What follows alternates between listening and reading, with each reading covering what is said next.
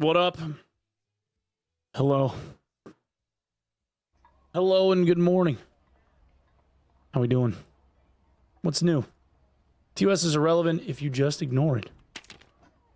Have you tried ignoring it? Did that work?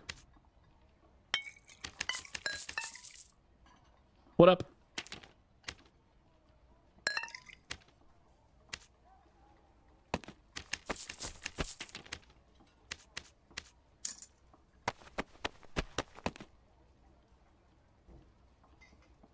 TOS is irrelevant if you just ignore it. TOS isn't real, it can't hurt you. I appreciate your music taste. Yo, hell yeah, blazing. Yeah, we get loud and schizophrenic up in here. Anger management, you know? Absolutely.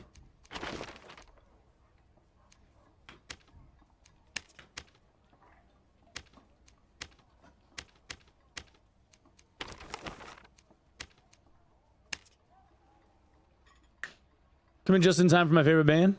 Oh, Browning is your favorite band? Hell yeah, dude. This track fucking slams, man.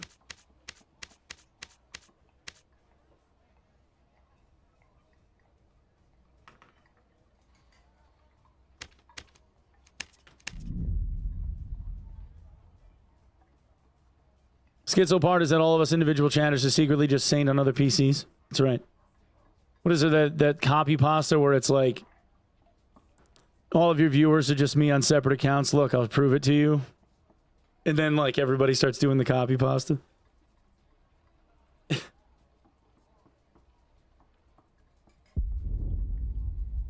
Oh, we have patch notes? I didn't even look.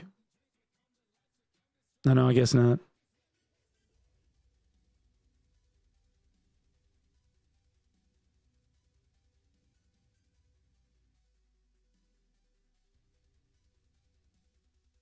Oh, wait, he did a whole bunch of... He talked about a whole bunch of stuff.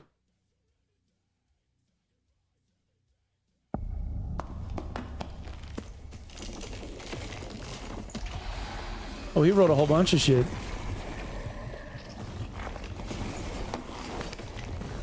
Yeah, we'll have to go over it. He wrote a whole bunch of shit in Discord yesterday.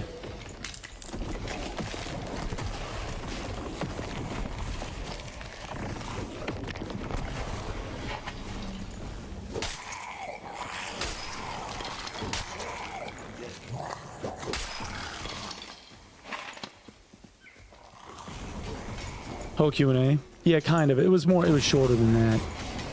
He kind of just, like, tried to, like, he did the thing that he said he was going to do, where it was, like, explaining his thoughts in more detail. He finally got around to it yesterday, it looks like.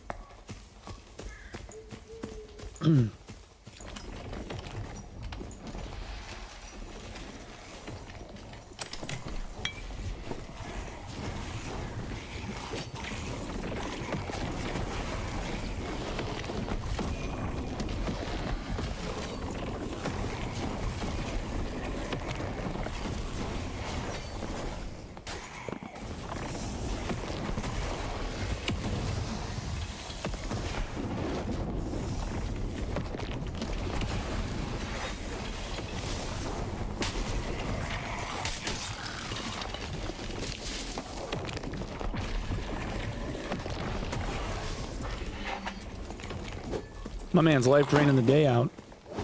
He don't give a fuck.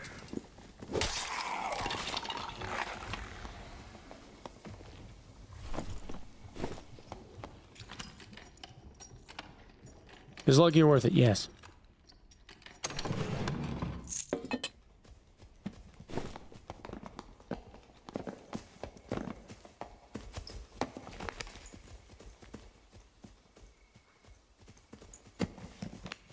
Been away from gaming for about 7 months. Welcome back. How's D&D currently? It's pretty fun, man. I dig it. It's still got its things, but I'm alright with it.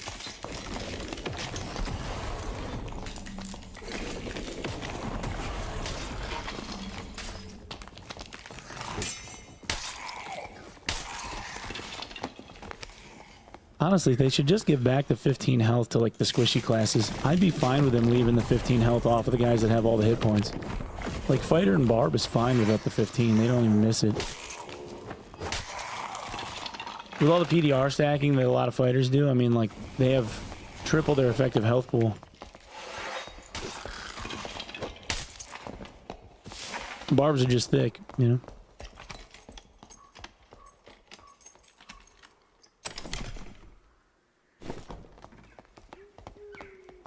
Not two warlocks, that's one of those things. Wait, what? I missed something.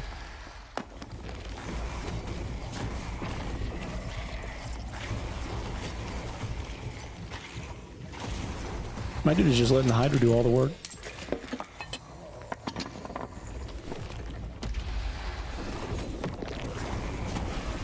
Unless they get hit by magic or armor pen, which is what the squishy classes have. I don't know, man. I haven't really run into a situation where, like, the reason why the fighter lost was because... I mean, anytime anybody dies, it's because they ran out of hit points, but... that doesn't really hit me as the reason why a fighter gets killed. Or a barb. I mean... Barbs aren't, like, overly concerned about armor pen. Because they don't typically have any.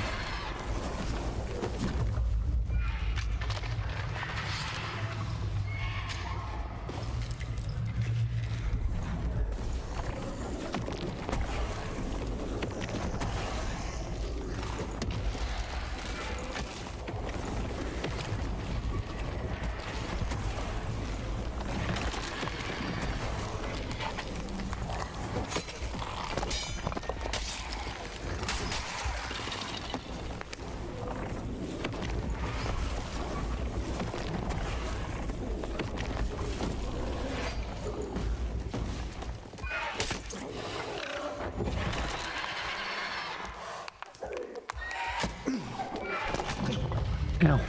You big bitch.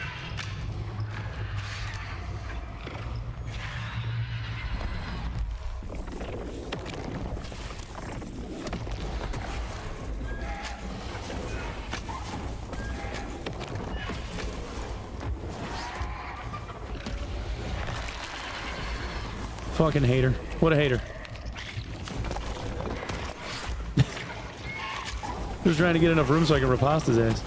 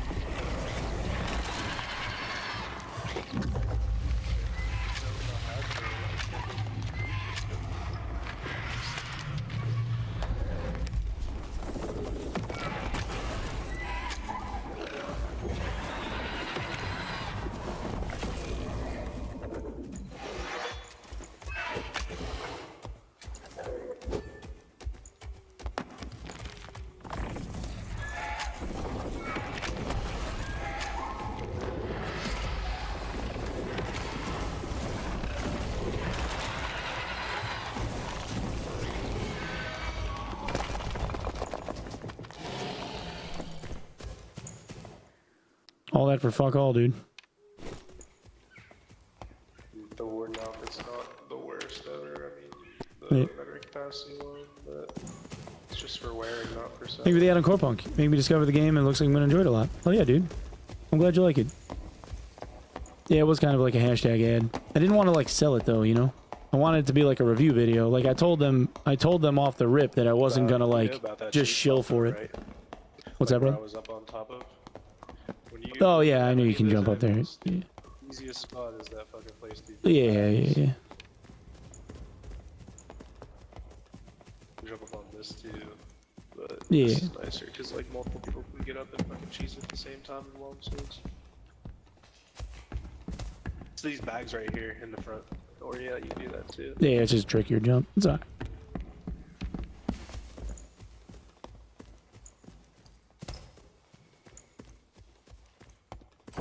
So you're kind of negative half on the vid?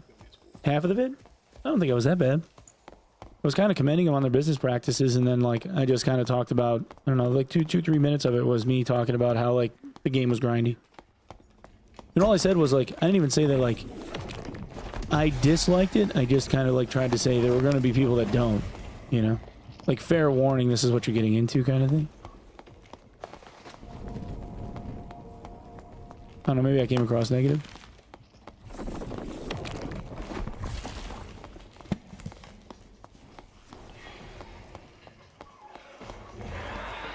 Not as positive as most ad stuff. Yeah, I like I said, I tried to tell them, like, off the rip that it wasn't going to be... Like, I'm not just going to puff the game. Like, there's no way.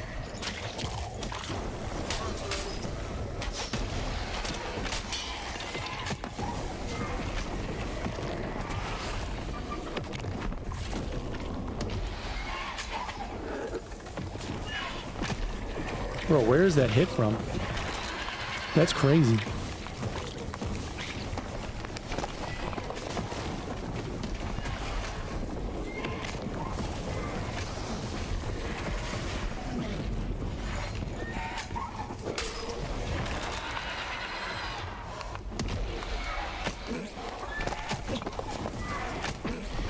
I can't catch that. Does it hit like high to low? So weird.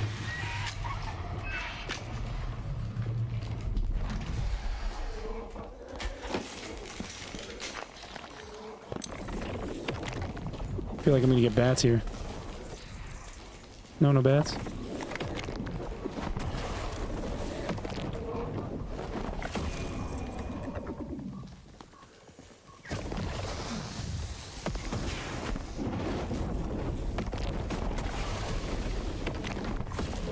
This is cheesy.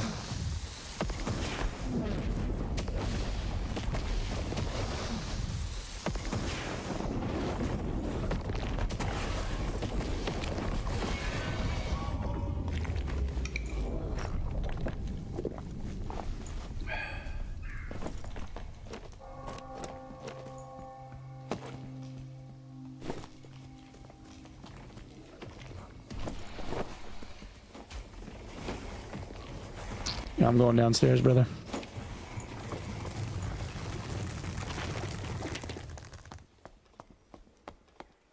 You gotta see if the Lich is here. Crouch parry works? Alright. Yeah, I give it a shot. It's like he's hitting me like on the waist or something. Like where his hitbox is hitting isn't like where his beak is. I don't know. It was weird.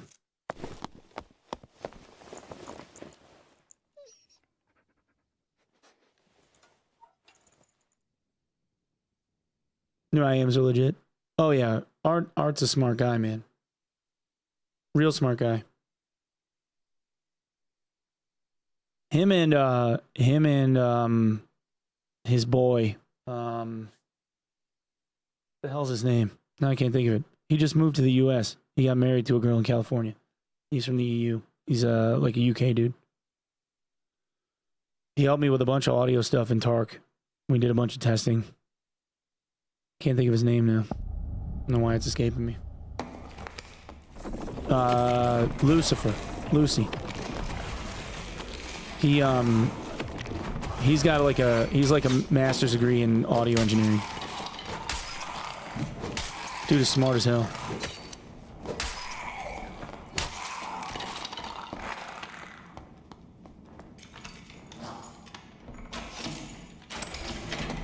Art student BO6. Hell yeah, dude. What up, man?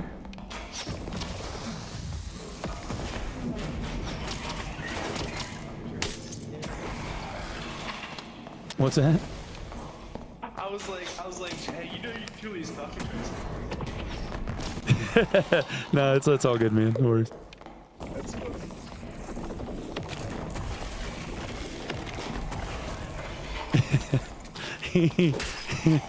That's funny. He just caught himself. He realized like who I was, and he goes, oh shit, I was trying to coach you through killing a cockatrice. Stuff, man. I really don't know what I think. Yeah, thanks, man. Thanks for watching my shit, dude. Oh yeah. Yeah, between you guys, you and the lore, I think, are like my two. Yeah, Lore's a homie, dude. I like that guy. I think your content's like the most like polished than everybody else. 'Cause a lot of people are like throwing together clips to be like, dude. Yeah, I've been doing shit a long time. My editor's all right, but I can't tell him that he's any good or he'll want to be paid more. You know, got to keep him humble. Fuck you, Saint. Fuck that guy. That's right.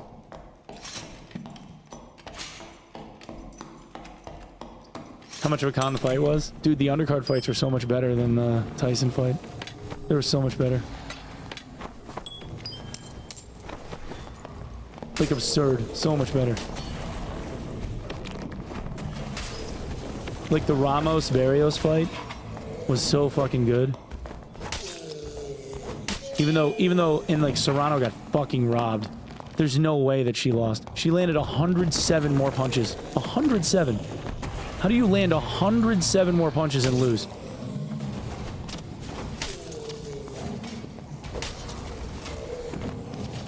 Shit's crazy.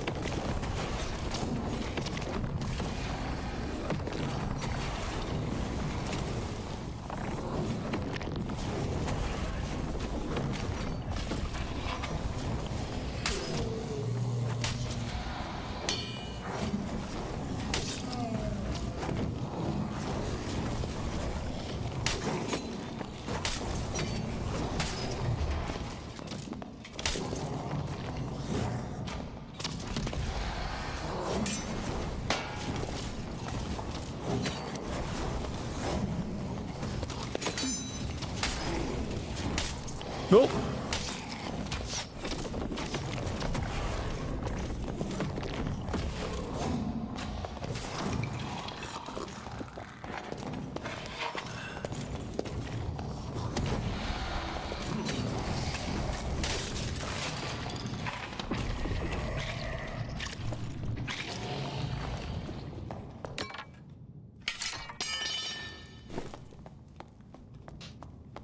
Wanted to beat Jake's ass so bad. Yeah, I wonder if like the biting was him reminding himself that he couldn't like his legs look shaky as fuck though. I think he was frustrated with like his legs not working right. Cause like in June, he made a tweet a couple of days ago saying that like back in June, that stomach ulcer almost killed him. He had an ulcer that ruptured that was like 4 or 5 inches long in his intestines. And it was bleeding so bad, he had to get like 4 units of blood or something. So like, from June till now, like having that and like losing, he said he lost like 25 pounds. Like from losing 25 pounds of mass to like trying to build yourself back up. And then he twisted his leg up, you know? So it's like the dude was like a walking wound at 58 and still fucking fought. And people are like, they were like referencing his training videos from like earlier this year, trying to get himself ready before he had like the ulcer rupture and like he didn't have the knee brace and shit. And there was like, where's all this movement? And it was like, dude, like he was a fucking hurting unit. He wasn't even close to 100%. Not that I'm making excuses for him, he's still an old man, but damn.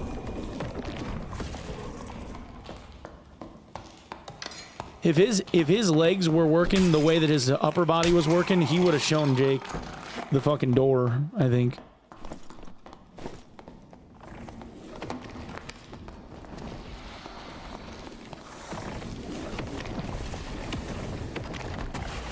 Taylor's been suspended. What, from all the headbutting?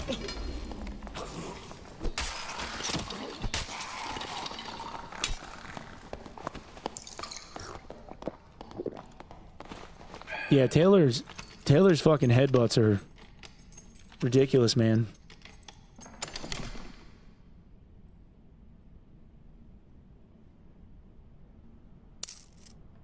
He had a clear chance of knocking him out in the first round, but he held back. Yeah, like when he came out originally, he rocked Jake in the face. Like all of a sudden people were like, wait a second. And then he slowed up. I don't know if it's because he got tired or if it's because like he had to slow it down. I don't know what the deal was, but I don't know. He got a paycheck. Apparently, like he's supposed to get paid like 20 million. People were saying that he's like 25 million in debt. So Not that that really matters or means much, because I mean, it could be that he's 25 million in debt with all of his side businesses, and that could literally just be like bank loans for his businesses and shit. Like every business holds debt. I guess it depends on how much revenue like the gummy ears and shit in his CBD businesses are earning.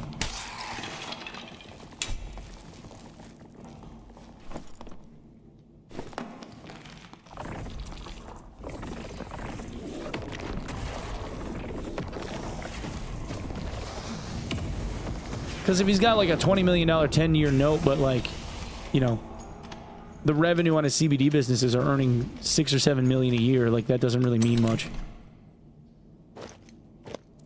You know, assuming that he's got money on a halfway decent margin.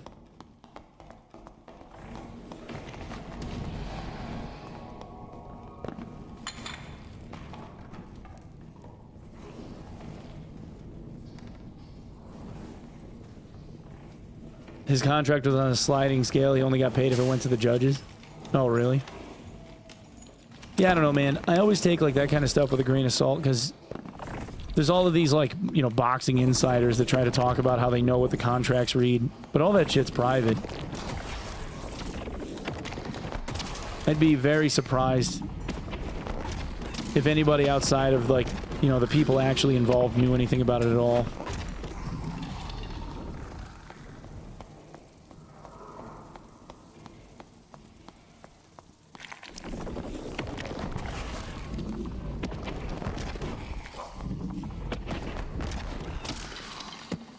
But the fact that, like, Tyson was willing to take an L on his permanent record over that is crazy. Because you look at his boxing record now, and there's, like, a fucking 19-year gap between, like, the last, like, WC fight, or WBC fight and this one. And it shows that he lost. Like, there's an L next to Paul's name, and it's just like, ugh. You just feel dirty.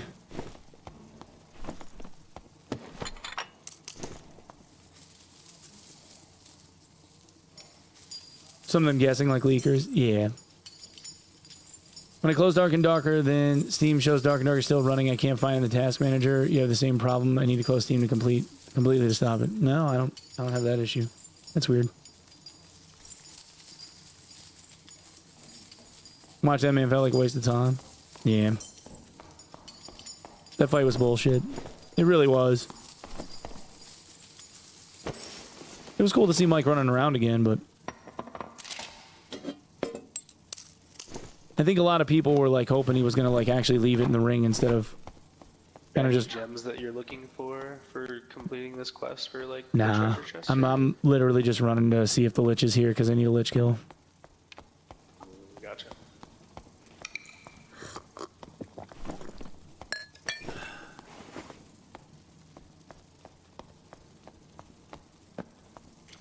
Ric Flair's last match.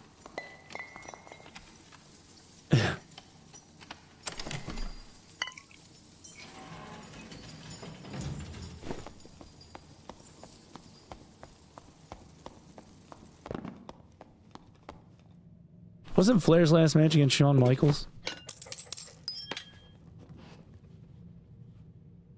And it, like Michaels kicked, gave him the big kick to the face, and that was the end of it.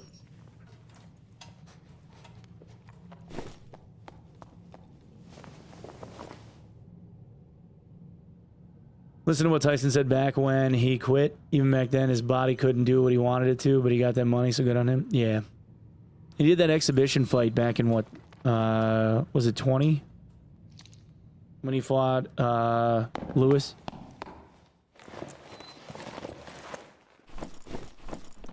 No, it wasn't Lewis. It was Roy Jones. Roy Jones Jr.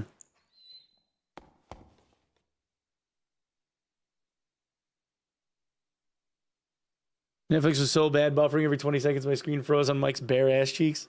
Nice. Yeah, I ended up switching to my phone because, like, you know, the mobile client is different than the one that they pump to televisions. Seemed like that one didn't buffer for me. It hitched a couple of times, but for the most part, it stayed live the whole time. So I just put in my AirPods and watched it on my phone. I tried to Chromecast it, but it would have ended up being like the same problem. And There's a thing on Netflix where it won't do the Chromecast like for live recordings to the television. Let's go, kill. Well, we can kill him anyway.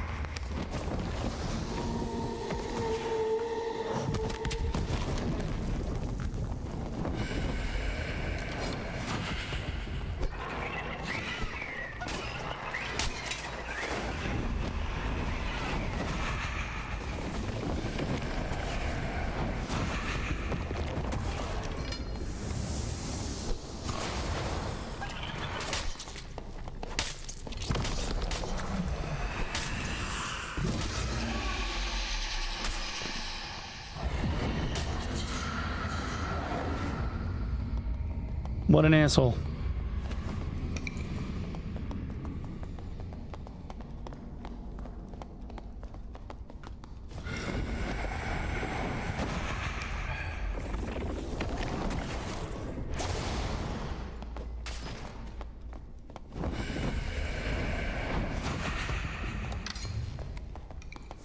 Why? This motherfucker.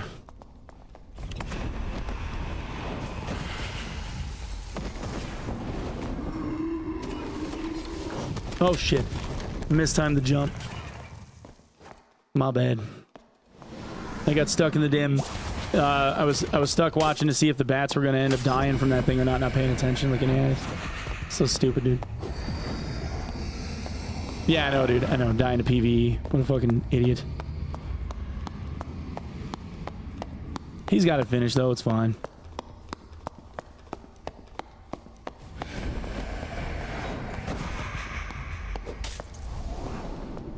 No, no, you're... No, no, no. Well, maybe not. Maybe he doesn't have it. Oh, he's standing in the shit. There's the last... Oh, he's dead. He's dead.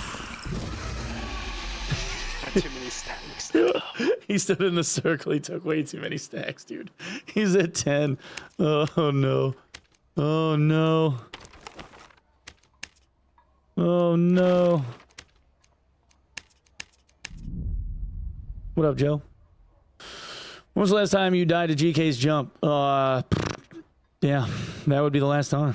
Time before that, though, I don't even remember. Fuck, I couldn't even tell you last time I died to his jump. It'd been a while.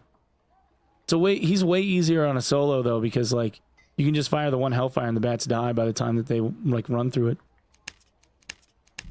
Unacceptable!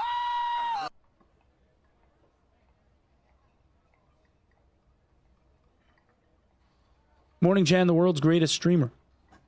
You said hi to Kai today? That's nice of you. That's nice. I also think Kai should have a good morning. He's probably sleeping right now, though.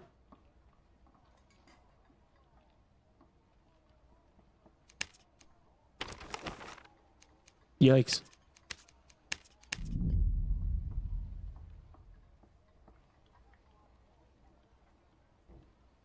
GK's easy, I just wasn't paying attention. Can you get your new AI voice model to sing some Silent Planet? Probably not.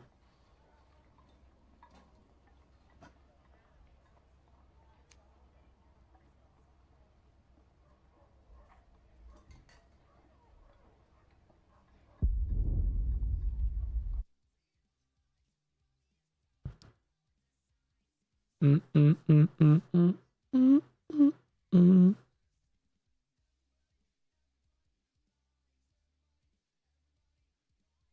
kind of sucky, TBH. Yeah, I'm not gonna... I can see it. I haven't read it yet. I'm definitely not gonna pass judgment until I've actually read it, though.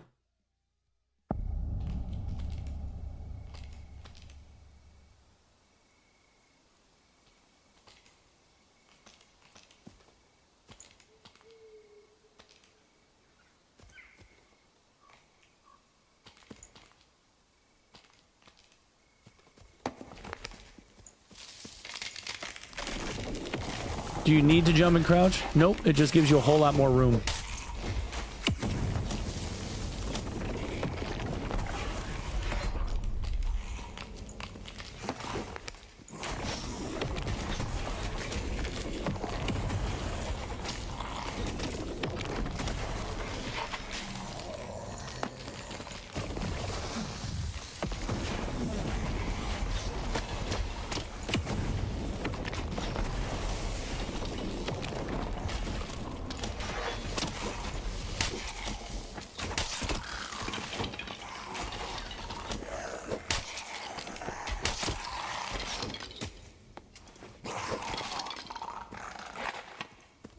I did say we were going to go over that Q&A though, didn't I?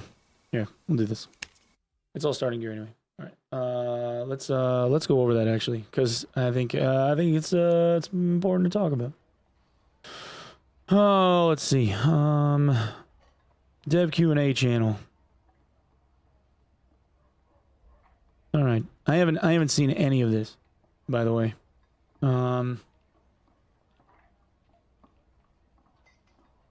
Blow it up for the yeah, blow up the text for the YouTube homies. All right, we'll start recording it. All right.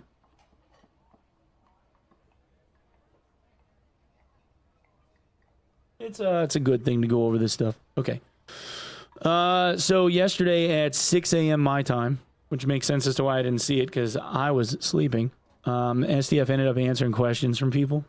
So he like opened this up, had a bunch of people like respond or whatever. And he gave a lot of, like, he had said at one point in time before that he was going to do like a better explanation on what it was that he was thinking about and why.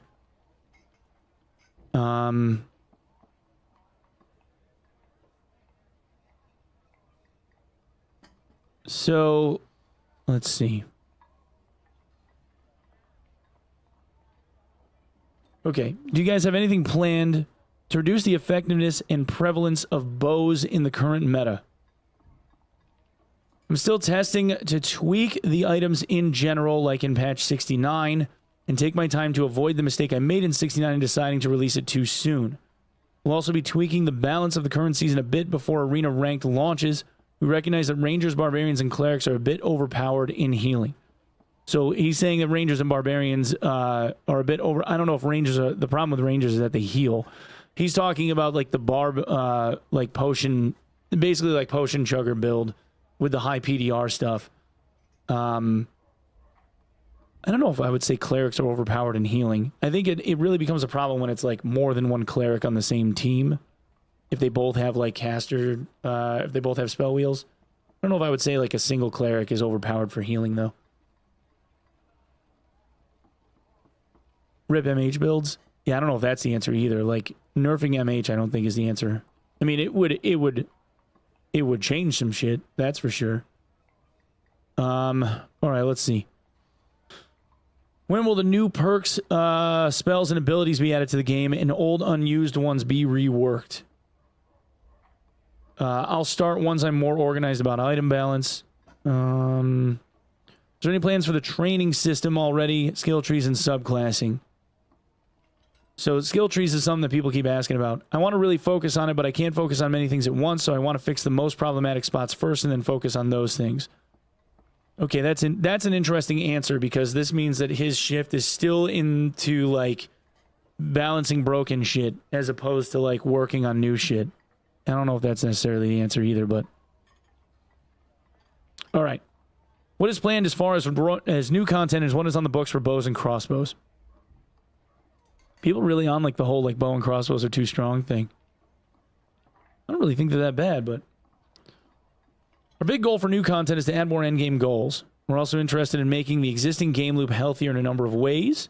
We're interested in adding a variety of endgame stuff. For example, Arena was designed as an endgame goal for PvP players, and we'll be launching Arena ranking this season. So not to say it's the end of PvP endgame goals. We have a lot of ideas, and once Arena's established, we'll think about what's next. For players like completionists, we're going to add an achievement system next season so that you can collect and achieve things beyond the season. We're looking to add 2 big systems to improve the existing game loop. This is specifically tied to addressing the shortcomings of the 3-layer system. This is leaving all the red doors open at the start. I think they're going to try and put that in next season, which is interesting. But again, like, it's not really anything new to do. It's just like stuff to chase when you don't have anything left. We're working on a continuous entry system similar to the floor matchmaking system that we talked about earlier. This is about creating an environment where the player is constantly engaged inside the dungeon. This will allow the player to escape immediately or immediately progress to deeper dungeons. We'll share more details in the future when we have a more finalized look. So this is... Oh, this sounds like they're going to leave the doors... Like, all the doors open. Is what that sounds like, right? Because this sounds like they're going to leave everything open. Which is also interesting. And then, like, I guess when you go through a red door, you'd be put into another matchmaking queue to go into, like, the next floor. Down to Inferno. All the way through to Inferno.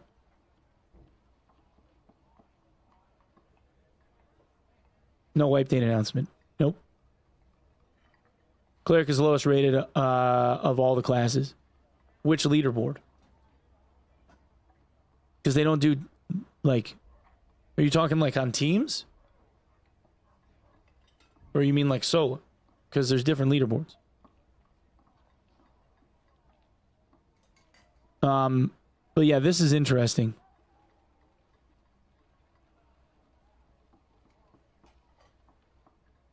Yeah, so you can go to Crimson Inferno anytime. Is kind of the idea. So the way that they're talking about doing this is like having... Originally, it was pitched where, like, all 3 floors in the 3-layer dungeon would be open. So, like, you could spawn into Ruins and then make a beeline directly for the red stairs and then go down to Crypts. And then once you're in Crypts, you could make a beeline for the stairs and go directly down to Inferno. But what they're talking about is that, like, each floor... So, like, all of the maps and all of the floors would start at the same time, right? So then you would have guys that would, like, run to the next floor... And then you would be put into a matchmaking pool with other people to, like, go to the next floor. The issue, though, becomes if you're the team that, like, slow progresses your way through Ruins and then hit the next set of... And then hit the door at 10 minutes, does that mean that the guys that went in at minute 2 have to wait 8 minutes for, like, a team to show up? Because, like, if you're an OCE... You're going to be sitting around for a while if the map requires, like, X amount of players on it. So I don't know what the answer there is, but that's what this sounds like, is that you would be put into a matchmaking pool. It also sounds like the blue doors would be open at the same time, and then you'd have guys that would be able to just run for the blue door, like, right off the rip, too. Or blue portals and leave. So you can make, like, these, like, short, bursty loot runs, it sounds like.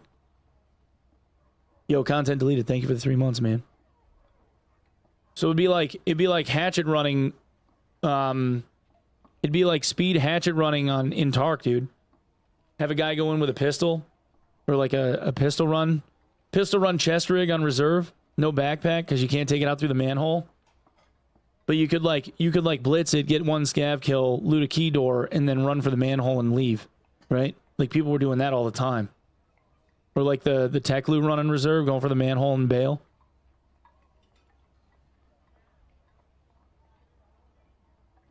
This is not a new hotfix, this is a Q&A. We're also working on a random dungeon system that will shuffle the dungeon modules we've been modularizing for a while. This is one of the big things that we've been talking about for, like, years. And something that they said that they were going to try to get into the game last season and weren't successful in doing. So having the idea, like, the game, like, the building blocks of the game being these modules, they had built, like, a bunch of different map layouts with the modules like fitting in different arrangements. And that was kind of like the point of having a modular system. If you could make it randomized, that's like kind of the main idea, you know? Like, why wouldn't you have that in the game? Like, that should be like a core thing. So we hope this will improve the current game loop, which is currently too repetitive. I said earlier I wasn't too interested in this, but as usual, I've been playing the game for a long time and have come to similar conclusions as you. We believe that there should be more variety inside the dungeon. We'll start with this system to expand it more and more. I mean, yeah, that should be the whole idea. You should have, like, 50 tiles for each map layout, because they're all 5x5. You should have 50 tiles and arrange them in, like, random 25 tile chunks or something. Of course, then you have to go back to the quest system and modify the quest system, because when it says to visit a certain module, and then you look at the map and the module's not there 4 runs in a row. All right, well, now I just burned an hour of my day trying to get a module to spawn, and, like, you guys didn't spawn the jail or whatever. I like this one. Why always only premium account have something good? Like Arena or 125 plus? Why can't we have donate value with hard quests or something? Will druids have more skills and perks? And he said, I'm sorry. Wait, where is it? He said, we're sorry, but we have to make a living too. Why is there still no personal lobby where you can view damage on dummies? He's talking about Lodge. Why are there still no silver crafts for all weapons? Why are some classes deprived of the opportunity to carry popular silver weapons? Why can druids still travel vast distances indefinitely? It's just not fair. Why doesn't the search button in the marketplace add all the attributes in the search automatically, and the player removes the excess himself? Ovis sounds like he just wants everything done for him. Why can't I just have someone play the video game for me? One, I would like to support that in the future with an improved gathering hall or housing system, so unfortunately I don't feel it's a good idea to do redundant work now that all will be removed in the future. He didn't really answer any of the other questions, though. I mean, I guess he's already talked about Druid so many times in the past that he doesn't feel like he needs to. He basically said Druid is working as designed, and that he wanted to buff up other classes to be able to catch up with him, which I think is a good idea. It's just like people are going to be frustrated with Druid until, like, he actually builds out, like, more shit for each class to do. That would actually, like, lock the Druid down, potentially. The socket system is currently in the works and will be released next season. Socketing coming soon. So, sockets next season. Another, like, hopefully there's, like, a lot to do with the socket system where, like, people can actually, like, theorycraft some shit. But I wanted to help solve the problem of random modifiers taking too long to get bis. I'd like to use this question as an opportunity to explain why I'm so focused on item balance. All right, I'd like to hear this. For the record, I should say that I was the one who initially was interested in bringing random modifiers to the game and keeping the gap between items large and widening it further. And that's what the alpha looked like as a result of that design. But I've changed my mind and I'm focusing in the opposite direction. Random modifiers are a fun tool for players to create different builds for themselves, and for us, they're a great way to increase player playtime. Well, yeah, of course, because people end up hunting down, like, the perfect, like, god roll item. However, random modifiers are like gambling, forcing players to invest a lot of time and making it harder for players with less playtime, the majority of players being mid to low level, to get a best-in-slot item. It also has the problem of making BIS items very expensive because the time it takes to get a good item is so long, which is also a strong incentive for RMT and cheating. Because of this, players at the mid and low levels of the player pyramid quickly realize that this is a game they can't compete in without investing countless hours, and they leave. Of course, there are many reasons why players leave, but this is a big one. I agree with that. Therefore, I would like to reduce the time it takes to get a good item in a more acceptable level so that players of different levels have a more level playing field. However, this does not mean that I want to reduce it to 0, which would undermine the inherent fun of the game. I mean, I can kind of see where he's getting at with that. It depends on whether or not, like, I don't know, man, like, how many sockets are you going to give an epic weapon versus a legendary versus a white weapon, you know? Do they all get 2 sockets and then, like, people can put in gems that, like, augment the weapon, and then a white weapon, if you have the gems, is essentially equivalent to, like, an epic weapon? Because that becomes, like, the same issue.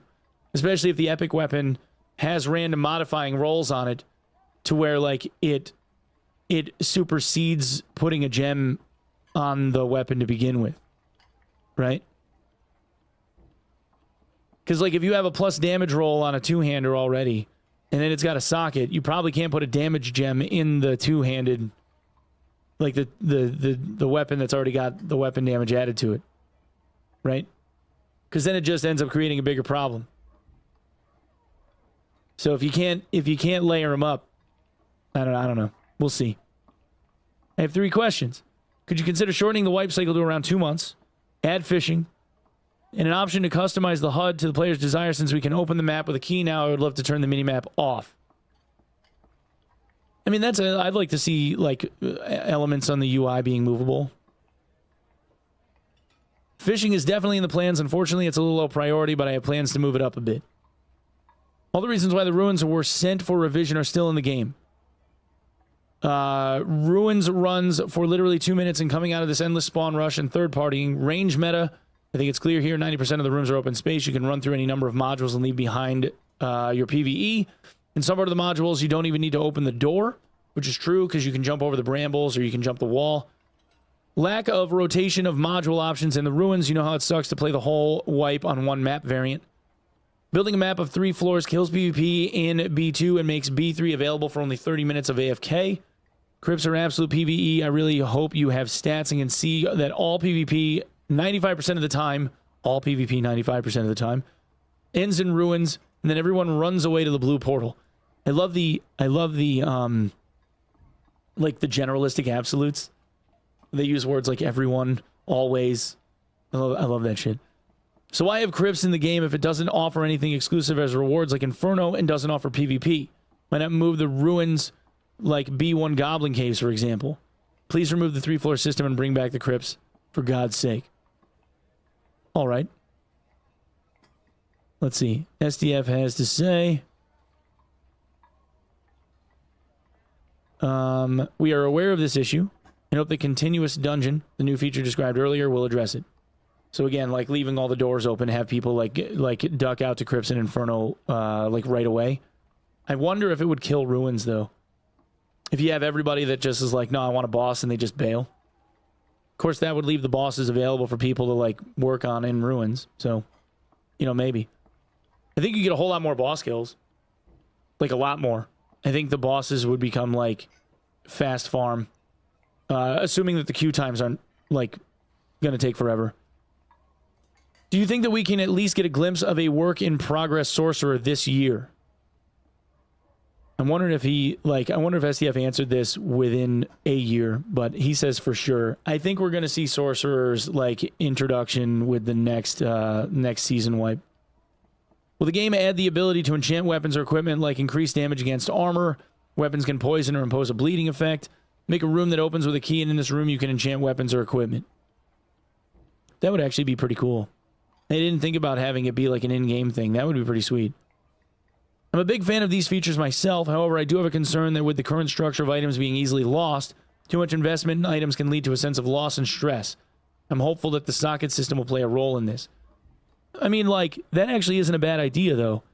If you had a room, like, if you had an enchanting table that was available, like, in a treasure room, like, after you kill the boss, there's, like, you know, there's, like, the big chest, you got the treasure pile, and then there's, like, a pedestal in the corner where you could do like a single weapon enchant, like Minecraft style. I think that'd be pretty sweet. It doesn't even have to be like a boss treasure thing. You could just be like a room, like put it in the center room of the 5x5. You know, like on each floor there's like an on-use enchant table or something. I think that would be pretty cool. All right, I suggest the introduction of an additional arena stash to facilitate better organization of arena gear. This enhancement aims to provide players with a more efficient way to manage their equipment, keeping their arena items separate from other gear. Like an arena-only tab. We're currently working on bringing this functionality to Squire. Oh, there you go. Well, that would actually be sick. Come to think of it, that would actually be sick. If you're able to add, like, arena gear to Squire, and, like, the Squire outfits you specifically for arena, like, it's marked with an arena-only tag, and the Squire prevents you from being able to, like, launch the game if you have your arena gear on. That would actually be sick. Like a transmog thing, but it's got stats, but only in the case of, like, doing an arena run. I think that would be cool. Is there by any chance bosses being worked on for trios because most of the bosses when 2 people in arena. Wait, is there any chance bosses being worked on for trios because most the bosses when 2 people in arena flip out? What? Is he talking about mini bosses on arena?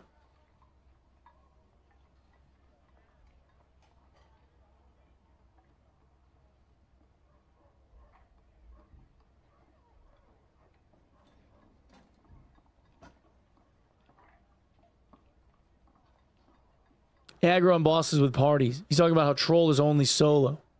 And aggro switching? Oh, he's saying because most of the bosses, when there's 2 people inside of the boss arena, the boss flips out and aggro switches.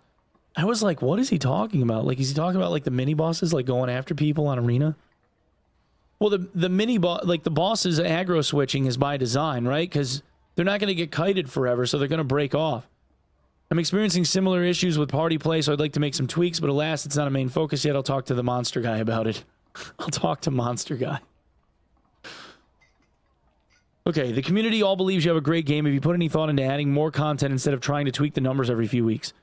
Any thought into making this to be more of a PvE game than just PvP spawn rushing, creating randomized modules, creating more monsters and more loot, more artifacts so the exploration is rewarded?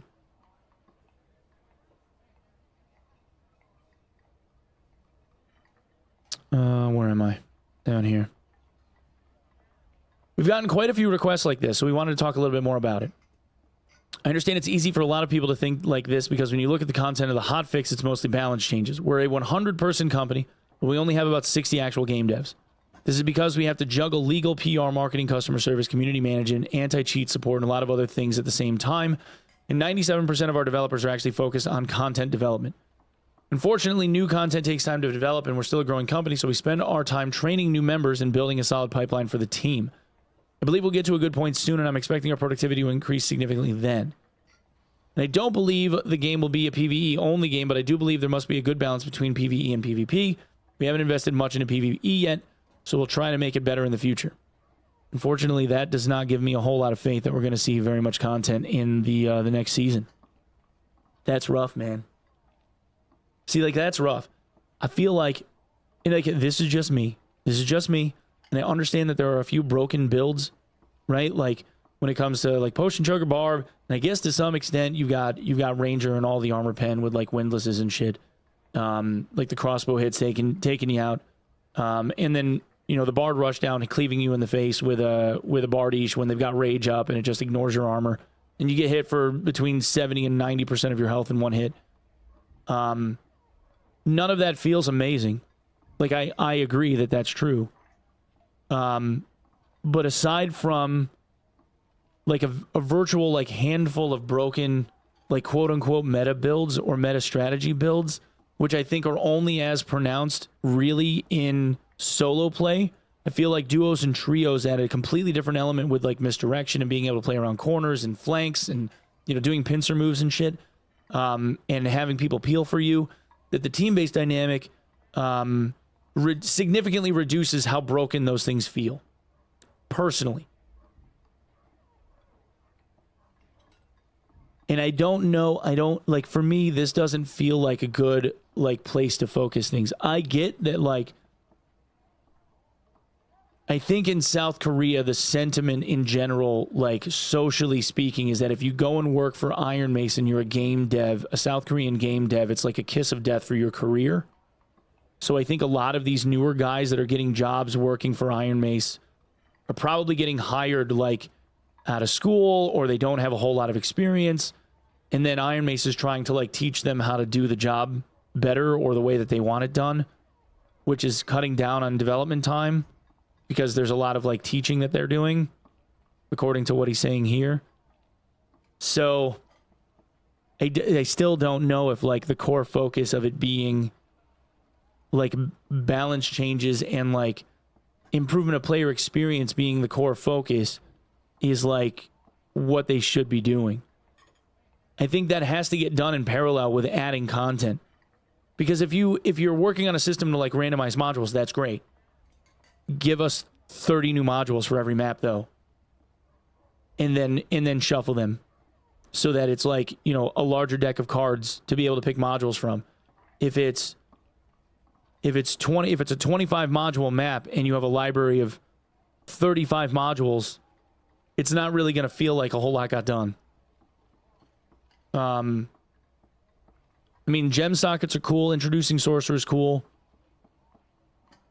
I really feel like the focus, like if you can't do like a new map, then there should be a whole lot more modules for every map, which is what you'd really have to design, which puts a lot of pressure on like the level designers. And failing those things, then it should be an expansion of like skills and abilities on existing classes. You know, like wizard should have 4 or 5 more spells, or you know, a couple of new perks. You know, it should be like that for all of them, all the classes. Otherwise, like build diversity's out the window, and they're still just going to keep kind of like building the shit that they've been building right along the same way.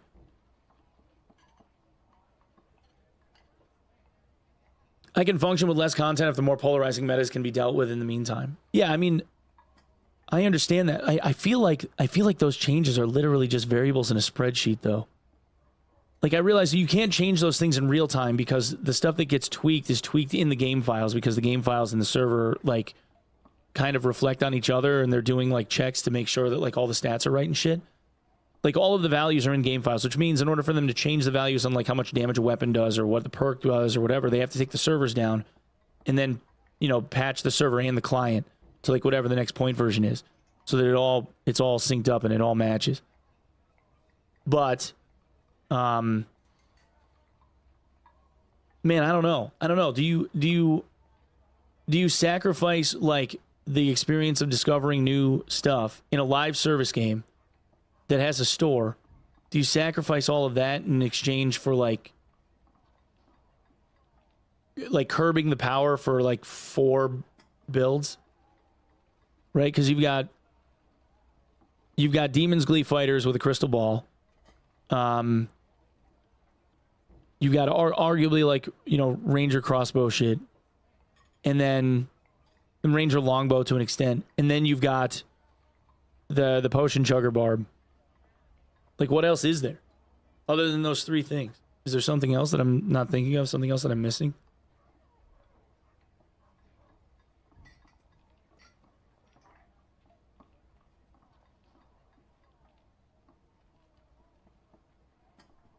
Shapeshift spam druid has been visited repeatedly and has been said that, like, that's intended.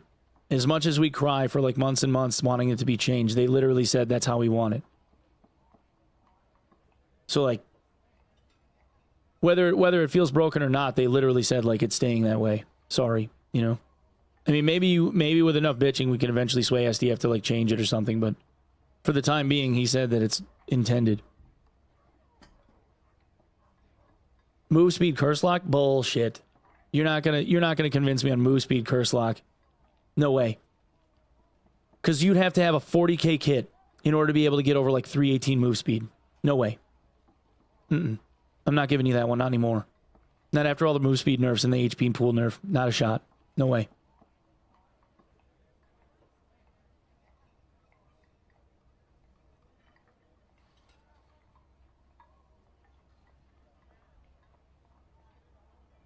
Can I get a fucking rotate item button? I hope you fall down and stub your toe. Okay. Thanks, Val. I'm also ignoring your DMs, by the way, because I'm busy. Get fucked, nerd. Incomprehensibly broken with the HP and MF nurse. Yeah, I mean, like, I think it's just a relationship between how much damage they do and the amount of armor pen they have. And it's really, like, and honestly, like, the disparity, like, with people that are getting their ass cheeks clapped aren't, like, a PDR fighter isn't commonly bitching that they're just getting their ass handed to them. Not normally. And especially not in the team game. Because if they have a backline, they usually do pretty good. It's typically, like, squishier classes that are like, my health. Like, I'm missing health. And, you know, all the big one-shot guys are doing all the work.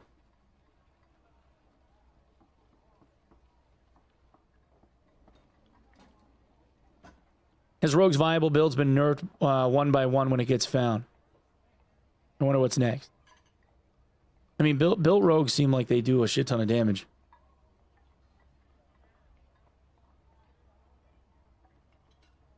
Wizard Rogues have a rough time without shitloads of extra vigor HP. I mean, Warlock's technically in the same boat. I mean, I know that they regen HP fast, but it doesn't matter how much HP you regen if you get hit for 93 of 100 health or something. You know?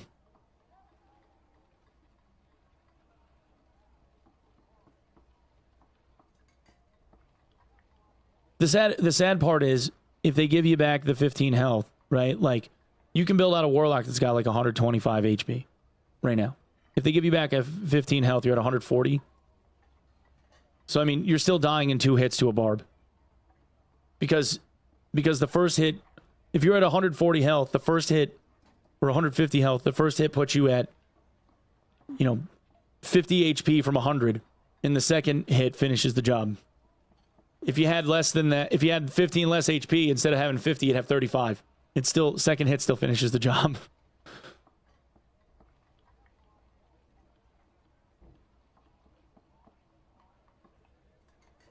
Barb sending me for 103 when I have 98 means I still die. Yeah.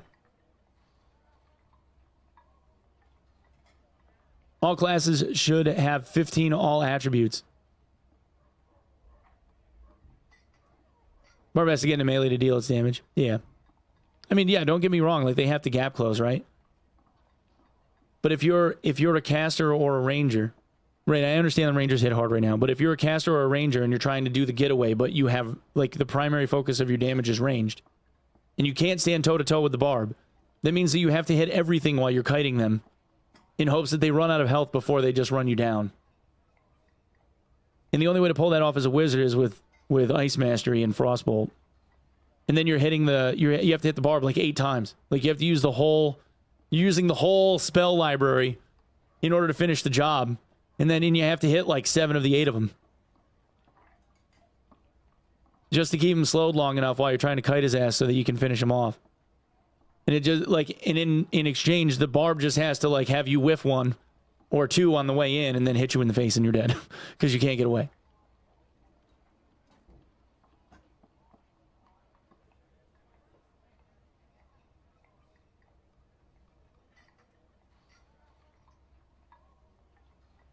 Yeah, I mean, Franny's obviously hit. Their primary focus is to slow you down, but they still do damage because of all the strength scaling, right? It should be that way. See, I disagree. I disagree that it should be that way. If you have to empty, like, how can I put this? If you are a squishy class trying to kite a barbarian, you have to play perfectly, damn near perfectly, in order to win. A potion chugger Barb with Iron Will can take some hits from you while you're trying to run, can take some hits from you, close the door, drink a pot, wait a few seconds, basically negate the damage that you just did to him, turn around, chase after you again. It's literally just like, I'm going to hit 1 and left click and drink this potion, and then I'm going to hold down W and just walk toward them. And if I want to do it faster, I'll just put my weapon away, because who gives a shit?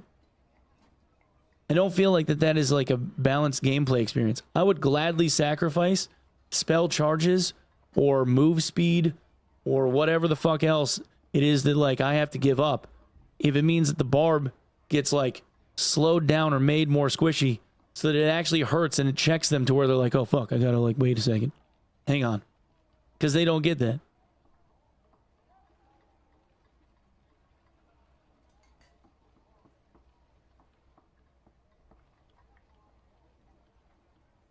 I think there needs to be equip time for putting items away and on. I mean, there's already equip time for putting them on. And when it comes to the axe, there is an animation to slow it down, or that slows you down when you go to put it away and pull it out. It's not very long, and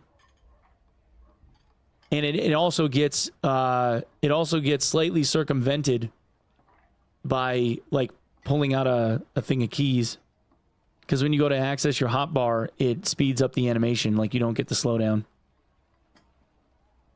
Do you think Potion Chugger would be better off going completely any alternate ideas? They're going to have to nerf the scaling on Potion Chugger and Magic Heal. That's the only way that they can get around it.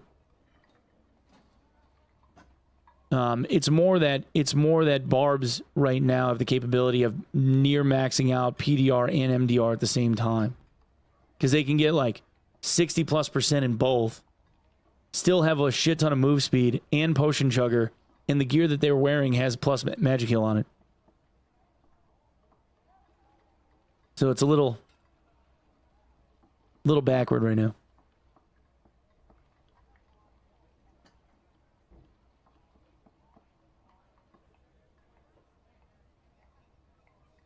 If Barb has to wait a second, why have the class in the first place?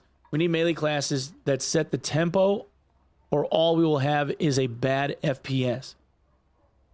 I don't think you're like,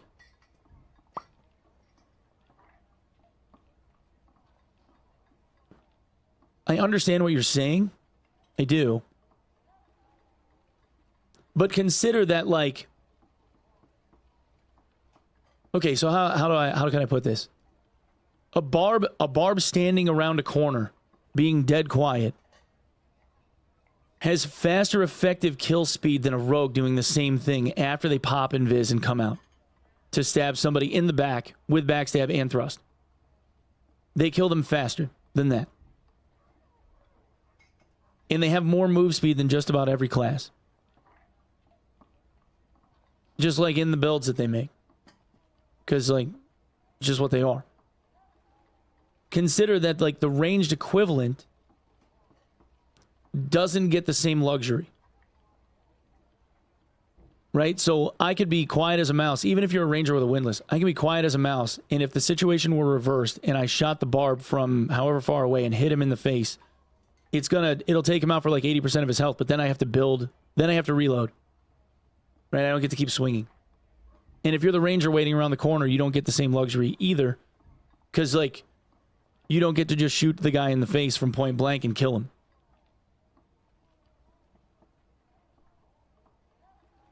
Tell this to Vincent. He thinks, well, Vincent's biased because he plays a ranger.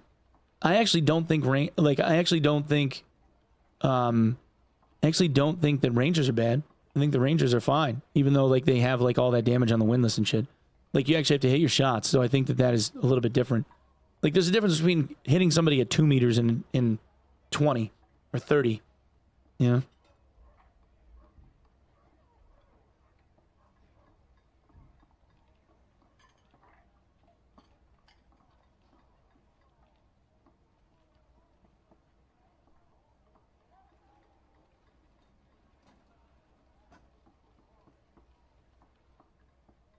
And I don't know what the answer is. All I know is that it doesn't make sense. It doesn't make sense that, like, in essence, Barb doesn't, like, okay. Like, in terms of skill cap, okay, Barb doesn't exactly have the highest skill ceiling, right? Like, if you want to be an effective Barb, like, yeah, you gotta have good footwork and all that shit, but you need to have that for every other class too. And then you add on top of that, like, having to hit your shots, like, at range. And you have a smaller HP pool, so you get to make less mistakes, right? So you're basically like, yeah, I'm gonna nerf the fuck out of myself because, like, the easy mode class is boring or whatever. But, like, if you want to win, like, you just go Barb and, like, run at people. Like, if you're somebody that plays, like, at a mediocre level, like, playing Barb is like a godsend to you because, like, I can just run at a guy and hit him in the face, and he fell over.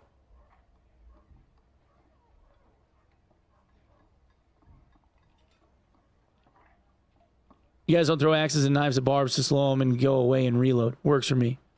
I mean, yeah, I guess if you're a wizard, you could take an inventory full of throwing knives. I suppose that's an option.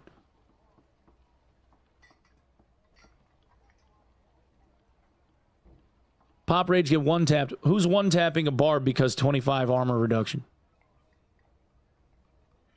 Who's killing a barb? Before the barb kills you, I mean. Like, if they swing on you. Like a falchion fighter or something with, like, max PDR and a heater that gets a block in something. Warlock with halberd and BOC. Bro, don't make me laugh. Stop that. You stop that right now. A warlock with halberd and BOC. Uh-huh. Sure. Okay.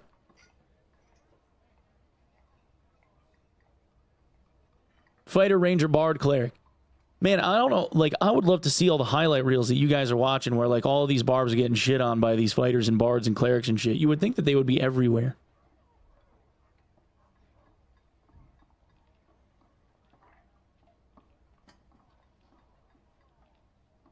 Spell Cleric versus Barb is near impossible to take the Barb down.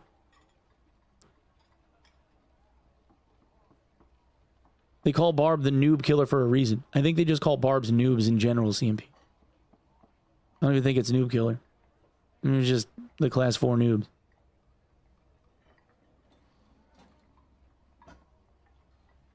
It's like anytime somebody comes in the stream and they're like, what class should I play? I've never played this game before. Fighter or Barbarian, pick one. They're both like basically the same thing.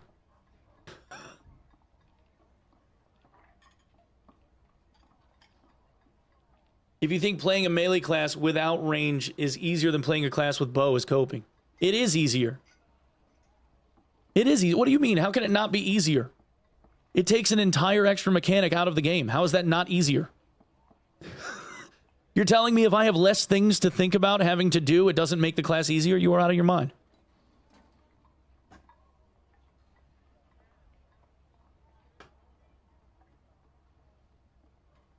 Let's see. I have the option to play a fighter where I can use a variety of weapons and a ranged weapon. All right, I'll take each one. All right, so what do? Well, okay, if something's far away, I switch to the ranged weapon to shoot stuff at them. If they're up close, I switch to the melee weapon to hit them in the face. Right? Right. I'm a Barb. What does Barb have? We have throwing axes and melee weapons. Okay, so just hold W and then left click. Yup. Yeah, that's not more simple at all. What? Having less options can make things harder. That is directly opposite to what the point is. How can that be possible? If I'm looking at a menu at a restaurant that has 8 different options with what I can have for breakfast, or I'm going to a restaurant and they give me one, how is it more difficult of a choice? I can have one of these 8 things or leave, or I can have this one thing or leave. How is that more difficult to understand?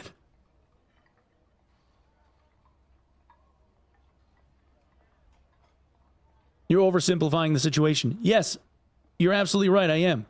But that doesn't make the class somehow more difficult than a class that has ranged options. It's still a more simplistic class to play.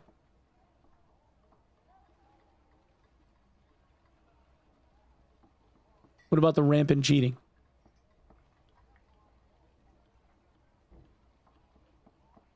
Caster Warlock is pretty noob friendly too. Easy to hit curses that heal and phantomize for getting away with mistakes.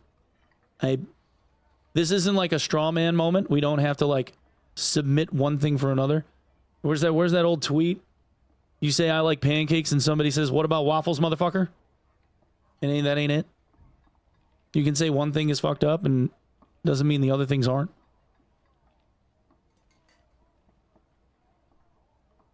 Personal clip of hitting a barbarian 13 times with a warhammer and he was still swinging.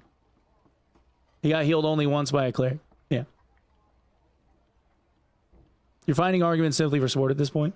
Okay, so let's go back to the beginning. The point is that there is a big difference. I mean, people can say whatever they want. But if you are a class that has to, in order to keep yourself alive, depending on the map, okay? Like, I get that, like, Ruins is much more favoring toward people that have ranged attacks and shit, okay? But if you have a class that its job is basically to run at people in zigzag fashion and then hit Q and then left-click someone, and if they get far enough away to where you have to pull out a Franny axe so that you use fucking, I don't know, blood exchange or something, and then run at somebody to hit them so that you get life back or whatever it is that you're going to do, right? Or Achilles them with a Franny. If that's the entire, like, game loop for your class, that's the whole thing, you can't tell me that that's not more simplistic. Especially when your class is designed around, like, making you the tankiest motherfucker on the map. You can heal more effectively than half of the classes in the game can even do damage to you because of how the potion chugger builds work at the moment. And then if I hit you once in the head, you're dead. Like, I'm sorry. I don't see, like, where that's balanced at all. That doesn't make sense to me. Unless you're somebody that is somehow effective at kiting people and you never miss. Like Vincent.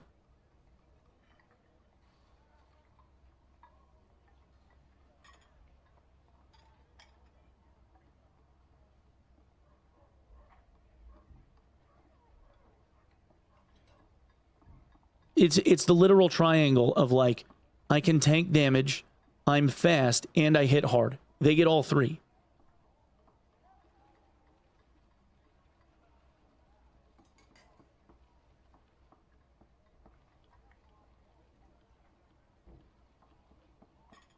The game loop is simpler. The gameplay isn't. You need to dodge way more when running at people. Every class needs to dodge when running at people. That doesn't change anything. Every single class has to do that. Barb can just take way more punishment while doing that than everyone else.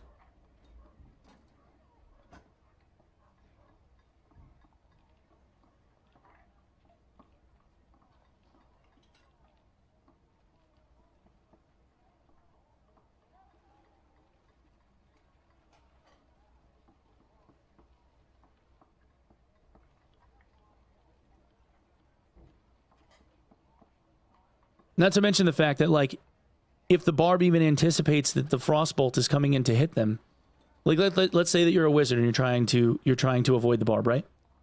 If the wizard's W keying at me and I fire a Frostbolt and it hits him, all they have to do is jump into the Frostbolt, and they carry 90% of their momentum by being hit by the Frostbolt in midair because the physics of it just carries them forward. They don't get rooted in place. They take a minor slow for about 1/10 of a second and they're still coming. So, like, it doesn't even matter as long as the Barb is, like, moving in a direction toward me and they jump in the air. And it's the same thing. It's the same thing for any ranger that decides that for whatever reason they're going to bring Achilles and try to, like, slow them with leg hits.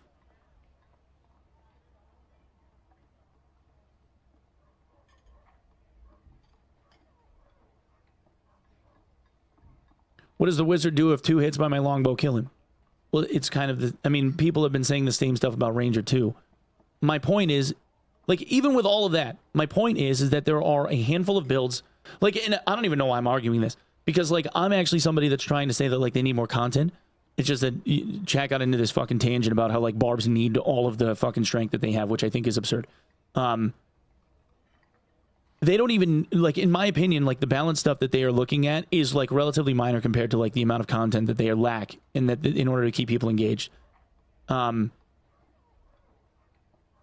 just don't think that the answer here is to say, like, we have to focus on balance because balance reasons, because we had to train new people in order to be able to, like, do the job later on down the line. Everybody that's working for a company, like a bunch of the people that are working for a company, are new. So we have to train those people up in order to be able to generate the content that all of you guys want to see us generate instead. So for the time being, we're going to focus on balance shit.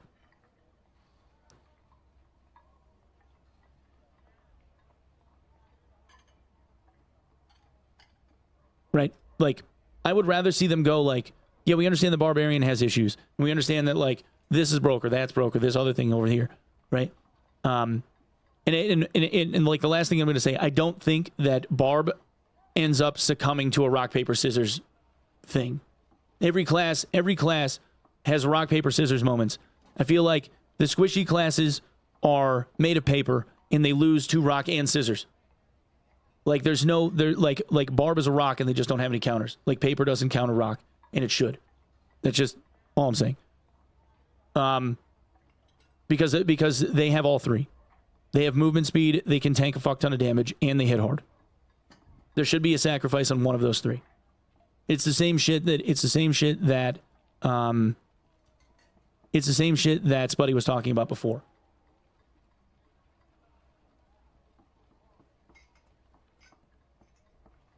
Yeah, rock break scissor, rock go through paper, and rock break rock. Yeah. They don't have range. Who gives a fuck? It doesn't matter if they have range or not. You know how you beat a ranger? You run at them and dodge their arrows. How many highlight videos have you seen of that? Shit tons. It doesn't matter. Every class has to dodge ranged. If they don't dodge ranged, they last longer than all of the other classes that try to dodge ranged. I don't know how else I could put this. Like, yeah, they have frannies and shit. Sure, fine. But to say they don't have ranged, bro, is not an answer.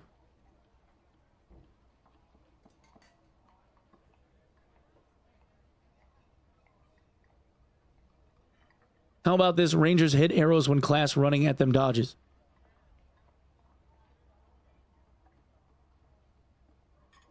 How about Rangers? Dude, that is Omega. You know what? I didn't even think of that. Chat, there's the answer. If the barb loses, the barb loses when the barb attempts to dodge the ranged attack from the ranger and the ranger hits them anyway.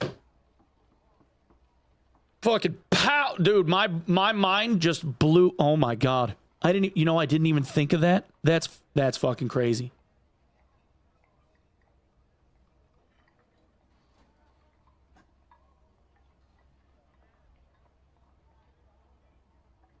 Dude, just hit your shots.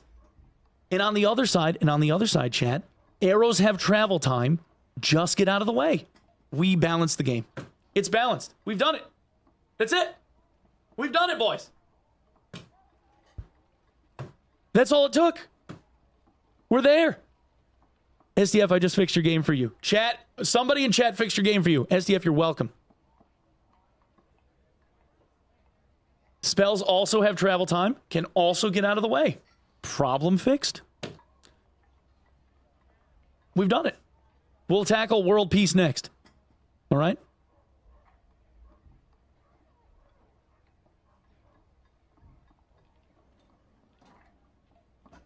We just escaped Tarkov. Just Neo the fireball.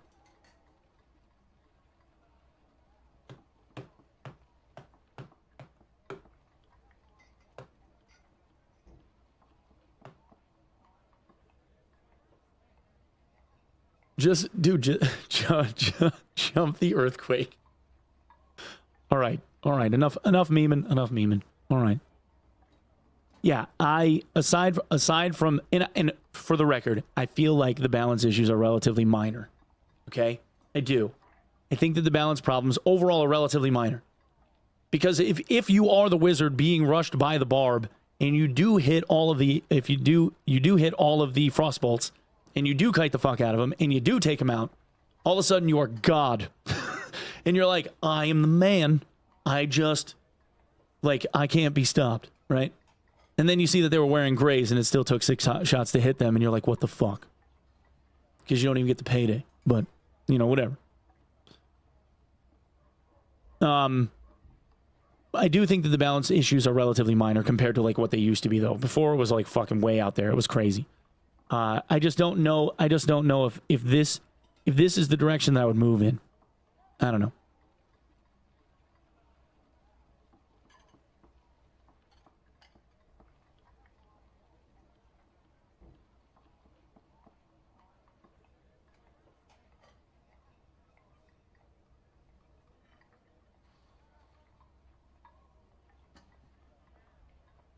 Are you saying that there shouldn't be low skill classes? No, I'm not saying that there shouldn't be low skill classes. I'm saying that the lower skilled classes should have, like, how can I put this? 2 people with an equivalent level of skill, if they played a barbarian, would likely end up more successful over time than that same player playing a wizard or a warlock or a ranger or whatever else. I think that the win ability of that person playing a barb would likely end up netting them more money, success, whatever, over time. That's all. I mean, if you put Pete as a warlock versus Pete as a barbarian, I think Pete as a barbarian is better as a barbarian, and he's a good warlock. That's all. I think Pete as a barbarian wins more often than Pete as a warlock, even with all of his broken builds and shit.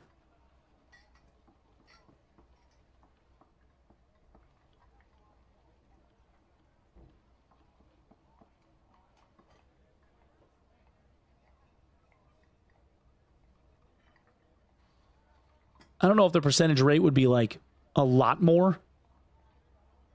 You know, probably single digits percentages higher rate of success or something, but it's still more success. Like I said, I don't think it's outlandish. I don't think it's outlandish. Before it was like, I don't know, before they modified like the stuff in like the last round of nerfs or whatever that they did, you know, like when patch 69 happened, before it was just like, why bother? But now it's like they're at least roped in a bit. I don't think it's like crazy, but I do think that there's some adjusting that still needs to be made. But like I said, I think that the adjustments that need to get made are relatively minor. I farm with Barb Fighter and play with Ranger. Yeah. Should low skill classes be weaker than high skill classes? Genuinely. No, I don't. I'm not saying that like a lower skilled class needs to be weaker. I don't think that that's true. I think that you can take a class that is relatively easy to understand and show what they're capable of by being a high skilled player playing a lower skill ceiling class. Absolutely. And I think that people that have higher technical ability, like if you watch Rush Frog play a wizard, it's like completely different. You know, like it's a showcase of what the class is capable of doing. You know.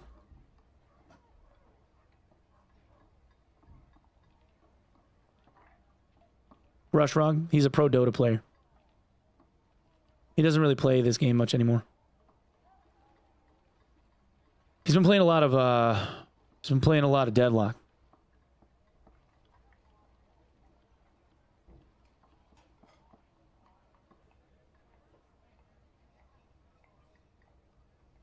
But yeah, I think the balance is going to get thrown off anyway, because like if they're talking about adding a socket system or whatever in the next season, it's going to end up throwing the balance off like crazy, I think, anyway. After the first couple of weeks, people are going to end up figuring out like what the meta build is with sockets and all, and I think it's going to turn things kind of crazy. CNG Blade, better example. Okay.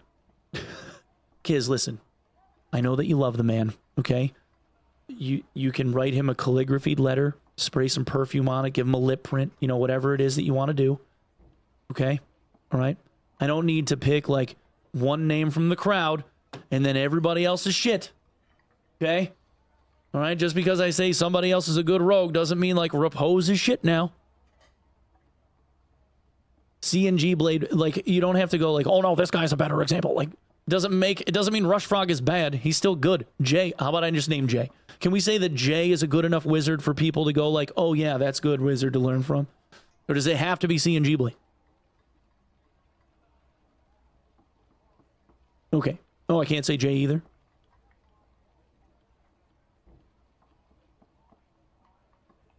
Must be Ken. Can it be Ken? Can I say Ken is a really good wizard too? Jay's a meme. Kiz, why are you here? What is wrong with you? The guy that finished first in the leaderboards every season that he tried, even when the leaderboard was about consistency. The guy that finished first in the leaderboards, he's a meme. All right. Okay.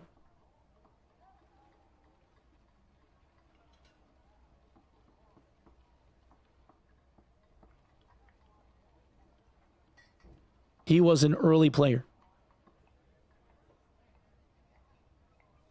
All right, how long have you and CNG Blade been dating? How long?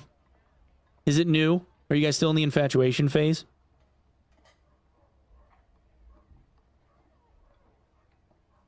I thought Jay quit. Jay's just bored. Jay phones it in. The funny part is Jay phones it in on found gear. He doesn't even bother buying shit, and he still ends up murdering people.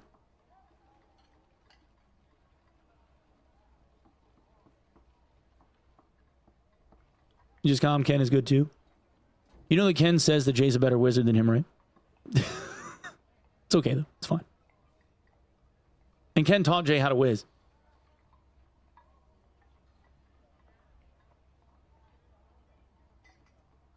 It's all right though. It's fine. We move on. Doesn't matter. Everybody, you know what? Everybody's garbage. I'm garbage. I mean, that's actually kind of true. Jay's shit at the video game. Ken is garbage. CNG Blade is like the worst wizard I've ever seen. All right, can we just do that, like this low effort troll bullshit, and move on? Okay. You tell him, you clip it and you can tell him. I never even watched a single CNG Blade clip. You can tell him I said he's garbage. I have no idea whether or not he's any good or not. This is so dumb. Onepeg starts getting heated. Well, I'm not even close to heated. I'm just memeing. I don't think I've ever really gotten mad. Because it's just the internet, you know? Like, you lean into it. You know what I mean? Like, sitting in the chair, you just lean into it. Somebody's like, oh, and then it's like, all right, we can turn this into a bit for 3 seconds. Then I think people start thinking like I'm being vindictive or petty or something. And then it's like, oh, I probably shouldn't have made that joke. All right. Where the fuck are we?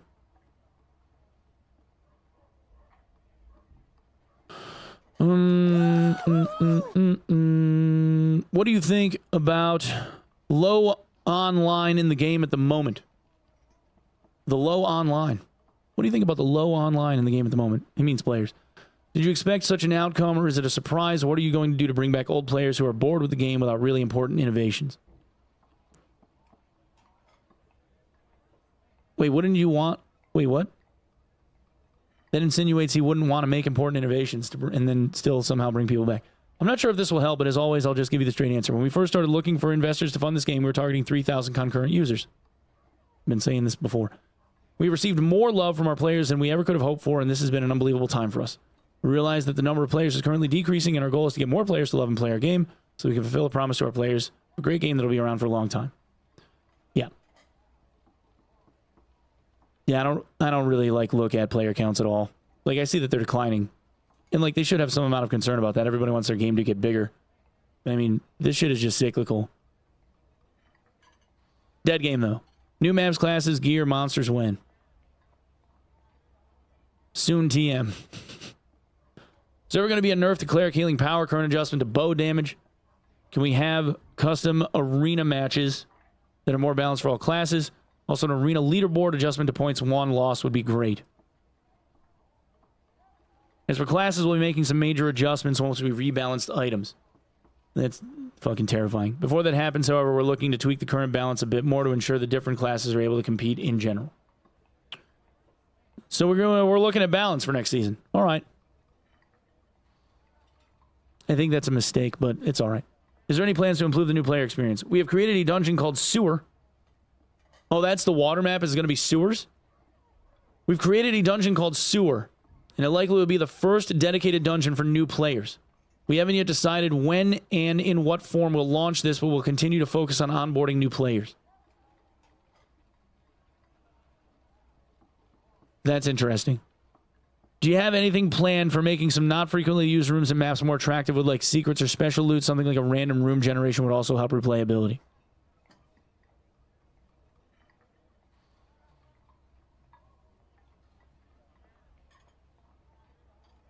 We're interested in making each dungeon module more engaging, and once the aforementioned randomized dungeons are more established, we'll probably focus on systems like those. Yo, Candy, thanks for the year, dude. Thank you very much, man. Content deleted, thank you for the 3 months, man. Sewers equal tutorial level? Yeah, that's what it looks like. I mean, yeah, new player onboarding makes sense, I guess. I don't know, like... I did 10,000 hours in Tarkov. It's like there was never a new player experience. Like you just got thrown to the wolves and you had to figure it out. But I can understand why people would want it. When are Quivers coming out? This is basically a meme and I want it too. But the person who should be working on it is currently focused on more important things. So it's being put on hold for a while. Whenever that developer has time, it will be a priority. So it'll become a priority when it's a priority. It'll happen when it happens, chat. Are we going to get an F cancel on drinking potions like we have with bandages? I want to drink a potion and cancel it, but our characters can't drink half of it and cancel it, so I decided to leave it as it is. Are there any plans to add Hawk Toi to the game? I just looked at this meme because you told me. Haha, very funny. I'll think about it. The questions that people really need answered. Has the team ever considered non-instance housing? Housing area that people could place houses down that would exist in an overworld like the outside of the new Gathering Hall Tavern and the social hub like Ultima. What?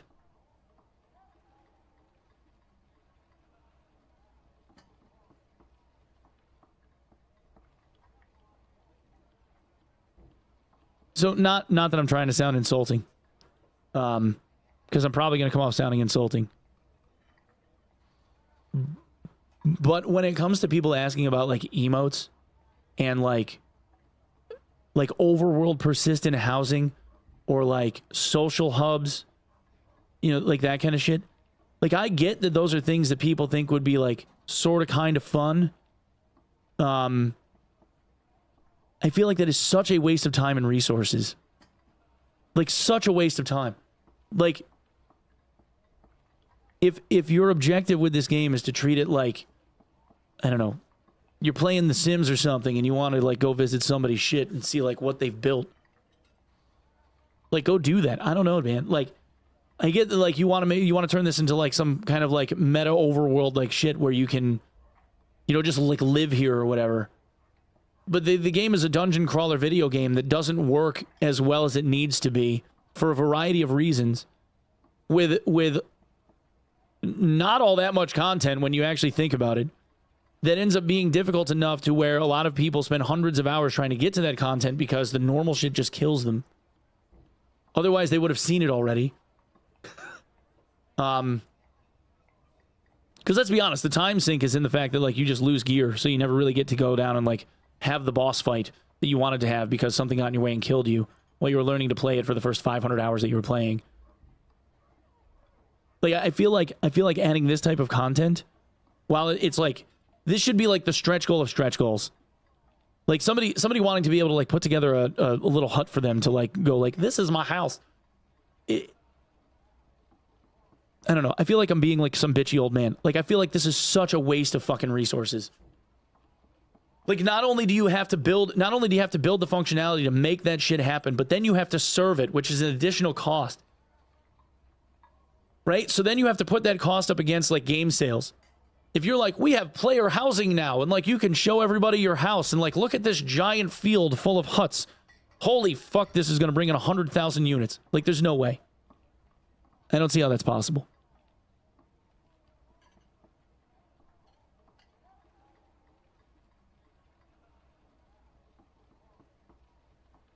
Can I loot their house? Now we're asking the questions.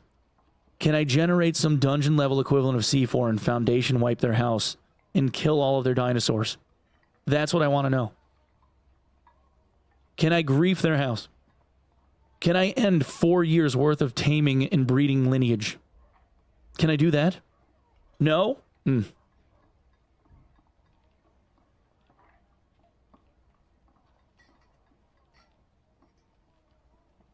I don't think you're being mean enough. So we're playing Ark.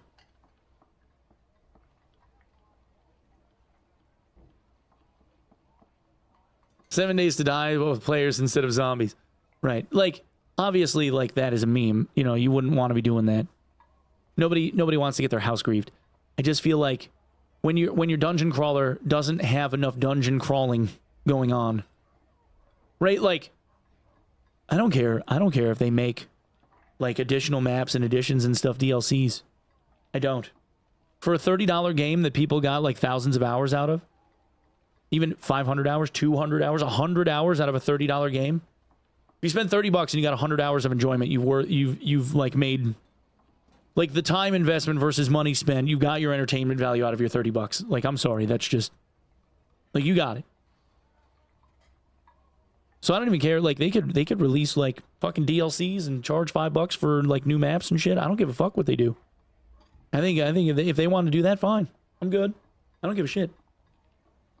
But I know that I've gotten my dollar value out of it. I just think that there's not enough dungeon to crawl. Like, you've got a dungeon crawler game and you've got, you know, a virtual handful of maps and, you know, a handful of classes. And like, it isn't all that hard to understand once you learn, like, you know, the metagame of it.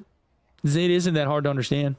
And I think you can get 100 hours or 200 hours or 500 hours even out of worth of entertainment out of the game. But for $30, I think people got their dollar value out of it. $35, whatever it is. Yeah, I get early access. You expect there's going to be more development being done for the game or whatever. I also think that it would be completely fine for them as development continues and they add more content to increase the cost of that early access price tag. Because if your game is 40% larger than the original cost of the game that was smaller, then it would make sense for them to have like a laddered price scale as like time goes on. Plenty of games have done that.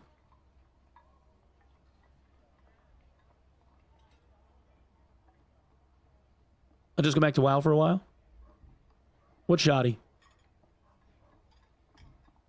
No, the DLC thing was that they were going to have like the full version of the game is going to be listed on Steam as a DLC. Instead of having them go through like the Red Shard store or whatever to be able to buy it, to unlock it. That's all that they meant. It's just going to be like the full version of the game is just going to be listed as a DLC. That's all.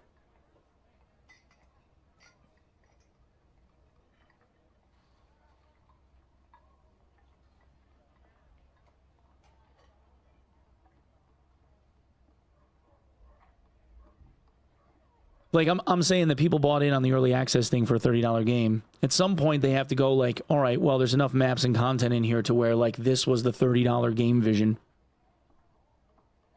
Right? And then they, you know, existing people obviously get to keep the game as whatever it is up until the point where it releases. But, like, anybody coming in to buy, like, a new copy, I wouldn't be surprised if they raised it to 40 or 45 or something like that. Because if there's twice as much game in here, right? Like tons of companies have done that. They have laddered pricing on their stuff. Like as the development become like more finalized. What if they did a map rotation like Apex so everyone plays one map for 30 minutes or an hour? All team sizes use the same map, just different instances. That's the only way I see rotation working, more than 3 maps. Yeah.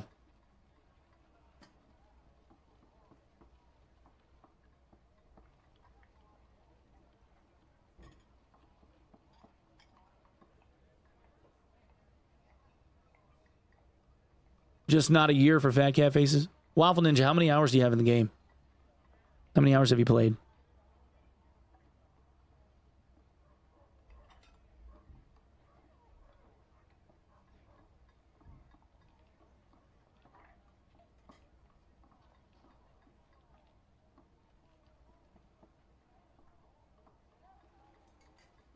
Yeah, when Ark originally released into early access, it was $30.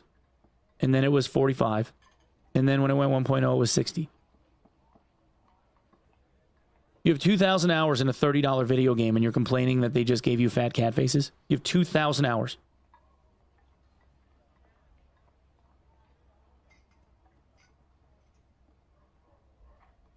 You're only reading the insane comments? That's not true. What if rotation was removed to just increase queue time? I'd rather wait 10 minutes for queue map, sit there and do the same, but just waiting keck. Yeah. Well, then you're just doing Tarkov queue times. I would actually be fine with waiting longer for the map to fill. That wouldn't bother me at all. But again, I'm used to Tarkov where like 10 minutes to get a map to start was normal.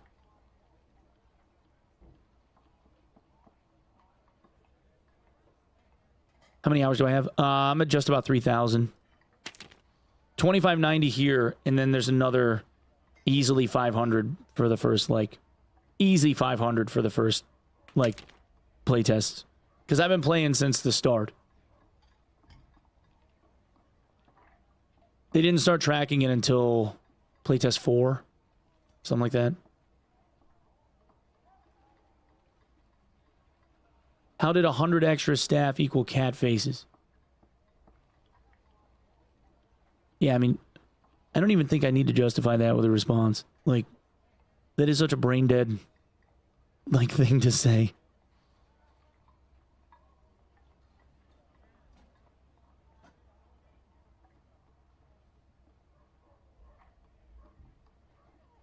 All that is how long you've had the game open. It's not playtime. You're right.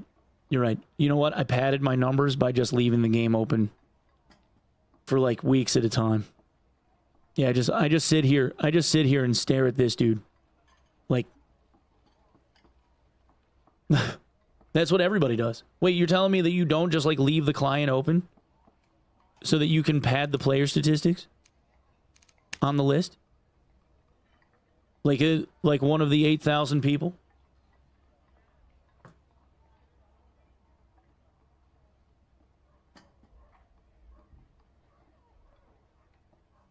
when you announced you had 100 extra staff. He said he had 100 members of staff, 60 of which were hands-to-keyboard game devs. If you had read it. He also said that there's a lot of people that make up human resources, accounting, legal.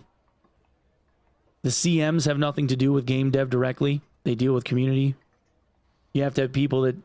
They pay people that speak like different localized languages so that they can work with the community. There's probably like 10 or 12 of that 100. You probably have 10% of that 100 people are CMs. Like, it's not just, oh, you have 100 people and you're making fat cat faces. Like I said, dude, like, it's just a shitty thing to say when you don't understand. I understand how a valid point makes you say I'm not valuing my $30.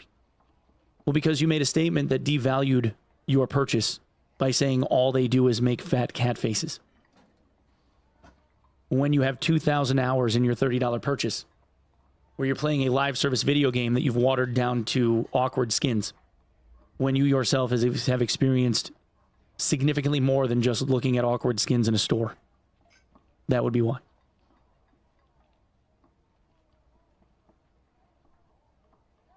You can take it, Jitty? Okay. All right.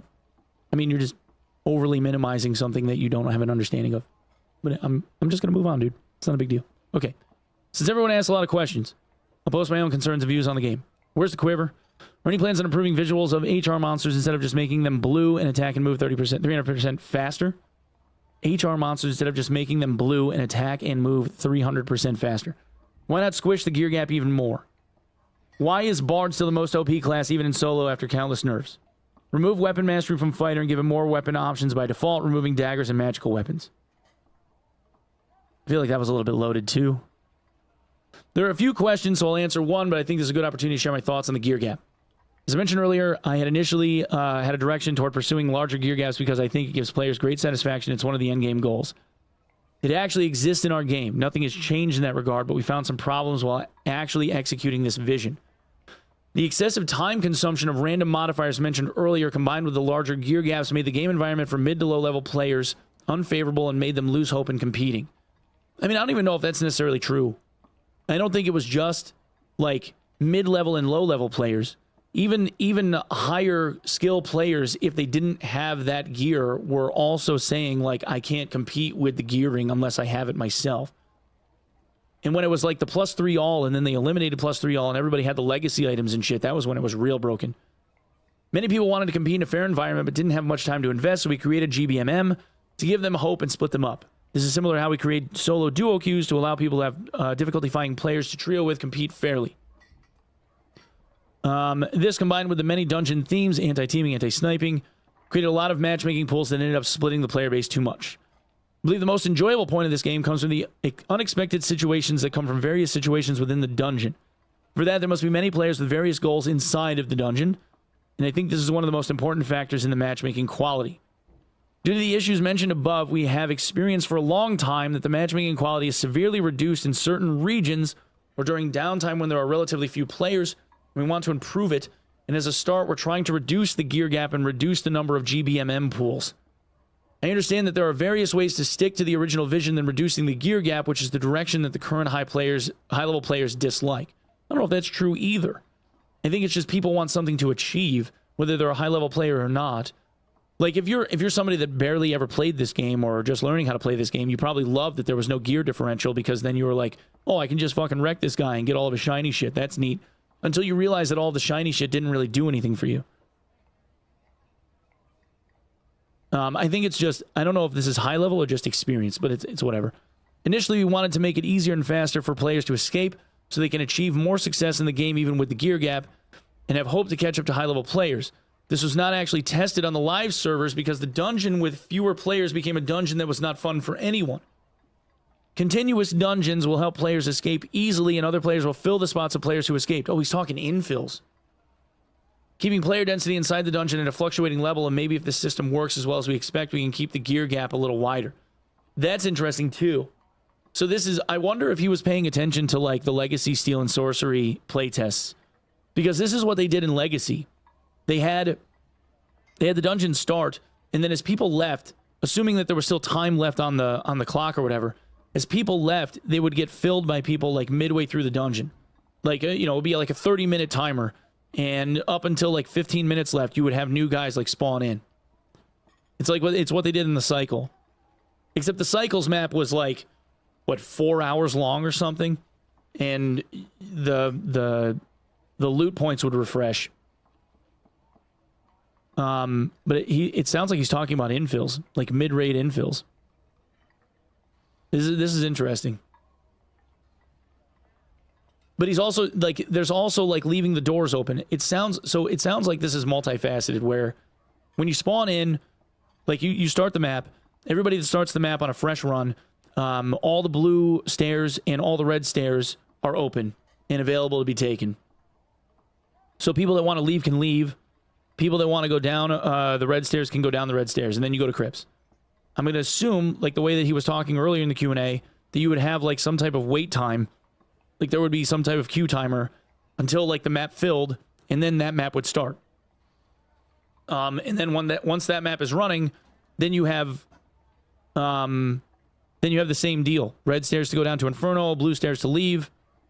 And then you would have people like infill midway through, and then go down to Inferno if they wanted to. So you start a Ruins map, and then within the first 3 minutes, you have 5 people that go to crypts, and then you have 6 people that leave. Then you get it refilled by 11 new people that end up on Ruins to go down or stay or leave or whatever. And then you fill the next map the same way. So people go to Inferno, more people filter into crypts. It's interesting. I wonder how it would feel. I also worry that there's going to be spawn camping like a motherfucker. They're going to have to track player location and make sure that when people spawn in, they're spawning further, like they're spawning 2 modules away, 3 modules away from like wherever anybody's standing. They're probably going to need a whole lot more spawn points.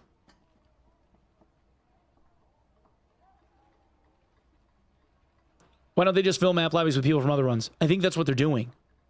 I think that's what they're doing. Because obviously, like, there's more than just like a single instance running in a regional server. There's probably like 50 going at once, right? Unless you're an OCE, and then there's like 4. But that's what they would do, is they would just pull, like, regionally, like, pull people in. Why do so many people think you can go back from level 2 to level 1? I don't think you can do that. Unless they're adding like upstairs instead of downstairs.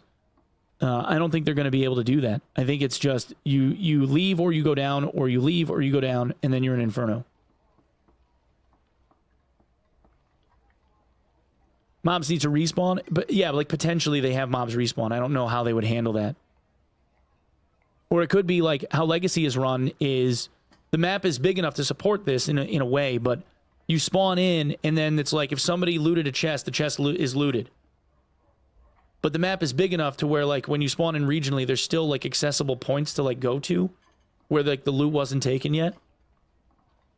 I did notice that, though. Like, they were like, kind of picked over. It felt like they were kind of picked over in some of the places.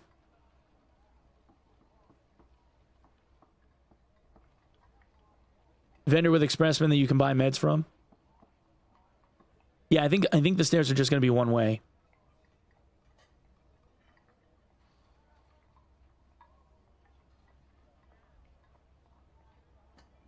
I like the fill from Ruins to Crypts, but not Crypts to Inferno. Yeah, I don't like the idea of Inferno being like player capped. I think if you've got, 3 parties, 4 parties, like everybody spawns in one corner, and then you've got like 12 people that spawn into Inferno and they're all going to fight toward the center. I think that map is way too small for all of that clash. Especially with all like the 3rd and 4th partying that would go on and the teaming shit and like all that other stuff with the population numbers. I feel like that would be kind of rough. But I'd be fine with like 6.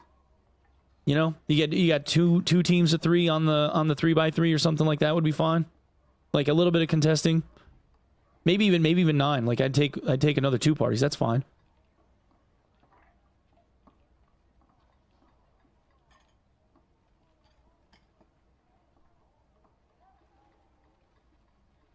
Above 224 still a bracket. I mean, I can't confirm anything. I mean, that's what he said. He hasn't said different yet.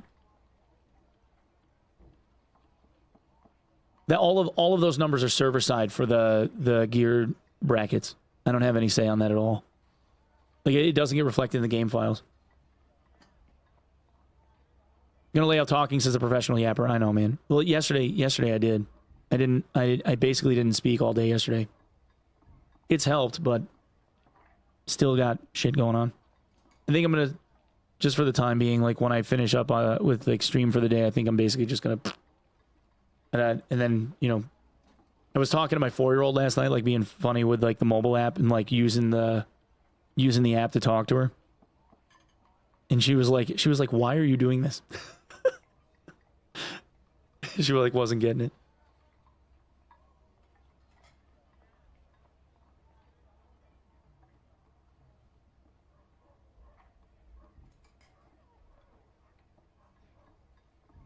I have no idea, kids. Yeah, that's not really like my department, unless they end up saying something publicly. Because I don't play on OCE, you know what I mean? So I can't really speak to it because I haven't experienced it myself. Like I have mentioned, like, you know, there's a lot of cheating going on in like certain regions. Like people keep complaining about it. Is there anything you can do? And he's, you know, they've just been like, we're working on it, kind of thing.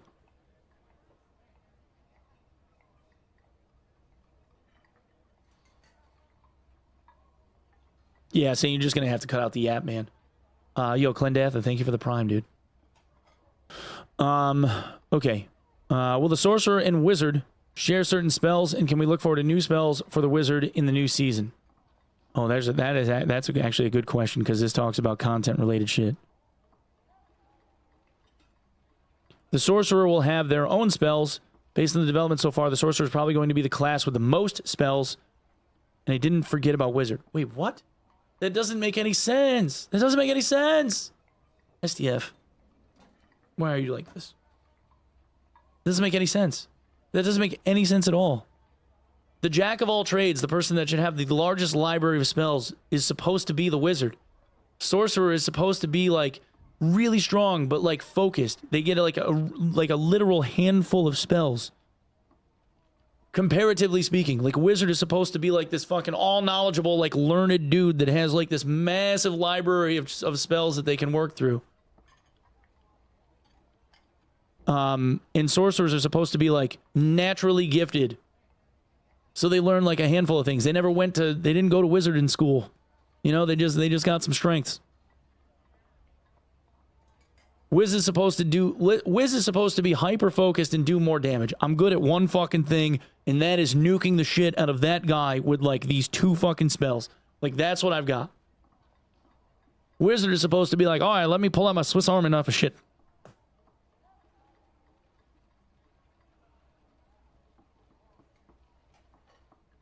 And Ranger isn't just an archer. I get it. And Cleric isn't just a healer. I know. I understand. But like the core trope between like Sorcerer and Wizard is, yeah, we both cast spells. The difference is supposed to be Wizard casts a whole lot more of them. You know, like a Druid and Ranger shared commonalities where like Ranger's supposed to be able to have like a little bit of nature magic. You know what I mean? Like they got like little nature heals and shit. And like poison arrows and stuff. And Druid's supposed to be more than just like, I can shapeshift and like cast nature spells and heal things. You know, they're supposed to have like disease and stuff, and they don't get any of that either. I get it.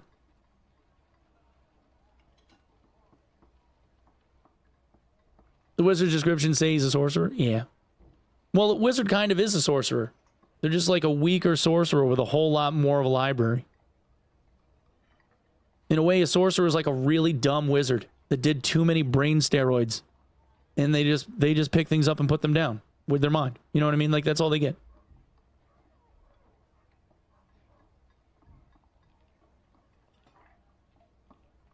Yeah.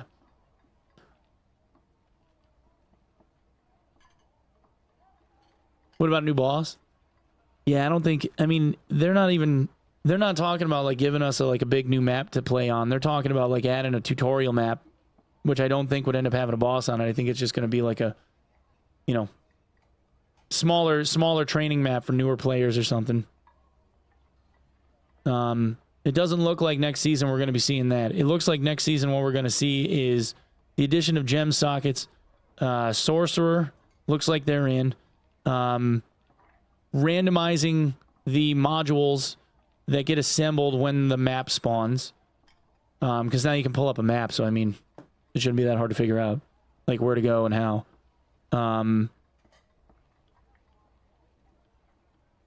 And that, I mean, honestly, that's, and like a massive balance patch or pass, and again, which, I don't know, man. It wouldn't be me. The massive, like the huge like upending and like massive balance pass would not be me. I would tweak like a couple of minor things, you know, so that maybe like the strongest builds aren't as strong, like this much. And then, you know, for the most part, I would just play the fucking video game and, like, give us more shit to do. Oh, yeah, an achievement system. Achievement system.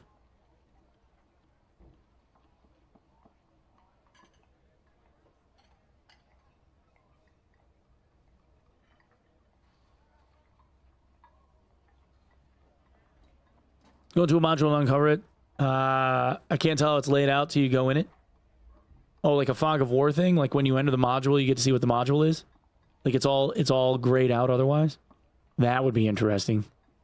If the map had like a layer of smoke over it until you like walked in the module and then it like revealed the module on the map. Fuck. I mean, like, I'm sort of kind of cool with that. With the exception that like there are room specific places that you have to go in order to be able to like do certain quests.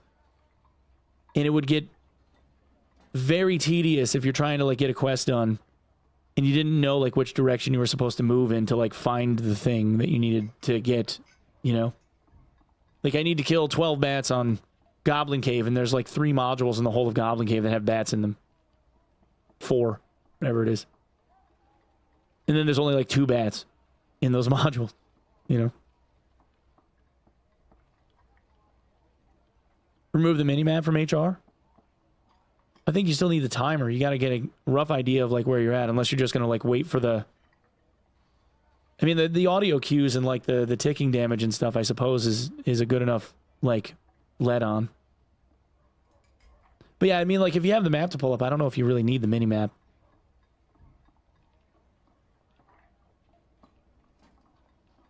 Or at least give people the option to turn it off, I guess. I'd be fine with that even. Give people the option to turn the minimap off.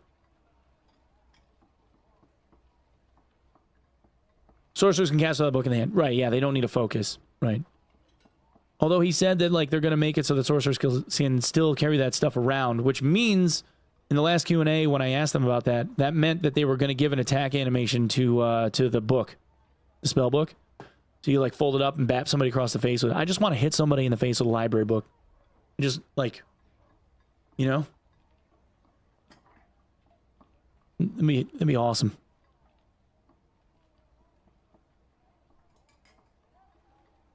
No timer, please. Load to read dungeon organic timer. Well, like I said, give people the option to turn it off. You want to turn it off, turn it off. That's fine. I mean, if you give people a toggle switch so that they can turn off the minimap and the timer if they want to turn it off, I think that's fine. Because there's going to be some people that are really going to push against it. I want Flute to get riposte and damage modifiers. Educating wizard build, book slapping. That's what I'm saying, dude. That's what I'm saying.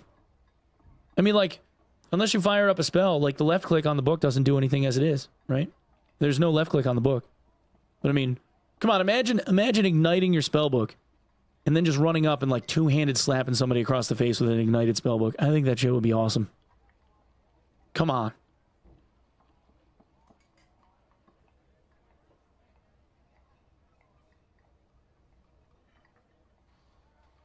Shoot a single magic missile on left click, just pew.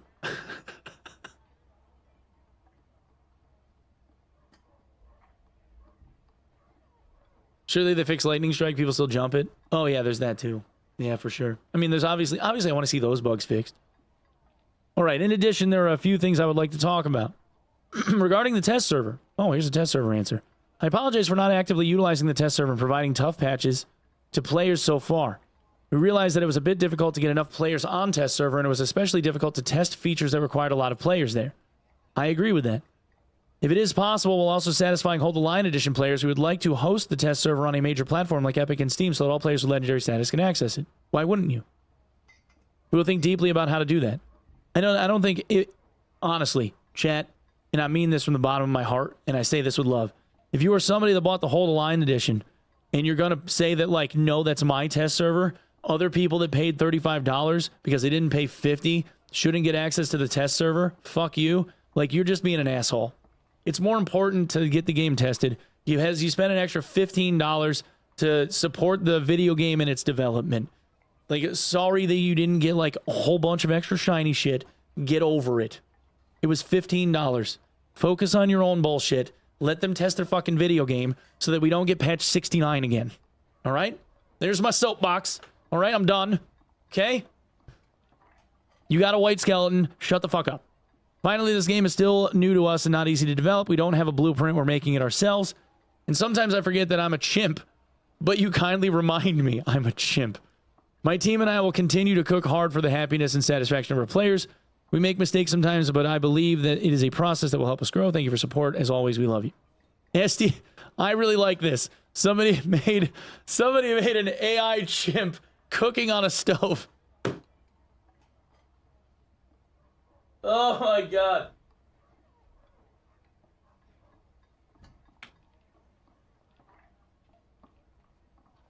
Is that a wig? My hair?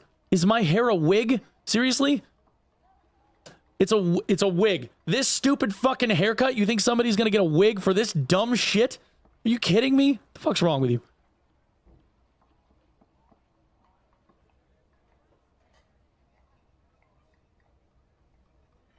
Best question of the day. Yes, it is a wig. Fuck you. Yeah, I'm bald back to here. Yeah.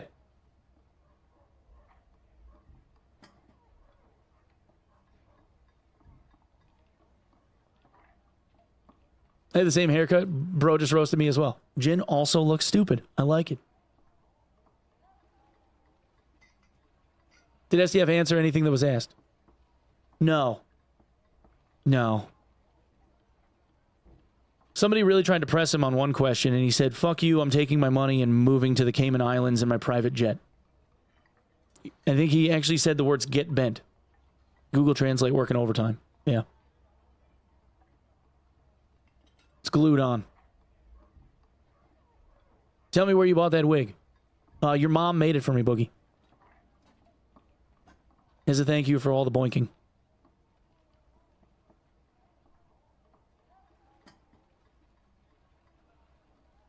How do I find the Q&A? Go to the Q&A channel on their official Discord.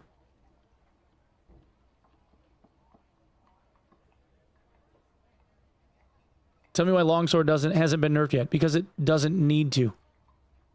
Longsword is fine. What? Who the hell says Longsword needs to be nerfed? What? What are you talking about, man? Nerf Longsword? What is it, like a group of like you and 3 of your friends that think that Longsword needs a nerf? Everyone thinks that? Bullshit. Bullshit.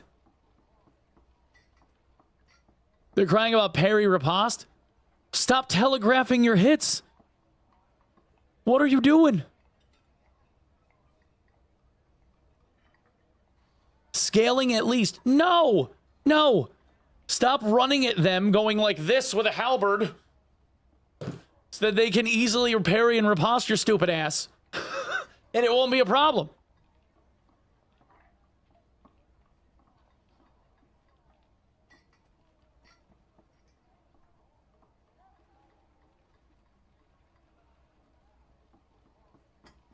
That's cope, my boy. No way.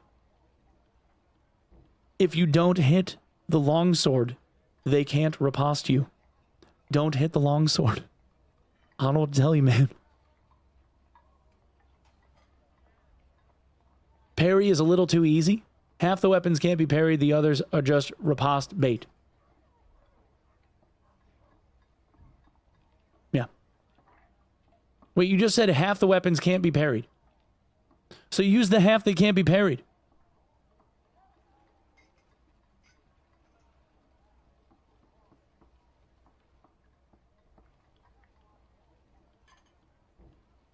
You hit them 3 times, they hit you 1 time. Wait, okay, so hold on. If I'm fighting Mike Tyson in his prime, okay? But in his prime, he's in a wheelchair. and I'm dancing around him, and I slap him in the face 3 times, and then he throws a haymaker and hits me so hard that it takes out me and my entire lineage. That wasn't a fair fight? What?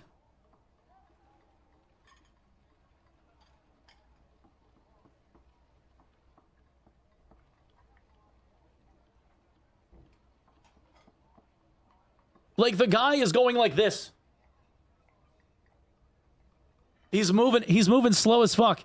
And you're like, okay, I'm gonna aim for that spot right there in the middle of his sword. He'll never see it coming.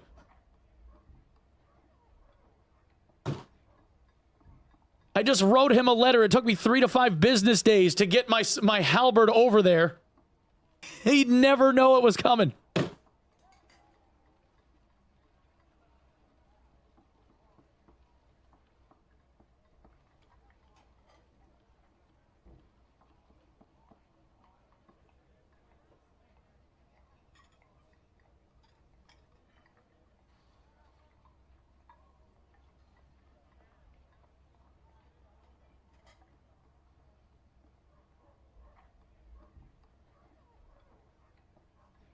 If you're playing, here, pro tip, if you're playing halberd, okay?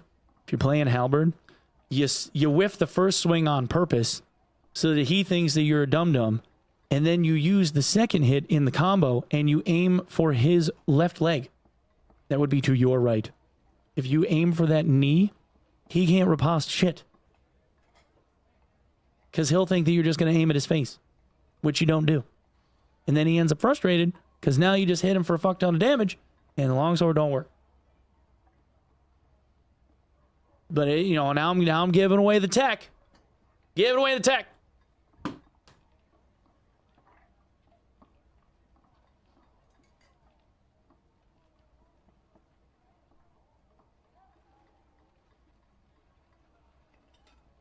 They can be hitting you and riposte immediately. Wait, they can be hitting you and riposte immediately, and they take like 7 hits to kill minimum while one-shotting you with riposte if you make 1 mistake. All right, listen. If somebody is able to parry you in the middle of them swinging at you, that is either called cheating or an exploit, and either way need to be reported. They can't block and attack at the same time. Sorry. That's just not mechanically how it's supposed to work.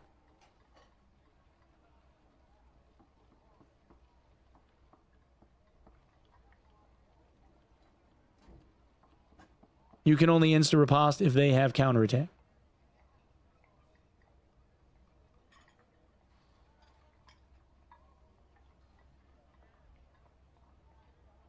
The desync longsword is a thing. Well, then stop playing on servers in South Korea when you live in fucking Texas, and you won't have that problem either.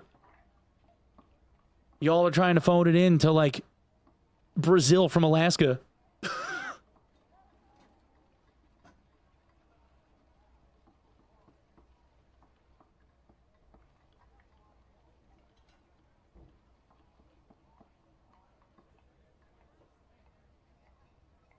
I mean, okay, first of all, I think it's crazy cope to nerf a longsword because you're saying netcode has problems. Why don't they just fix the netcode if that's really the issue?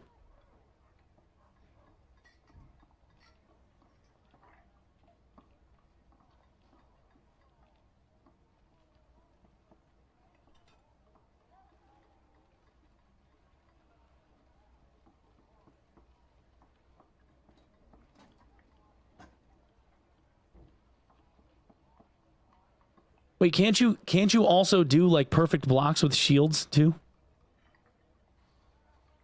By like you hold right click and then as the swing comes in, you hit left and it blocks and then instantly attacks, and then you get the counter hit.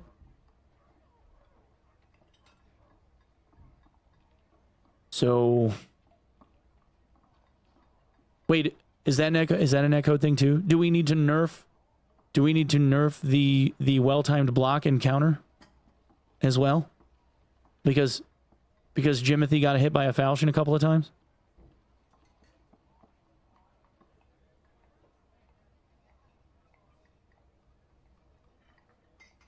Yeah, you're releasing the block as the animation ends, right?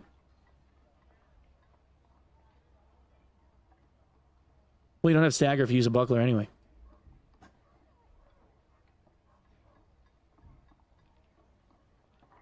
But yeah. Wait, is this like barbarians having problems? Is it the barb in the room that was going like, I didn't get to kill the longsword guy. The naked longsword guy should have died from my bardish. But he parried me and I lost a 5k kit. That one time. I was 30-2 and the one of those two was that fucking asshole. So what if I made 30k gold?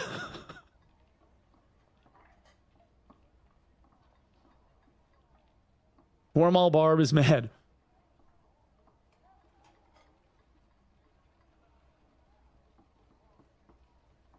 Block tips where the shield wasn't even up on the play US East.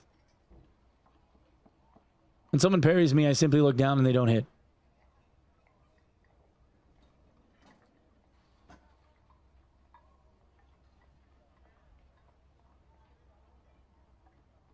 One tapping shouldn't exist. I don't care if it's parrying. Well, we're getting that 15 HP back, right?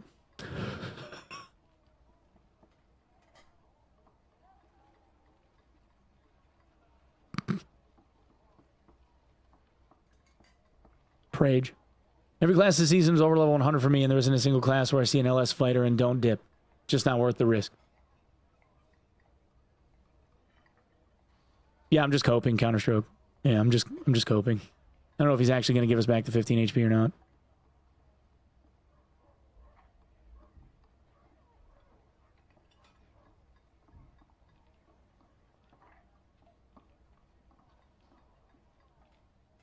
Wormall HS on Wiz, you're telling me that shouldn't be one shot?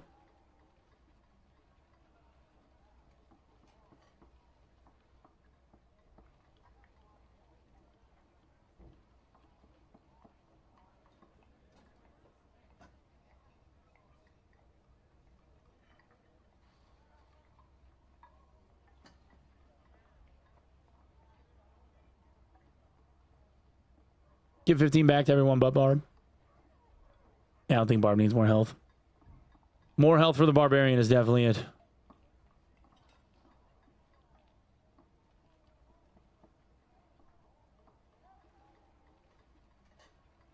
What about Wormall headshot on Wiz? You're telling me that shouldn't be a one-shot. If somebody hits a Wormall, if somebody catches somebody in the face with a Wormall, they should definitely die in one hit.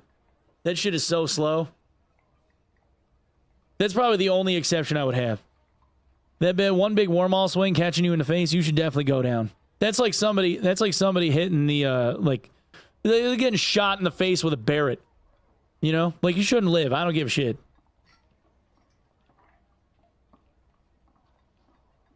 That's like the one case though. The one case I would say that should happen.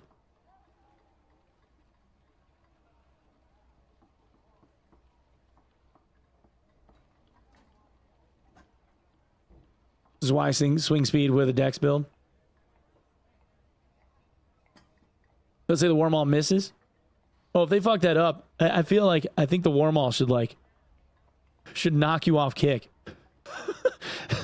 Like you swing it and you're just like, oh, like I got that thing moving. It's hard to slow down.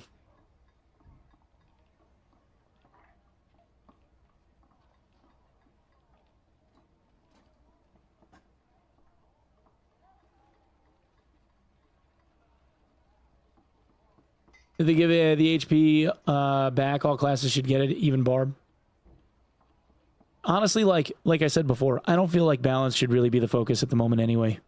And though we joke about like all the broken class balances and all that stuff, I really don't think that should be a focus at the moment, but here we are. What can you do? Slow down Barb, give them a shoulder charge ability and stuns you if you connect.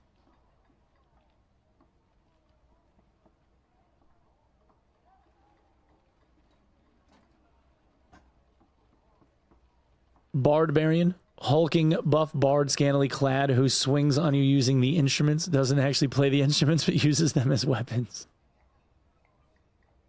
Never-ending balance issue because everyone's difference of opinion. Focus on other shit. I just think, like, you know, every time that they add these new mechanics, it's just going to throw the balance off anyway that they, you know, said that they needed to change or fix or whatever. You're going to be doing this shit, like, daily till the end of time. Every week there's going to be a balance patch.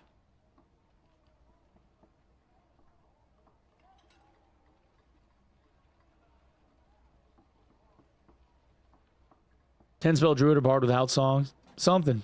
I mean, I'd just like to see them, like, expand on what classes already have.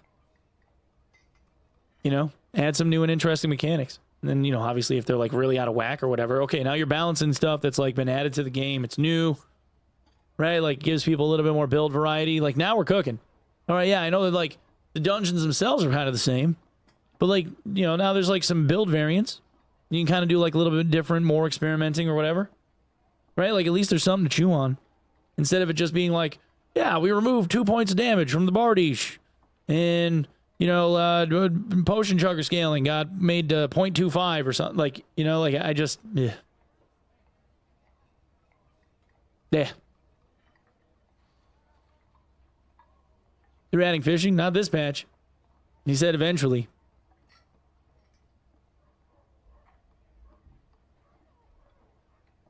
Shield counter is intentional because it's really cool. Yeah, I don't think that's broken.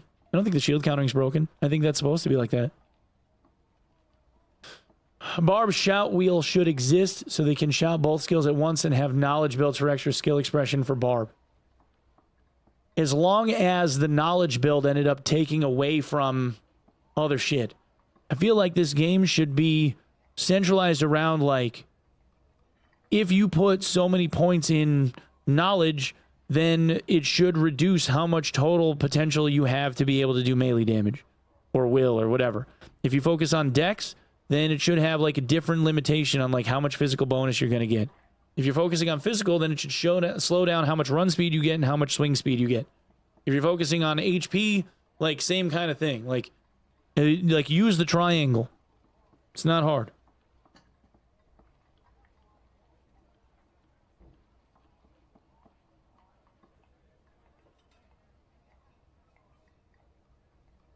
What's your opinion on adding a timer or amount charges for druid animal changes? I mean, I'm fine if a druid had, like, a certain number of charges, like, per shapeshift that they then needed to, like, you know, use a campfire to recharge them or something. You know, like, it's an exhaustion mechanic or something. Like, I'd be fine with that. I would be. I'd be fine with it. Because that gives them, like, a little bit of downtime like the other classes would have. Because right now, the only downtime that you end up having is, like, if the druid runs out of heals. But then they just kind of, like, scurry off into a corner somewhere and sit. So it's like... I don't like that at any given moment in time, regardless of, like, where the druid is at, they can kind of, like, pick and choose when the fight starts and ends. You know, they can engage, disengage whenever they want.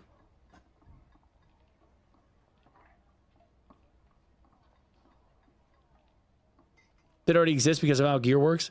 To an extent. Not nearly as much as it needs to.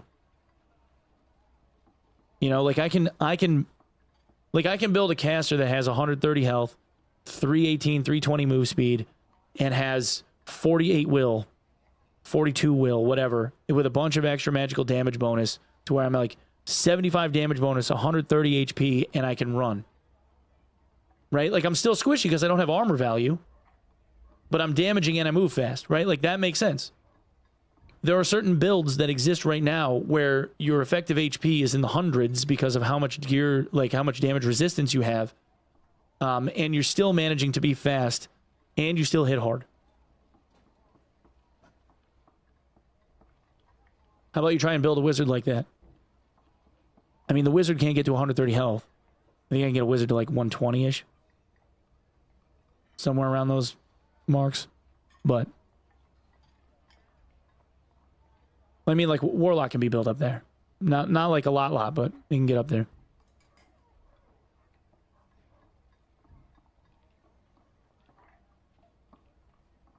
We have armor with ice shield. Wizards 312. 312 movement speed, 144 HP, 35% PDR, 38% MDR, 50% magic power.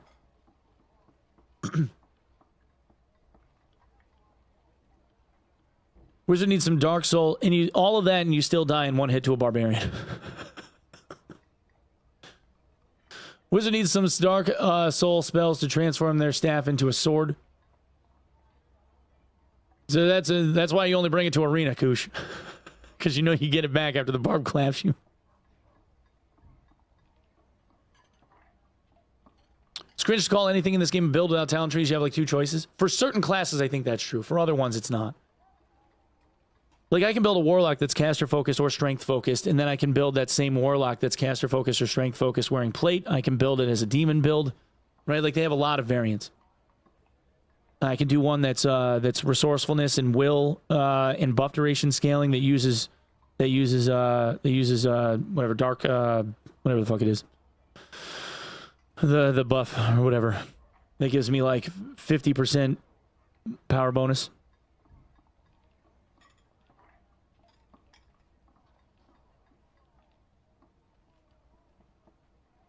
Think about my wizard, a caster, or a caster. Yeah. I mean, you can build a wizard that uses haste and invis and ignite bonk staff, so you can go like staff, you go like staff ignite wizard. Or you can have one that's caster focused. You can do one that's like reactive shield, and for wizard, it's more like, rather than like all the spell variants that you have the choice of choosing, it's more like on the perk side, are you taking reactive shield instead of instant cast? Or are you taking arcane shield instead of instant cast? Are you going to grab reactive shield and frost armor? You know, you're going to run ice mastery, which kind of nerfs your damage because you don't have like all the fire put out.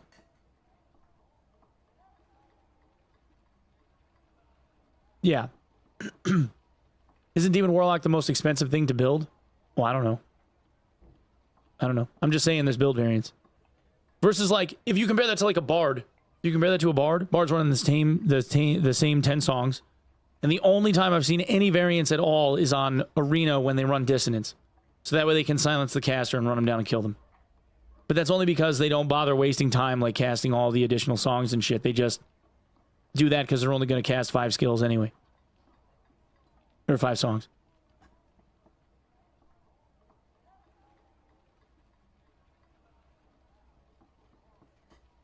Wiz is fine. If anything, it's too strong. Oh, I don't think that's true. Melee Wiz straight checks all front lines. If you dodge the first attack, you straight face check them even in Arena. Well, yeah. But again, you're saying it's if you dodge the first attack. What happens if you don't dodge the first attack? Then it's squish. Bug go squish. Ant boot.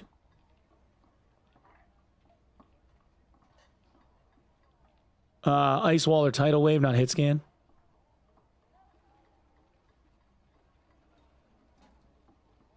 Wizard is anything but barbarian is strong. I mean, if you're landing frostbolts, on Arena, I play Wiz on Arena. I prefer Wiz over any of the other classes because I have a blast playing it. I think it's really, really fun. But if you're landing the frostbolts, then yeah, you do well. If you're not landing the frostbolts, it's gonna be painful.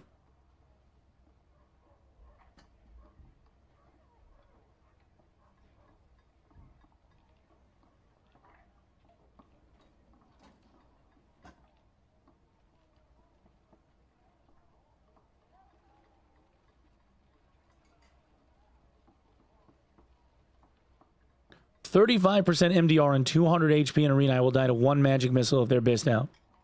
You mean you're tanking all of the magic missiles? Why would you do that?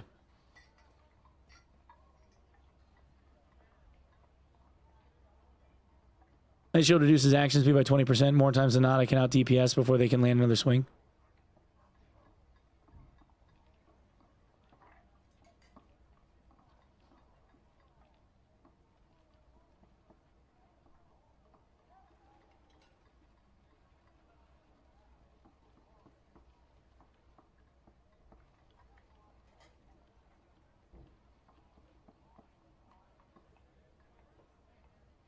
Druid shouldn't have a silence kit. Yeah, I think silence doesn't need to be in the game. I think silence being in the game is bullshit. Personal preference.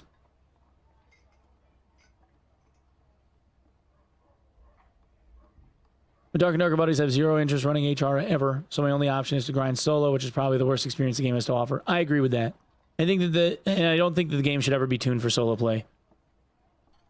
Which is why I say, like, in the team game, on the team game side of things, the game feels pretty balanced because you have the ability to, like, play around shit, right? Like, Barb one-shotting people only really feels bad because you don't have other classes backing you up to, like, fuck with them, to, like, allow for flanks and, you know, like peels and other aspects of gameplay that make it so that it's not nearly as bad.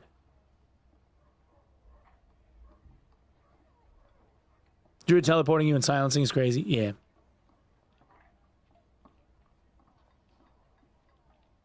Phil also just doesn't work for HR. Well, there's nobody doing it. That's why it doesn't work. No one autofills teams on HR because they don't want to get killed by somebody.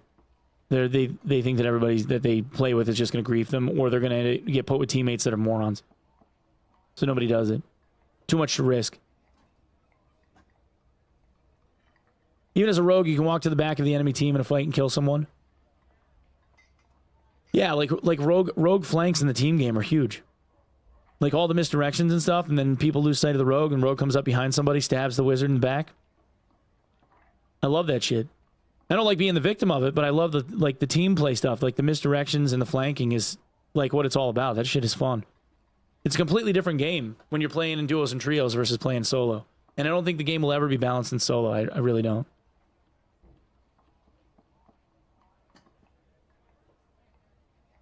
Dark Offering Warlock got insanely expensive? Yeah, for sure. Resource gear with buff duration doesn't play in terms of price. Yeah, it's because no one sells or offers buff duration gear at all because they all think it's garbage, so they just sell it to the vendor. Everybody's looking for, like, you know, Lightfoot boots with move speed and agility on them. They only end up wanting, like, to keep the big ticket shit. No one sells, like, the crappier shit. Yeah, most people just vendor that stuff.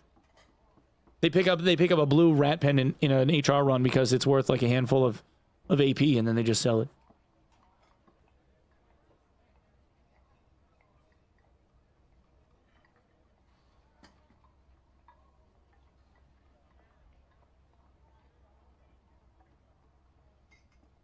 Watch again stream today. Third partying is just expected.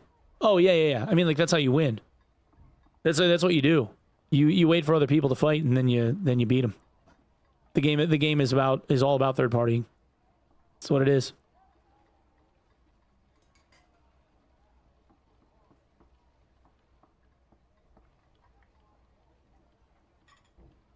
All right, well, that was fun. Good conversation, chat. Good chat. All right. I'm gonna stop this. Saint's gonna have to filter out fucking 2 hours worth of video. He's gonna fucking hate me, dude. He's gonna hate me.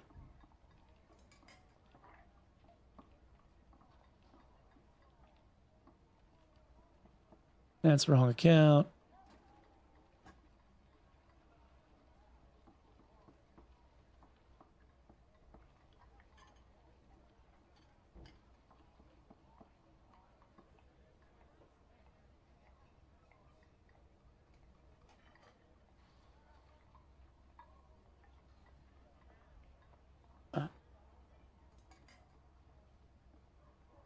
You can handle it? Yeah. They'll be fine.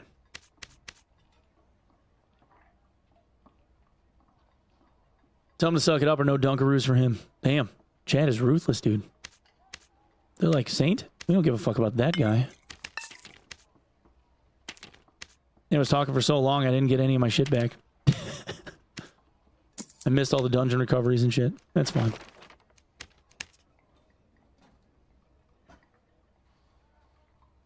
What about interaction time on doors? Should they be even on all classes? I mean, most of the classes that have shitty interaction time can break the doors down. I don't know. I don't know what the answer is there. I don't think that they need to remove solos. I just don't think if you play solo primarily that you should ever expect that the game is going to be balanced. I think it's an impossibility. There's no way for them to be able to balance solos and trios at the same time. Unless they literally had the stats scale differently based on like the size of team that you play on. Which in and of itself would be fucking crazy.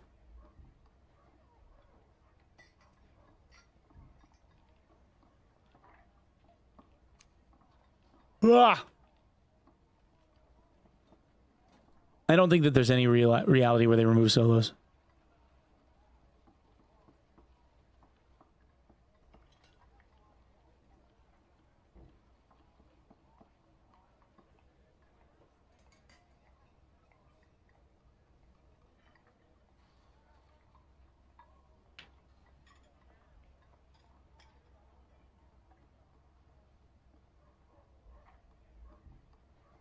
Squire Kid Bar plus Legendary Axe is under 124. Still no season rewards.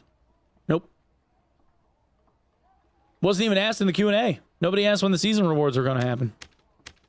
Crazy.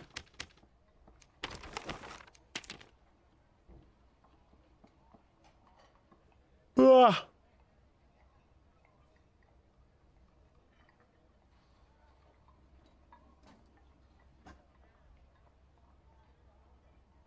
Somebody and I were talking, and we think that a playlist for boss fight practice would be amazing.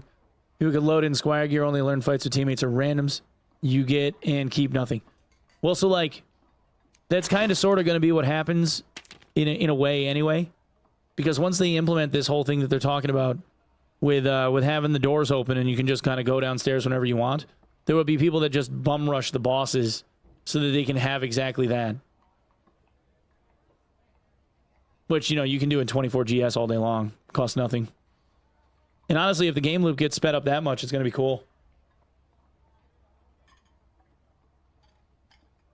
Wanted to know if the demi grind was worth it? We grind for the glory, baby. That's all. We grind for the glory. You know?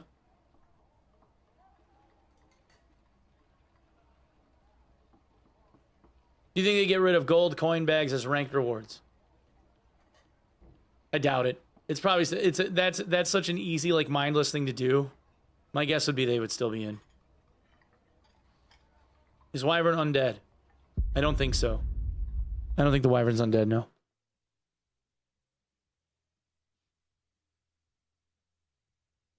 I'm pretty sure the Wyvern is very much alive.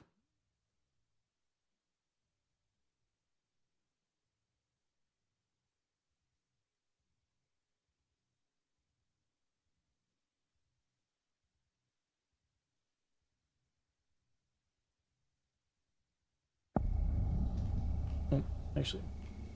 There.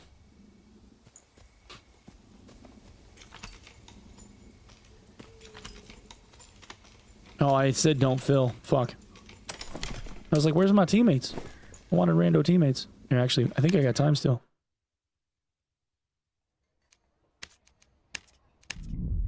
Hell yeah. Sork on Friday? No. Next season.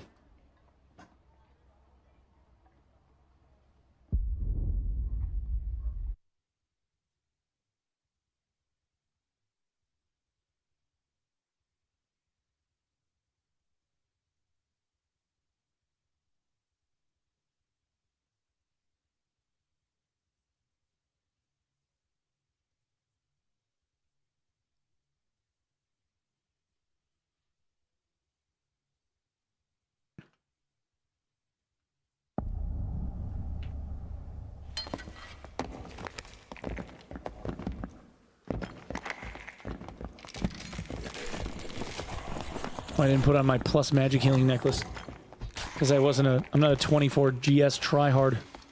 Oops. Oops.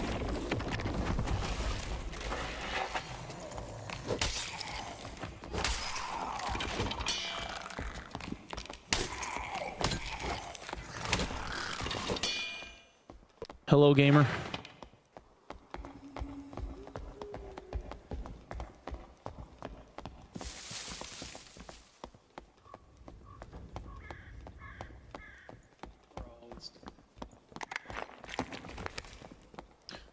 Under 24 still a thing, yeah. They took out the like the mid-tier lobby though, I think, right? They took out like the well, it's 24 under 124, and then 125 plus is HR only.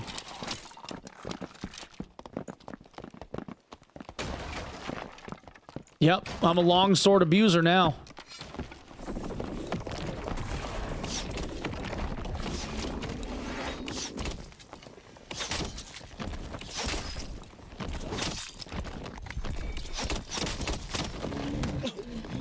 Ow.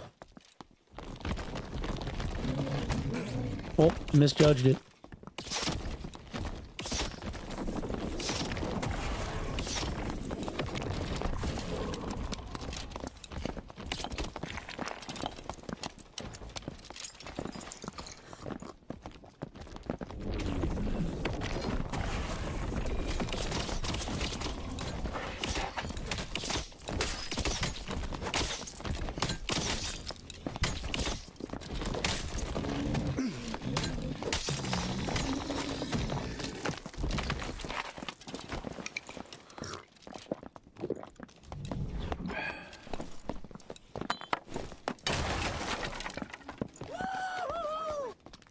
Yo, Slanna, what up, dude?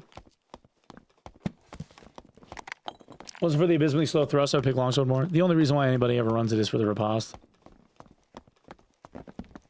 Like, you run LS to learn. Most people don't run in and go like, I'm gonna stab you in the face, ah! You know?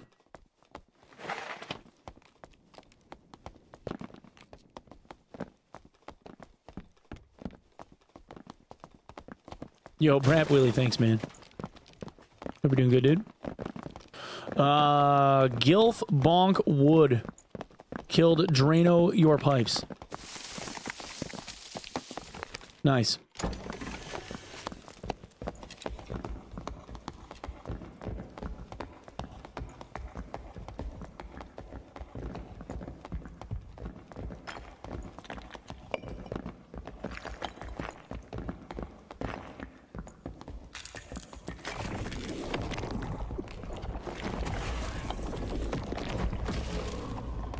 Wow. That man's going off. Wait, let me guess. Bardish Barbarian?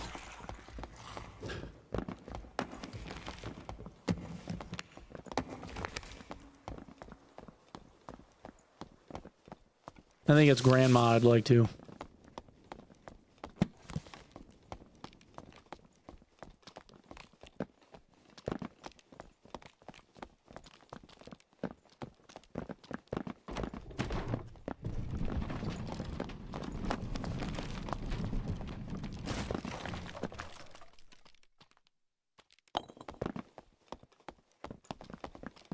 Ever hit a rando teammate and hug with a curse on top of your health when fighting another group and blame the enemy warlock? I have not done that, but that's funny.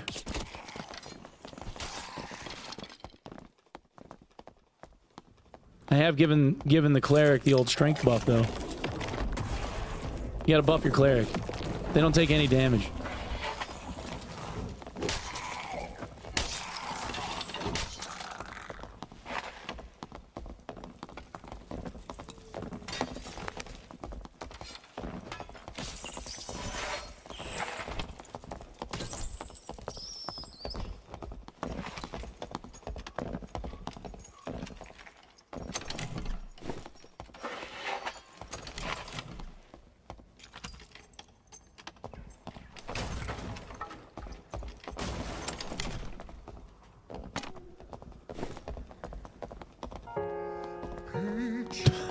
Yo, Slam, thank you. Nice, dude. Game is still operating at 10% potential. What the hell are 60 developers even doing at this company? Money laundering. Here, I got a bard. Maybe. I'll need more. I hope so. I hope so. At least then we know what they're doing. Oh, so they're spending all their time laundering cash. It's complex.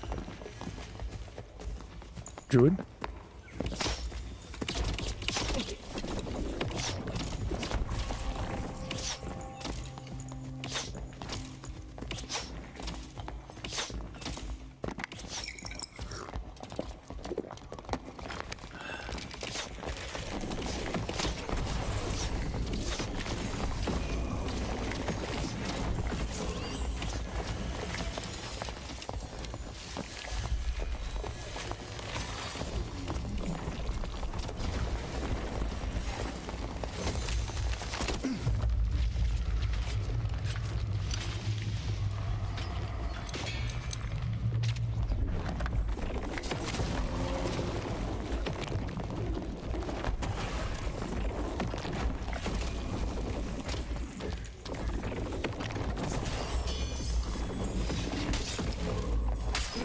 Oh, oh, he actually caught me? Holy shit. The slows. He saved him. Dude, those heals saved him so bad, man. Crazy. That cleric was on it.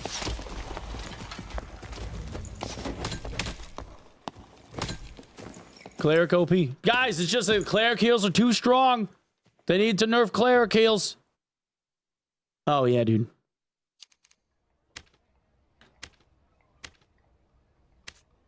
Yeah, he was dead twice over. Cleric saved him. Good for him, dude. All right.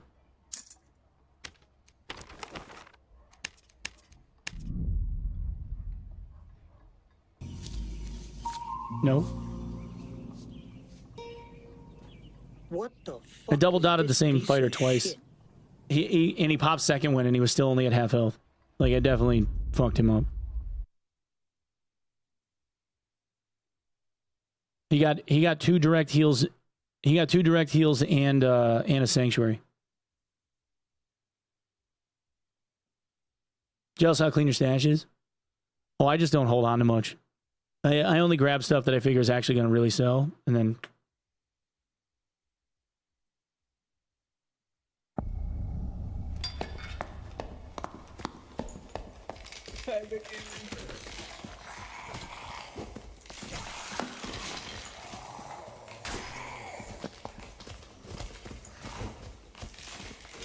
Such a hoarder. Yeah, I just get rid of shit that I figure I'm not going to use. Every once in a while, I'll hold on to a piece, like if I think the bard can use it or something. But like, I don't usually hold on to it because I'll forget that I even did that. And I don't use like my shared stash tab. I just use for like quest items. Almost always. Like quest items and like crafting shit.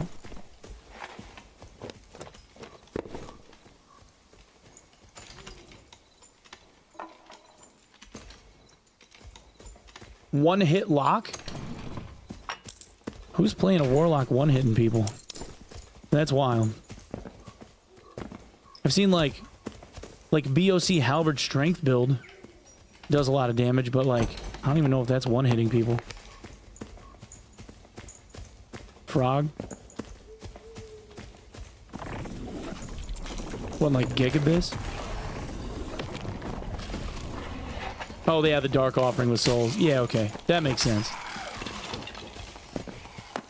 But, like, BOC isn't proccing the souls thing. Was he just doing, like a follow-up? Like a Shadow Bolt follow-up or something? Dark Bolt?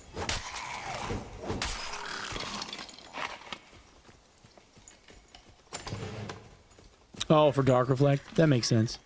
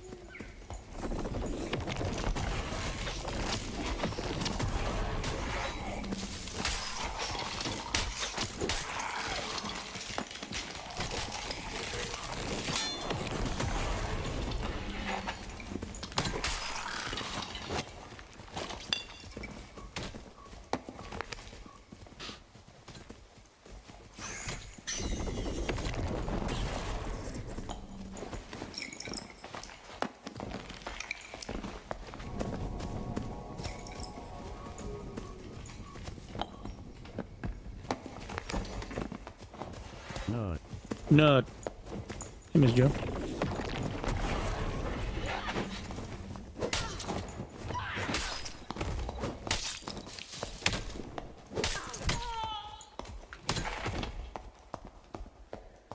No.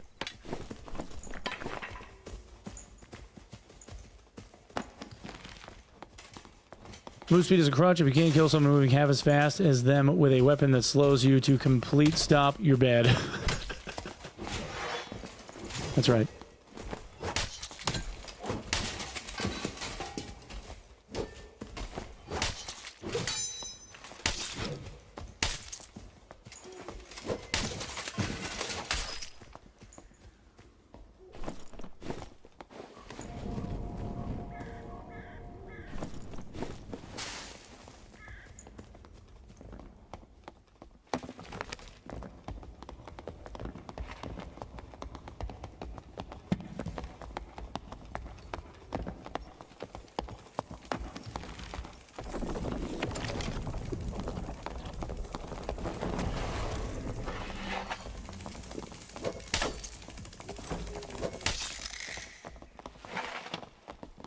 Expectation of danger. Jesus Christ, that was loud. Oh my god. What the fuck? Thank you, Tank. God damn.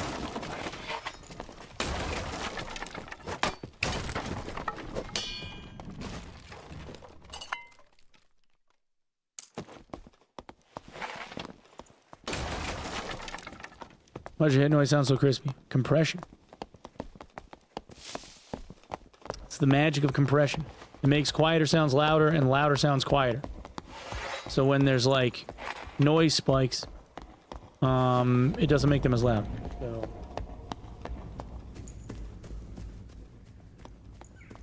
So compressor's off, right?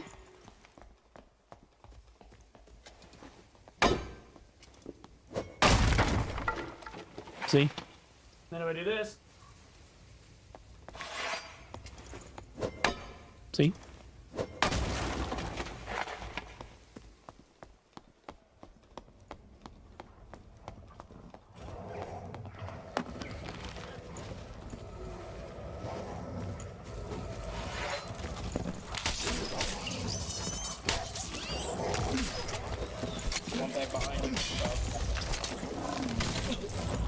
He said that so calmly.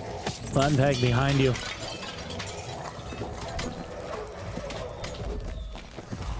This LS fighter's just over here hitting a skeleton. Oh, never mind, he died.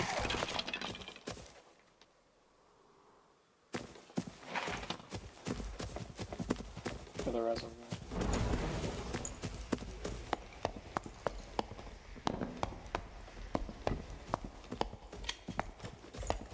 Fuck. That still caught him.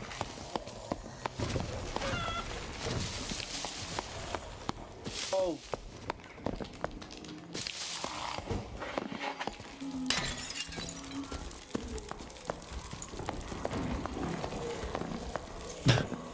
You jumped so I clipped it.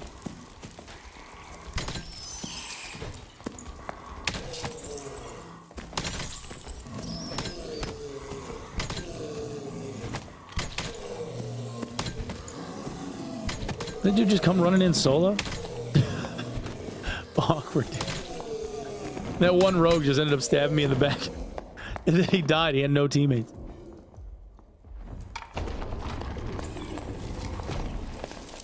Damn. No res, dude. Oh, that druid's still here fucking with him.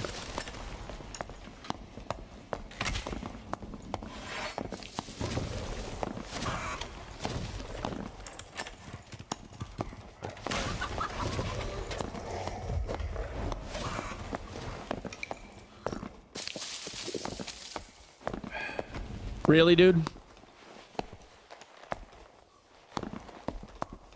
Oh, so we're changing blurp then. All right, cool. This is why we can't have nice things, dude. Because Tank has to fucking ruin them. Editing. Holy shit.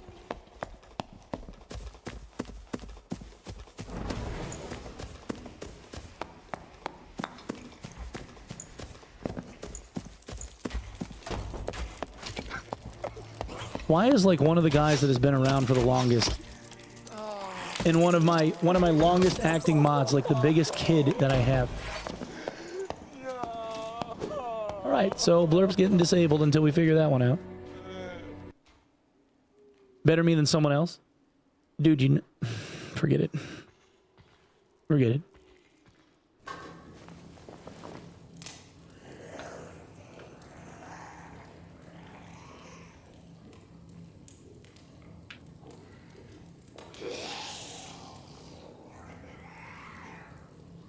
No.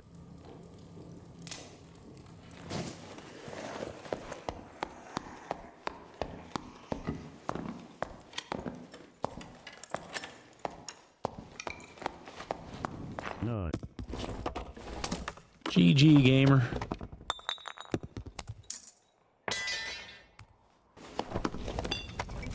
No. Nut.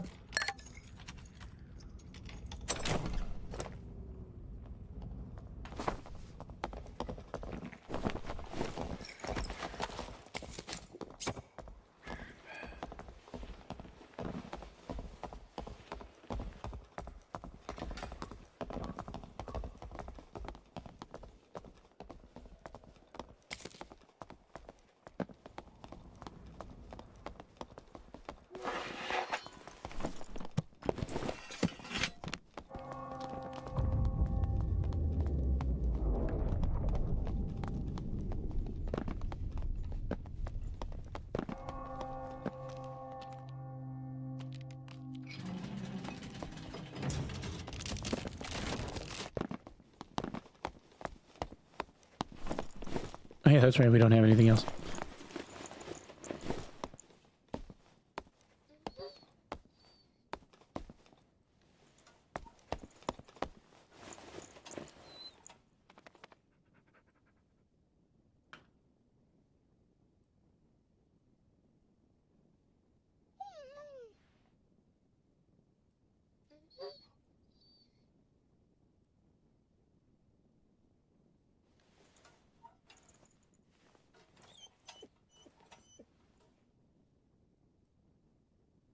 Made some homemade sausage rolls? Hell yeah, dude.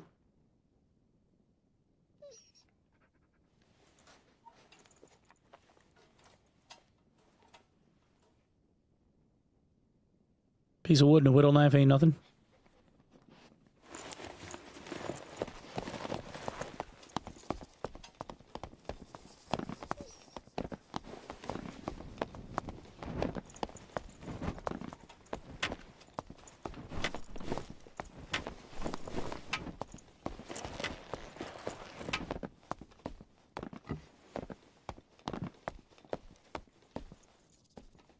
Yeah, I saw Lich twice on Saturday. Both times I got third partied. Oh no, I take that back. I got third partied once. I got third partied once and then died because the purple orb or the purple circle hit me and I was like 2 HP shy of living because I didn't get like an extra heal tick.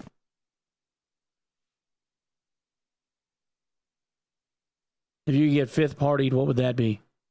That would be the team that interrupted the team fight that interrupted the team fight that interrupted the team fight. I guess.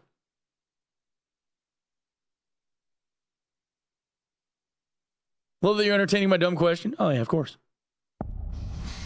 No problem.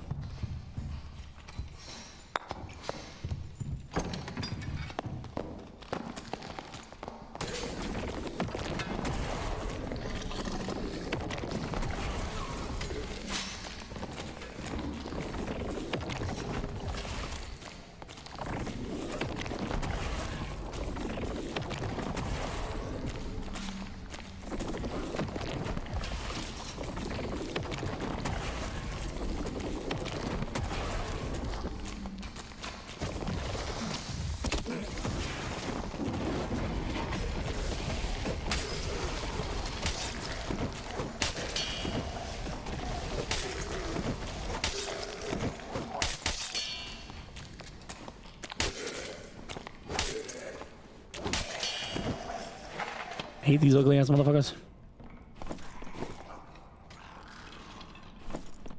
Nice neat pile though.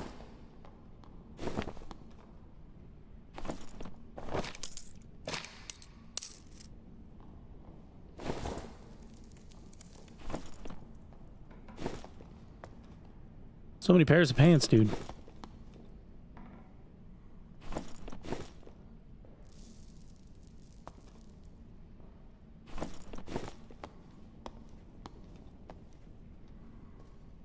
I think that's all of them. Shuffling skills on other classes.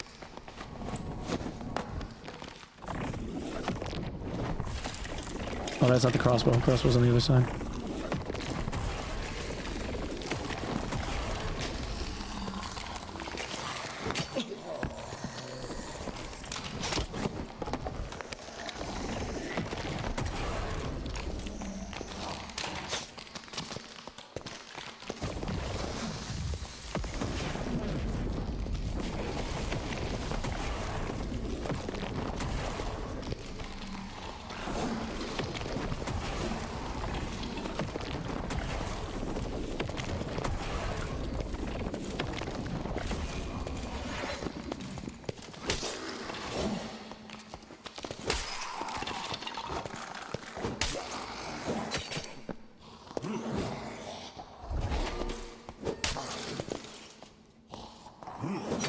Bullshit.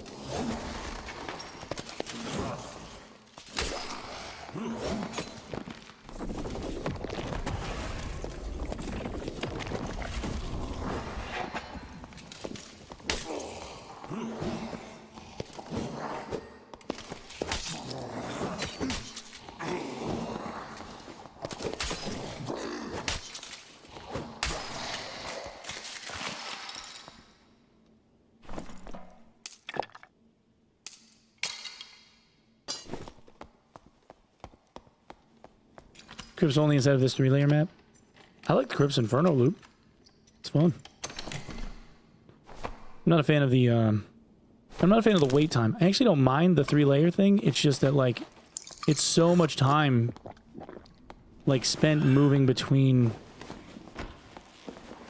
floors. It's just, ugh.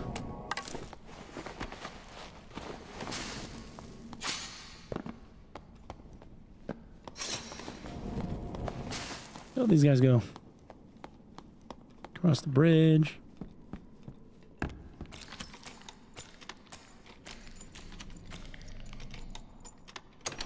Even have the middle room? Yeah.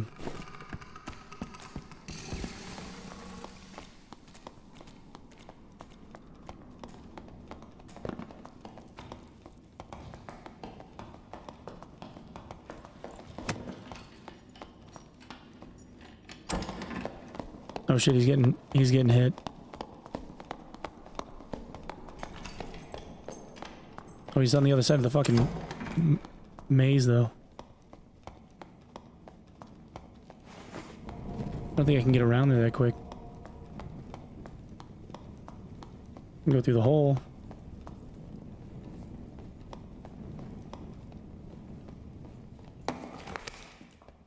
Oh, I found them.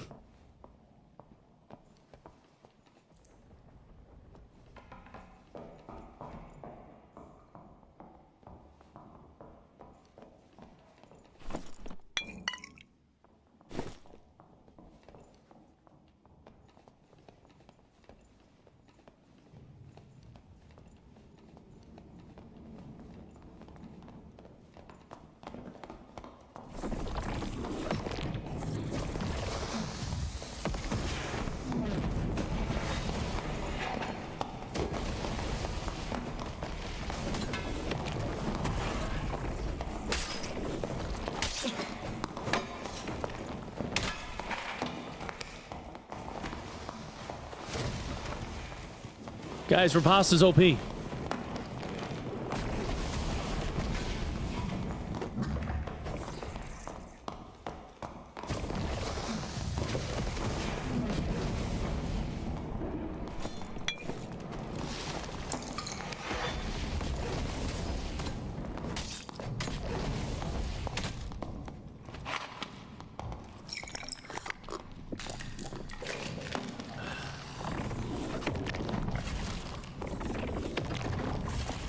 Okay.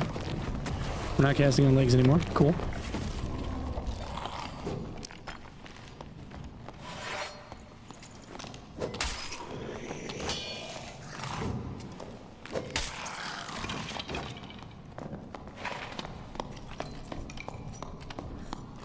Fine.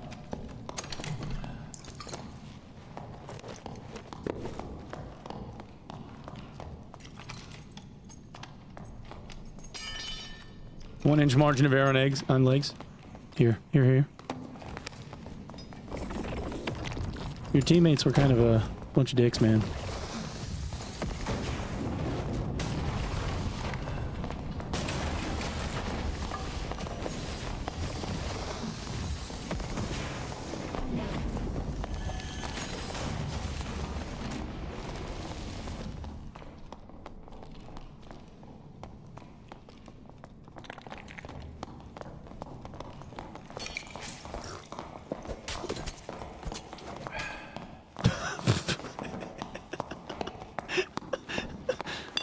I keep wanting to hear every time one of those guys pops out. I want to hear like the Twitch audio from League where he's like, "I was hiding."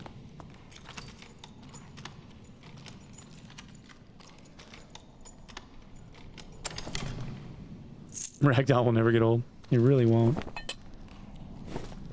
Shaco on top. I love Shaco. I used to be able to do his voice, but like ever since my voice went out, I haven't been able to.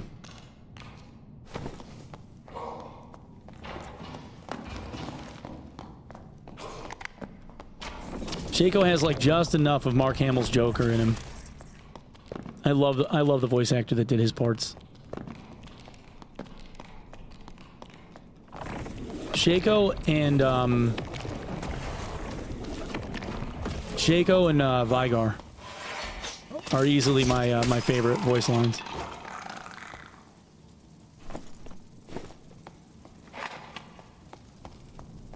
Yeah, the I'm in danger from Ralph Wiggum. Iconic.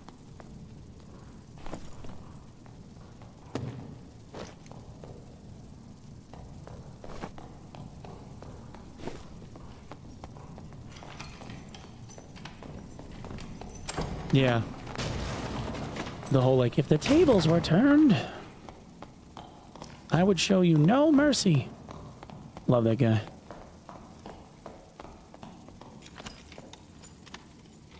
Vex is awesome too. She's such like a, she's such an I don't give a fuck like emo kid. Vex is great. Like that like melancholy, like always depressed, but like too cool for you still. I love that shit.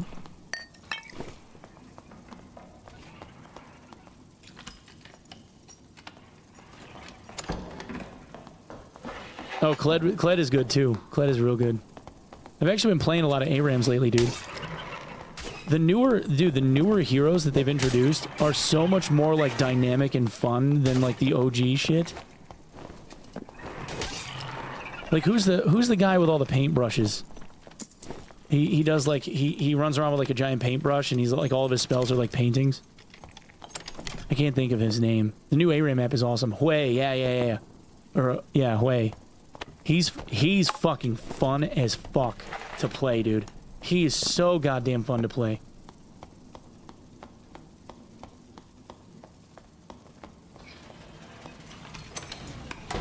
Yeah, he's kind of like Invoker. Kind of like Invoker without all the extra like QWER spam. Kind of. Cuz like an Invoker was like EW, you know. You had to like, it was like playing Magicka. You had to like constantly spam like tons of key inputs. I think for Dota, I think I might have the most games in Dota 2 as Invoker. EEWR, QWER. Cast.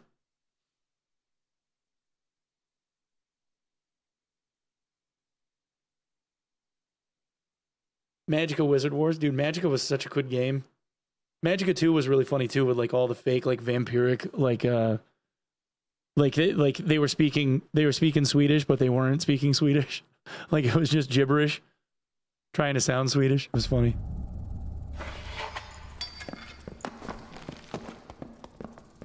Onepeg, you want this about this hook? Yeah, I gotta kill Lich if it's Lich.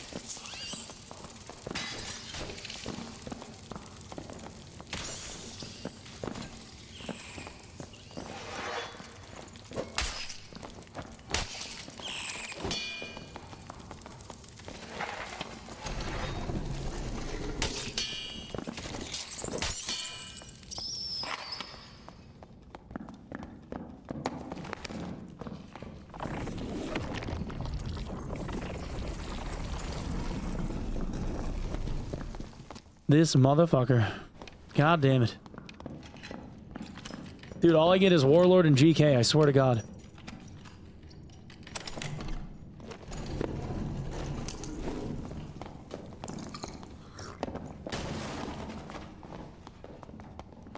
What campfire you want? None of them. None. Not the one.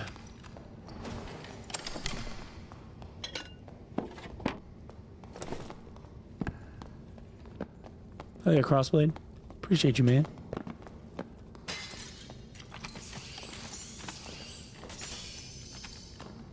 Onepeg killed me in Maze. Yo, what up, Ghost Major? Yo, thanks for letting me kill you, dude. That was really nice of you.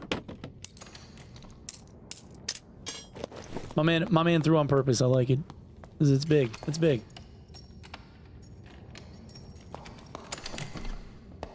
See a new Arcane episodes? Yeah, I love Arcane. Arcane's amazing. Abyss, True Will, True Magic. Oh shit.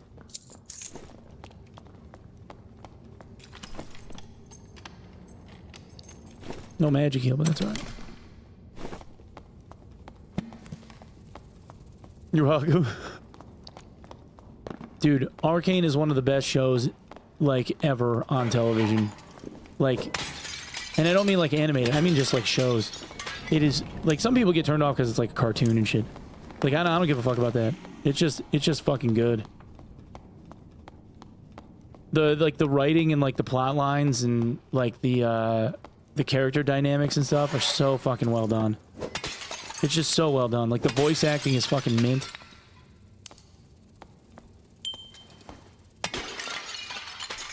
So good, man.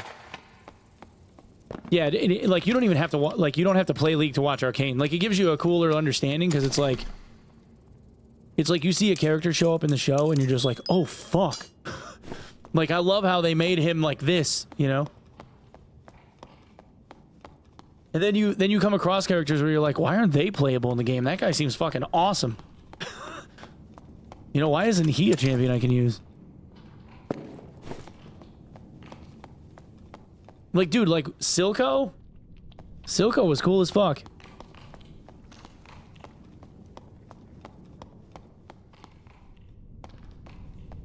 Good female characters? Yeah, dude.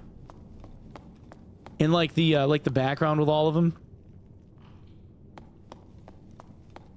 Shaco is literally the Joker and they didn't add him to the League card game. Wait, League... Oh, that's right. League has a TCG thing, right?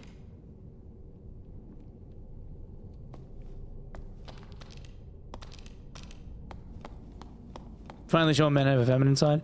Yeah, but they did it in a way that wasn't like in your face. You know what I mean? Like, you know what I'm saying?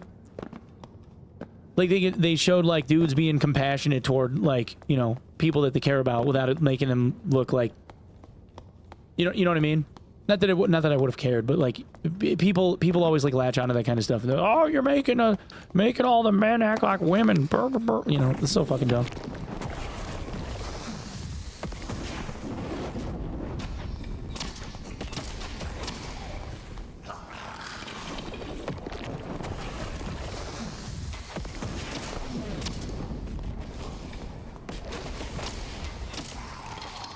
Investor's right hand I thought was gonna be Darius. Yeah, dude, I thought like what's his face? The dude with like all the facial hair and shit. I thought he was gonna be Braum, but he ain't Braum.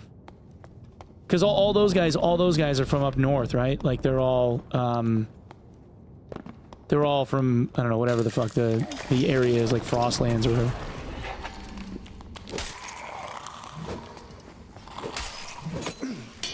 Oh my god. Yeah, Freljord.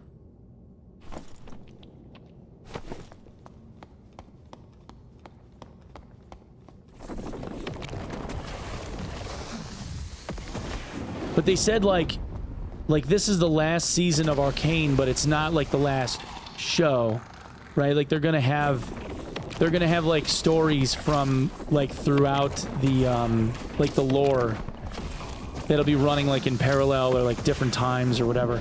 And it'll probably end up being like I've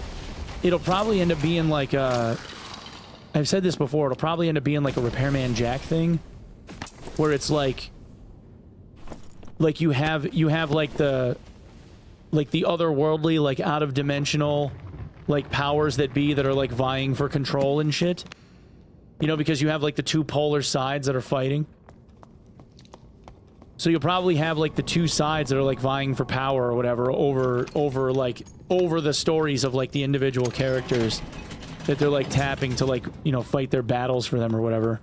Because that's what League is, right? Like the summoners are standing around like the fucking thing, like looking down on the game board, like playing with all of these characters.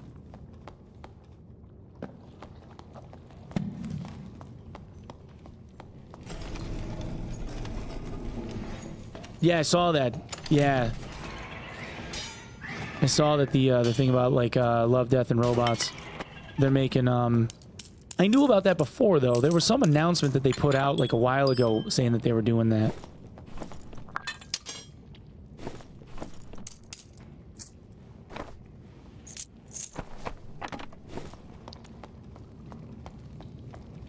Yeah, they're doing like it's like a weekly release that they're doing. Or no, it's on Netflix, right? So they're doing it all at once. It's like, what is it, like 8 episodes, and they're all like different video game themed. Like one of them is like Final Fantasy, and one of them is like Resident Evil. Like they're tapped a bunch of them for like different stories.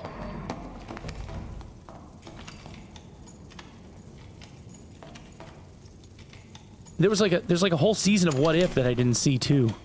Or no, there's one coming, right? There's like a season of What If coming, where it's like what if Storm had Thor's hammer, like that kind of shit. Holy fuck, that's actually a nasty shadow hood.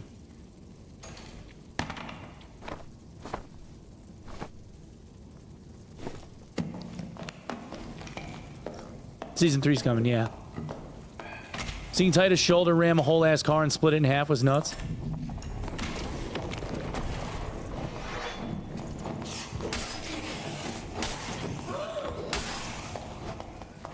Bitch.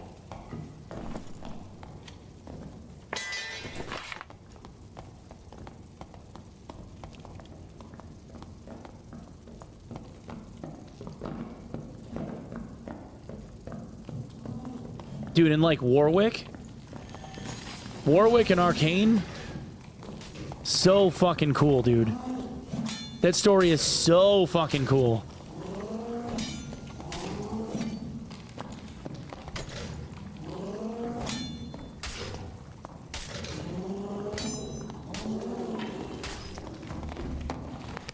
You have, dude. You have to watch it. You have to, like, everyone should watch Arcane, man. If you're into animated anything at all, like, if you ever watched an animated show and you thought that the show was cool, like, it's so fucking good, man. Easily one of my favorite shows, like, ever. So good. The Avatar live action, the newest one, like, I didn't like the Avatar movie. I thought that, like, the one that Shyamalan did, I thought that shit was ass. The new live action, like, Avatar series, I didn't think was awful, but it could have been done so much fucking better. Like, there were certain parts of it where you're like, oh, they nailed this, and then other parts you were just like, what?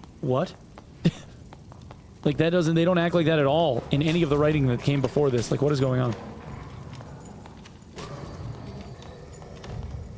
Delicious in the Dungeon? I haven't seen Delicious in the Dungeon. It was one of those things where I was like, do I want to watch this?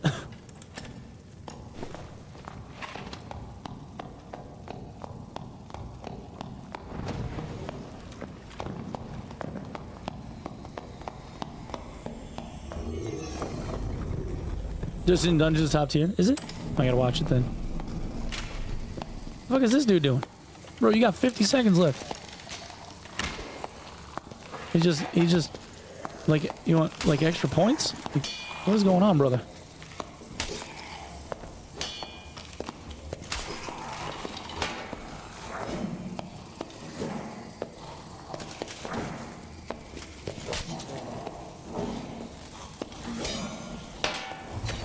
You ain't got time.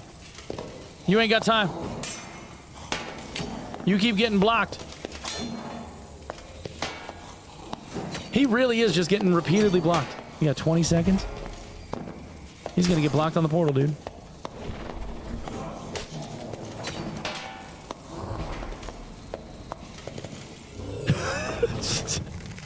Bro, it's like, bro, what are you doing? What are you doing, man? I guess he's making the most of it. He did. He sure did.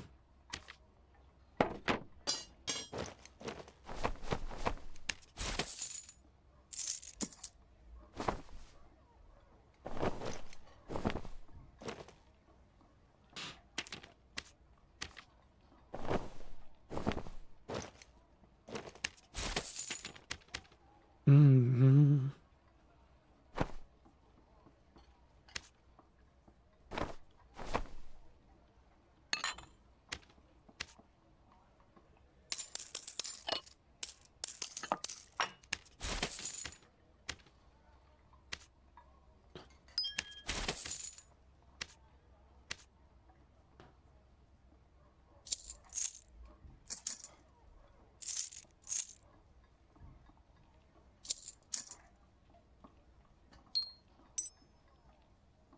Do do do do do do.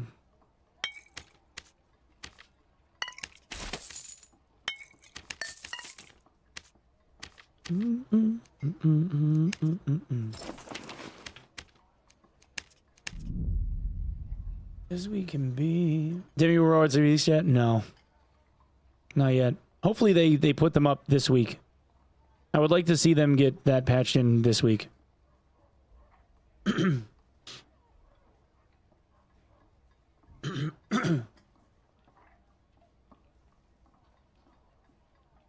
Invincible mid at best, which might be a hot take. Invincible's nowhere near as good as Arcane. I didn't think Invincible was bad, but it's nowhere near as good as Arcane. Arcane's fucking amazing. It really is, dude. They nailed the whole show. I haven't watched an episode of that show where I was just like, well, this didn't need to happen. Like, even in Breaking Bad, dude, you would catch a couple of episodes where you're like, why did you make this filler bullshit? And that's arguably, like, the best writing and the best show I think I've ever seen. That and The Wire. But, like, dude, Arcane is just fucking good. I don't know.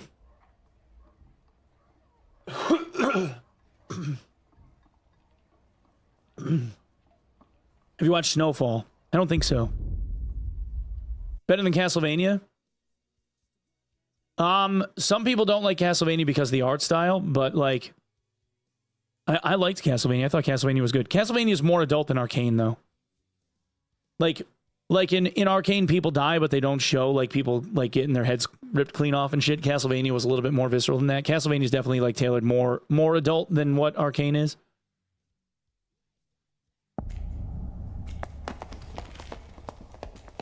BCS was better than Breaking Bad. What's BCS? Oh shit. I forgot to take the blue crystal sword off. I'm definitely in a higher GS lobby. We're in 125s. So we're in 125s. That's fine. 124 or whatever. What's my GS? 84? Yeah, whatever. It's fine. Oh, Better Call Saul. I liked BCS. It was alright. I liked the earlier parts of BCS when I still felt like his character had like redemption left in him. And like how much of a piece of shit he became.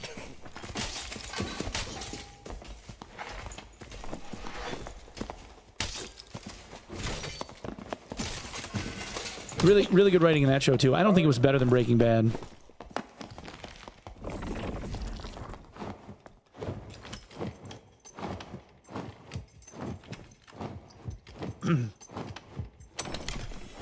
Mike was a powerhouse. It's kind of like, because you know what happens to some of the characters, you're almost like, oh.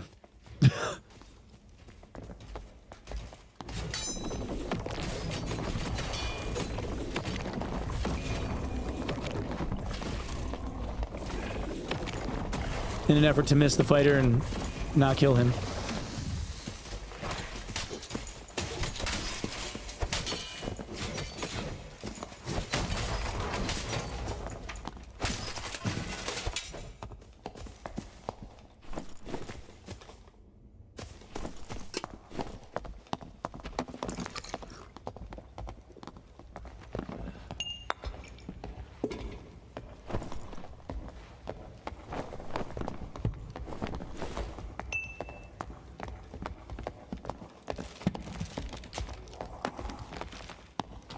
Breaking Bad isn't the genre you're into?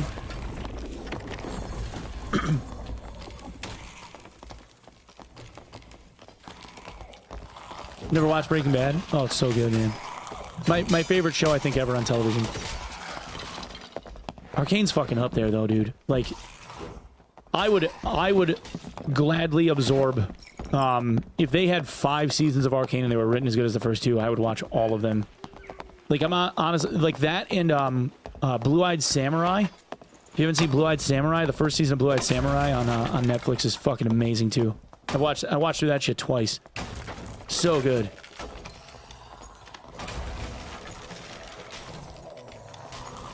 So fucking good, man. That's another one where the writing was just amazing.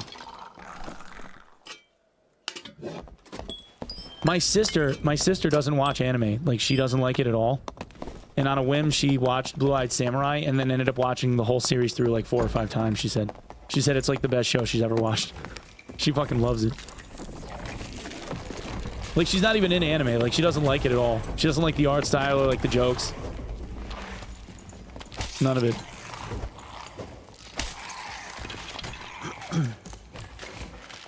Cyberpunk Edgerunner's good. It's just depressing. Edge Runner feels like Warhammer, like 40k before 40k became 40k. It's just depressing. Mandalorian was great. I love Mandalorian. Good show. Hit the field so much. It really did, dude. Like, the hopelessness of it all was just crazy. And, like, the game tie-ins were pretty sweet. I still haven't gone all the way through that game yet. Cyberpunk? I need to. I want to get, like, all the photorealism mods and shit and do it then. Run it back with all the, like, the photorealism shit. Play, like, uber pretty Cyberpunk. You didn't find Edge Runner sad?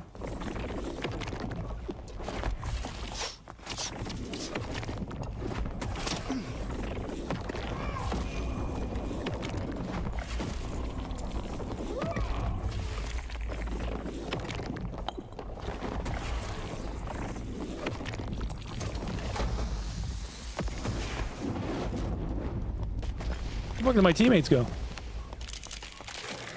I can't even see them in the UI.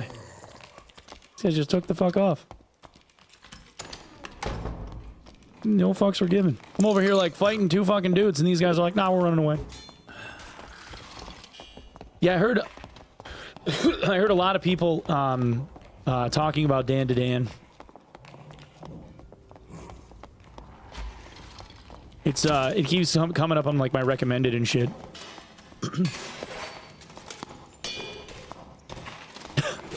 He went to swing at me. What the fuck?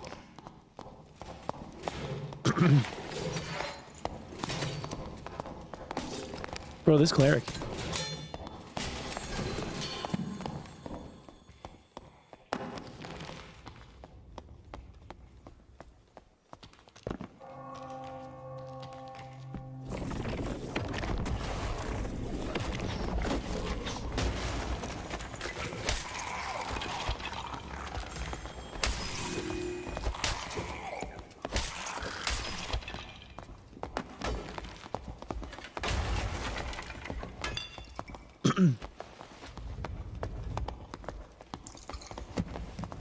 It's still airing weekly. What happens to the main character is pretty clear early on. Well, yeah, they foreshadow the shit out of it by saying like he's gonna end up fucked. But like, there's still like that like sliver of hope. Like you always expect writers in those situations to find loopholes where like, oh, he's gonna be okay after all. But no, it's just like mega dystopian.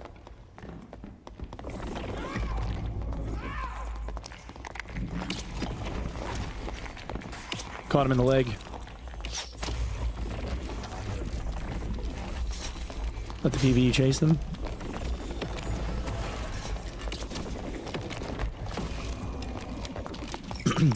Oh, and of course they turn around. Even though they took all that damage. Even though the ranger hit each one of them like 3 and 4 times. They just randomly turn around.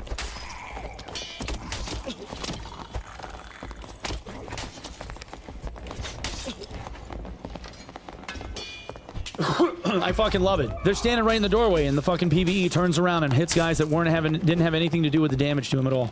Nothing. That's wild. Yeah, I'm with that dude. I'm with that dude in the Q&A that said like the fucking mobs don't make any sense. Like they should hold aggro. Like what the hell is that? It's crazy.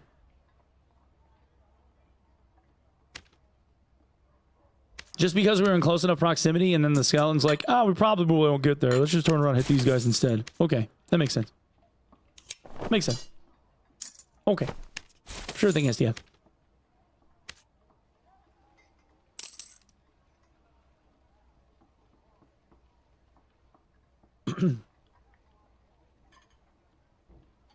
The only league characters I care about are Garen and Leona.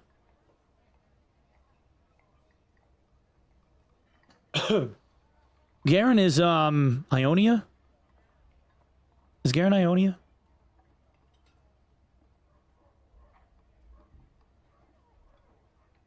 Demacia. Demacia, right. Demacia, right. Yeah, because he comes out, he's like, for Demacia! Right, yeah. Got it. I couldn't think of his voice line for a second. I was thinking, you know what I was thinking of was Kennen saying, like, for Ionia, like, all the time.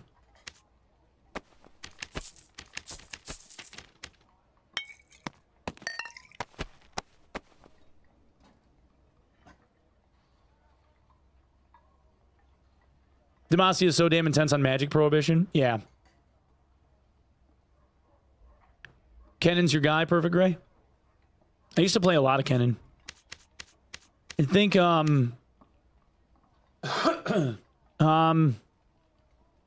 was a Ziggs man for a long time, and then I was real big on like Shaco.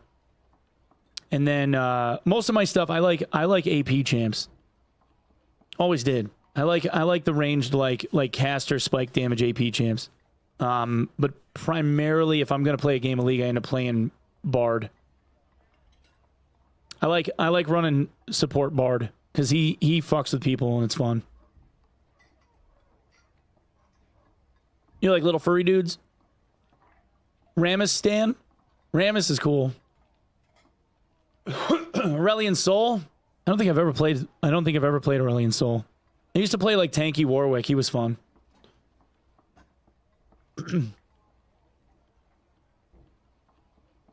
Vel'Koz? Vel'Koz is fun. Yeah, dude, I love Bard. I think the most games in the game I have are on Bard. He's just fun, dude. Like the little like tunneling through like the geometry and like all the slows and you know, the Q stun, because you like if you catch them you get like two guys in line and you can just take them out. They get stunned to fuck. Super fun to play.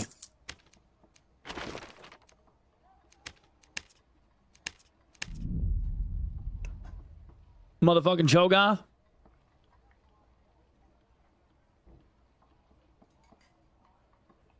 Who's like the newer one that's like the puppo that has like the summoned like pack like dogs?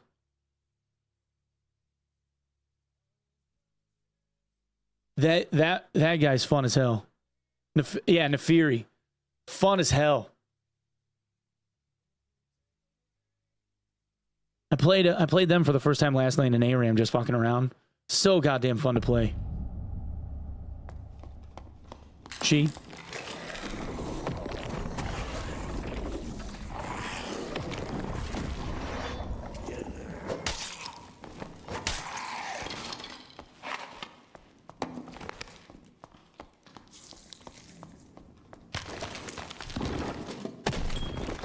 Just like absolutely wrecking shit. The dives that you can do with the puppo are fun.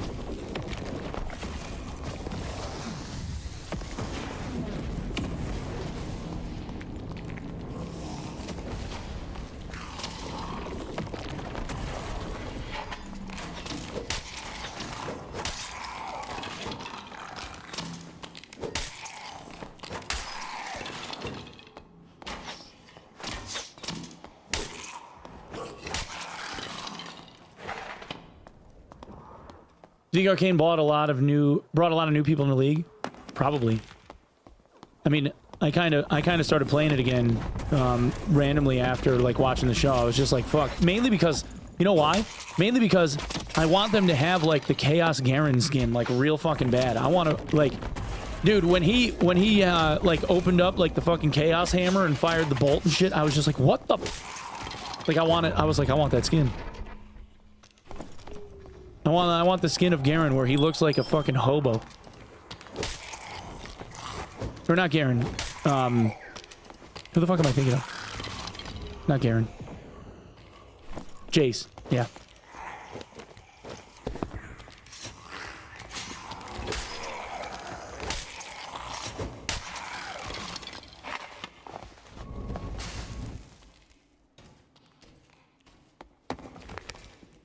Banshee killed Hummus Cannon.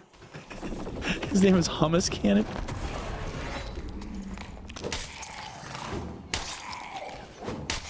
Oh, Pike. Pike is insane. Pike is so fucking good.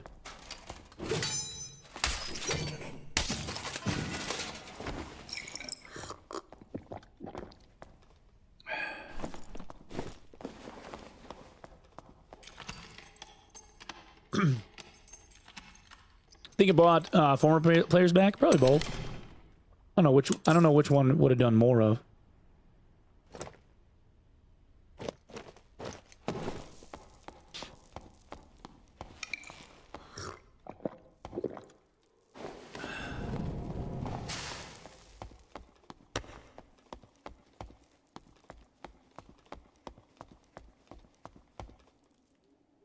quote unquote support Pike. Yeah. Pike's finisher is absurd, man.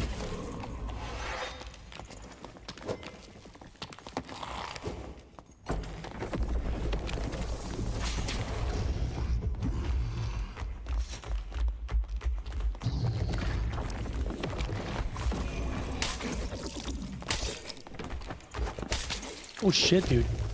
In the midst of a combo, he ended up coming that far forward. A little wild. Good for him, dude. He's wearing an Agi plate.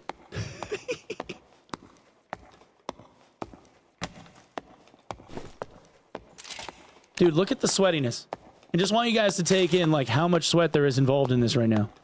My man is AD spam strafing over a corpse like he's playing PUBG. In a 24 GS lobby. I just want you guys to drink this in, all right? It's a 24 GS lobby. I'm just saying. Like, dude. Like, good for him. I'm proud of him.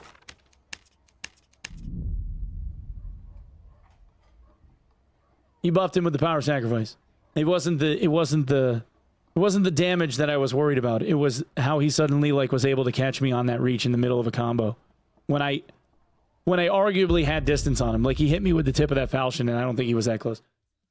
It was a little desyncy. I'm aware that I buffed him, but that's because I had already dotted him with the first dot and I was trying to get him with both.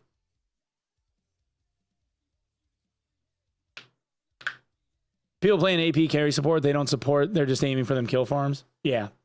Well, you have to get the kill farm if you're going to play AP carry support anyway. If you don't play true support and if you don't get the kills, if you're not getting the kill farm, then you kind of fuck your team.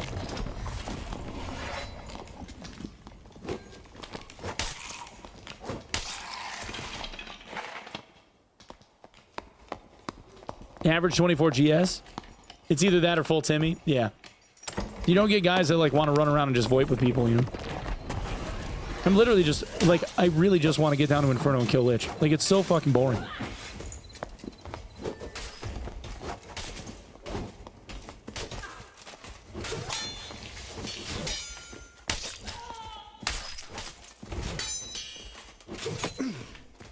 Bro, thought I had the second one.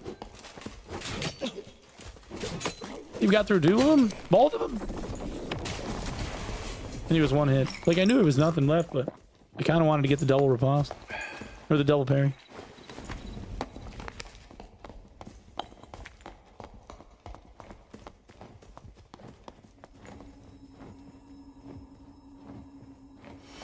Dude, it really does. All this for the fucking campfire skin. Some bullshit.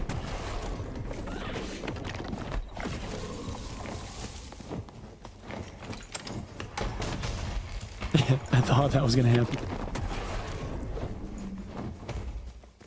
Oh, she fell down. She fell down, went boom.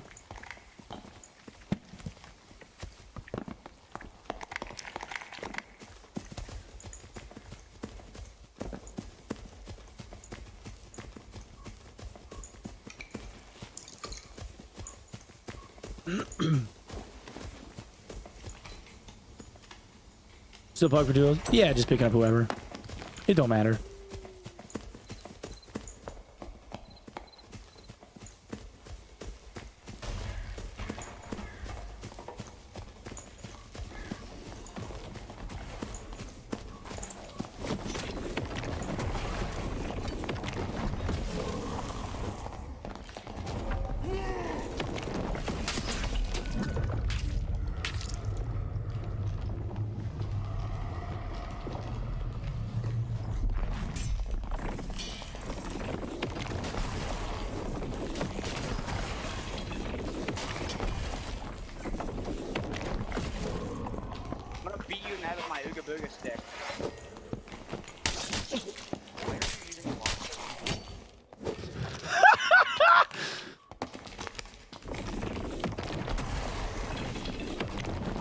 Why are you using a longsword as he dies?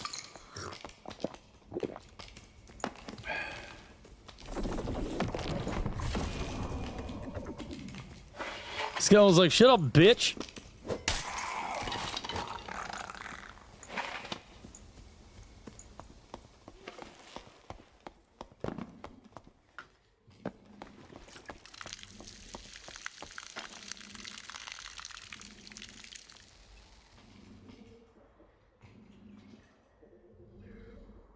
Typical RB gameplay. Yep.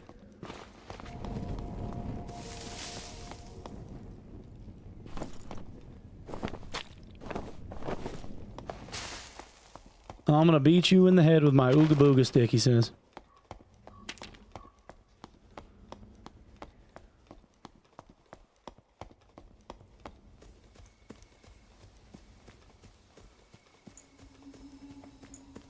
Q, why are you using Longsword? What do you mean?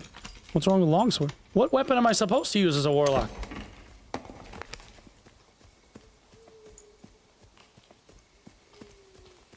What would you like me to use instead? I'll use that one.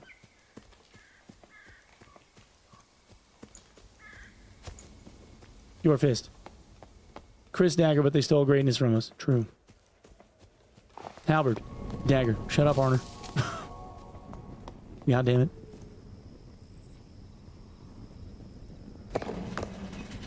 Halberd, just a halberd? Why halberd?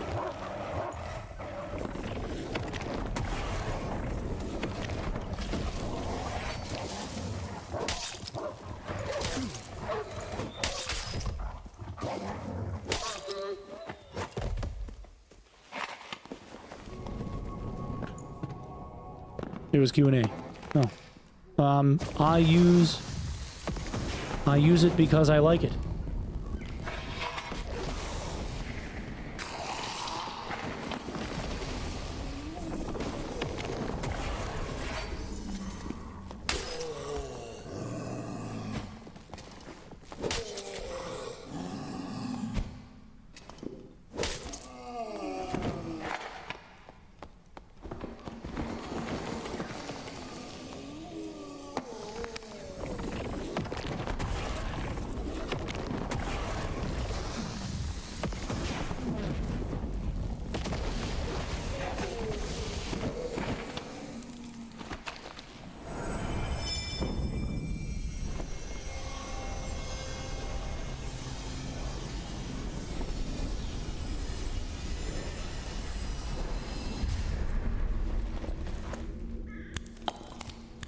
Putting a campfire down. Right here, right here.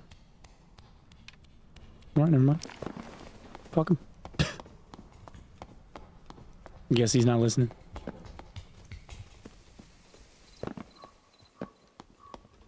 Oh, he had Hell Shrine too. That's true.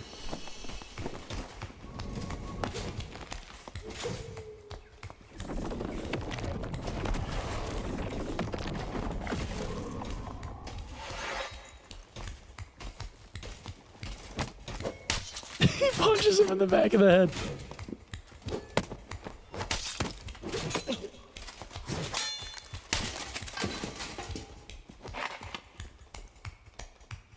He punched him in the back of the head, dude.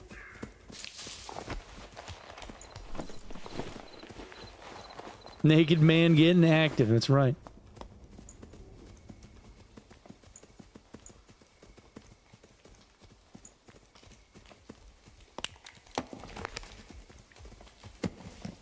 Oh no. You're getting chased by the harpy, be careful. He can't hear me. He can't hear me. The harpy's running after him. I can't catch up. She's too fast. Oh no. She's just running. He doesn't know. He doesn't. No, no.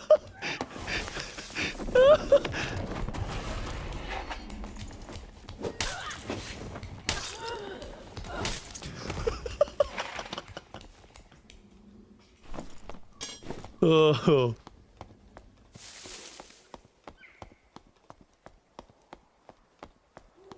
Oh, dude, the shotgun feather attack is sucks. It sucks.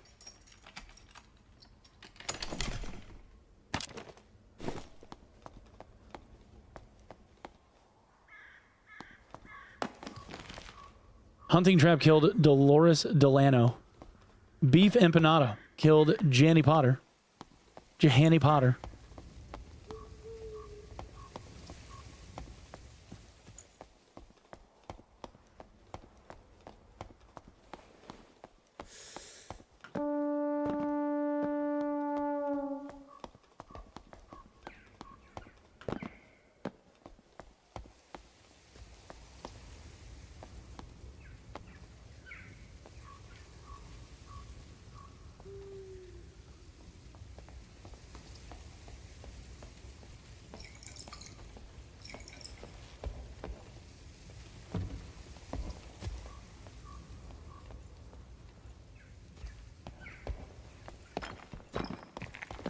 There was a dude in here, but...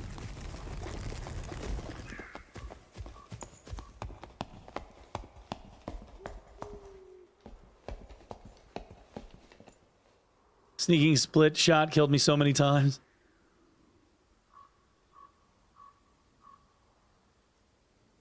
I think beef empanado was, Oh, here we go.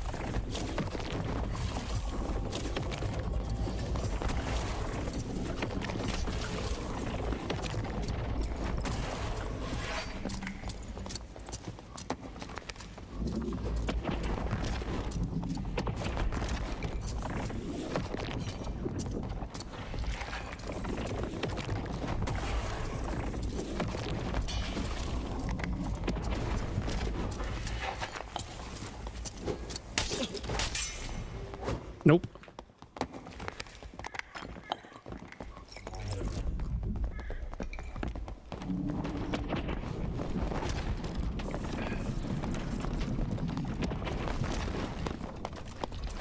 Didn't have any spells left. Nope. Nope, not today, boy.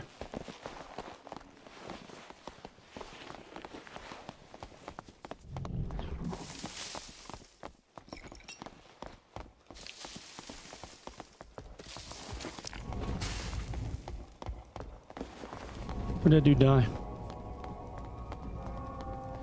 Oh, I killed him up top.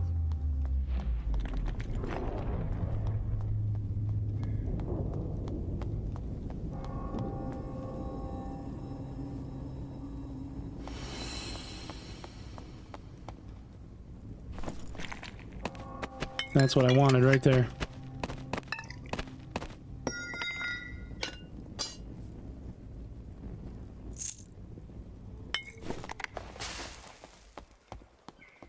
I don't know where my boy's going, but we're going downstairs.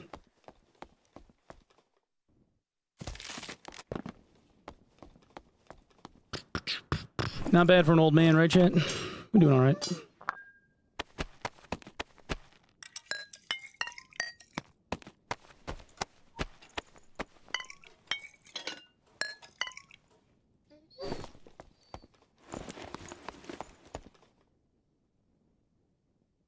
Have you ran 124 norm lobbies recently? I just ran one, actually. I don't know, last run I think was a 124. Not on purpose. I ended up having a blue crystal sword on me and put me in it. Very young man in my book. Just because you're older than me, Honor. That's alright though.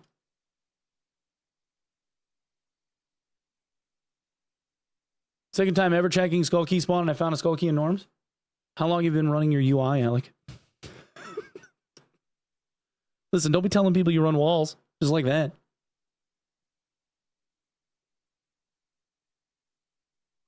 $27 or 28? Me?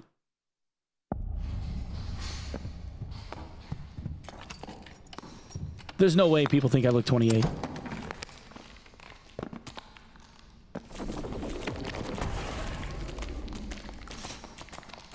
I'm flattered, but I know you're lying.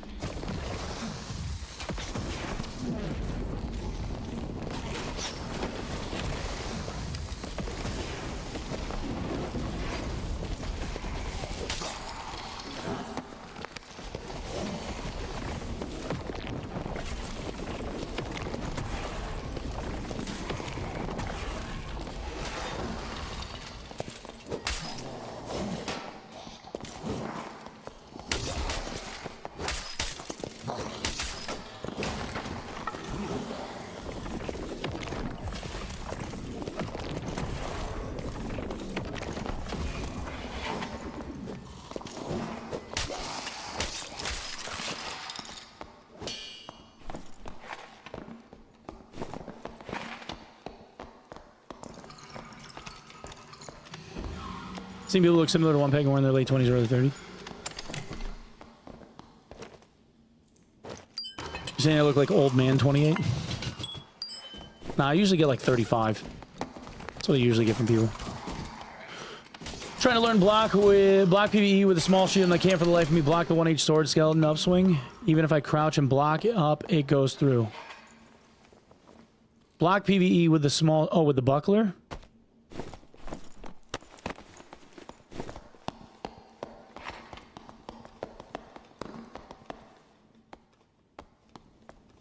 Skeleton upswing. Like the shield skellies on like Frost? They don't typically make that attack. I think you look 35 and I know how old you are. Yeah. Yeah, usually I get like 35.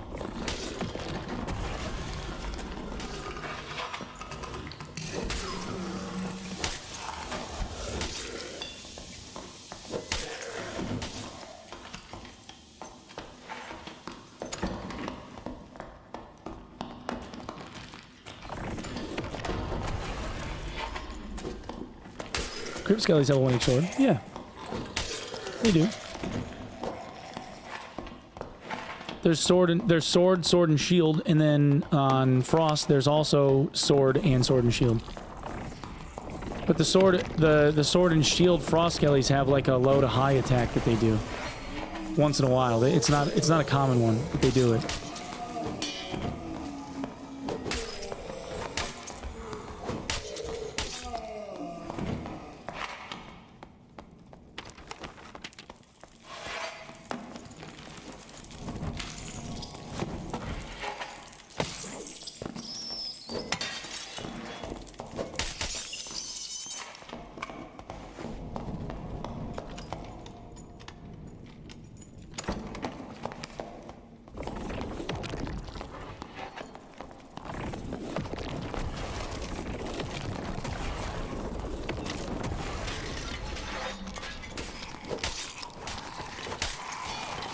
Are you guys trolling?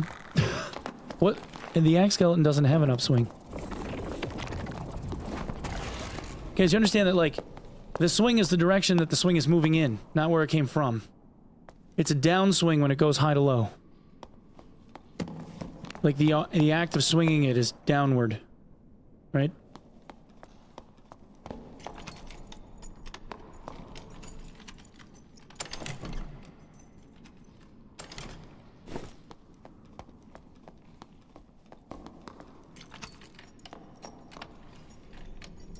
Yeah, it's okay. It's like, it was just you were confusing me with the terminology. It's not a big deal. Are you talking like the overhead, or are you talking like the angled one?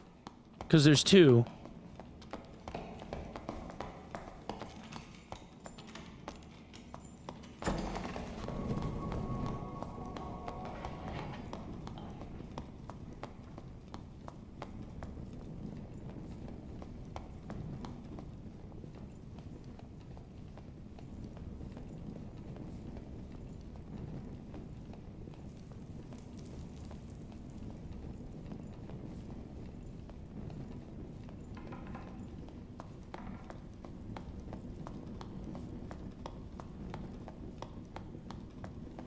Like the straight overhead? Yeah, that one has like a weird impact.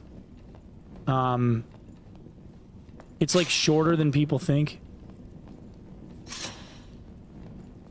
Common gamer problem.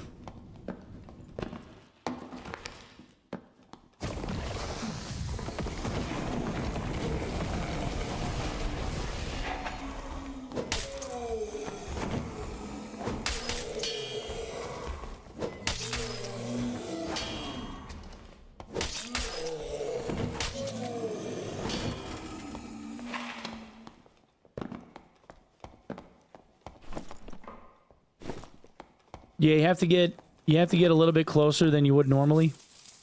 And what you want to do is just like stop the swing from coming forward. It's kind of hard to explain. You aim up at like a 30-degree angle and like try to like aim like at the like put the shield, like the center of the shield, like just above like where his hand would be on the sword. And it should catch it. Heard you're gonna be in OnlyFans. Yeah. Yeah. Playing anything else these days? Oh, this week's busy, boys. We got a busy week this week. We got the Super Vive beta goes live soon on the 20th. Like in 2 days, we have a sponsored thing for that.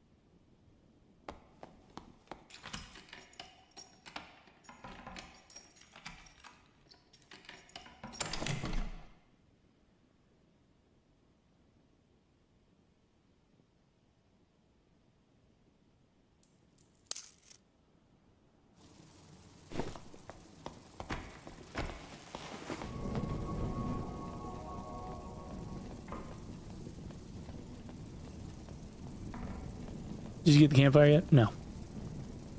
Nope, I don't have any campfires.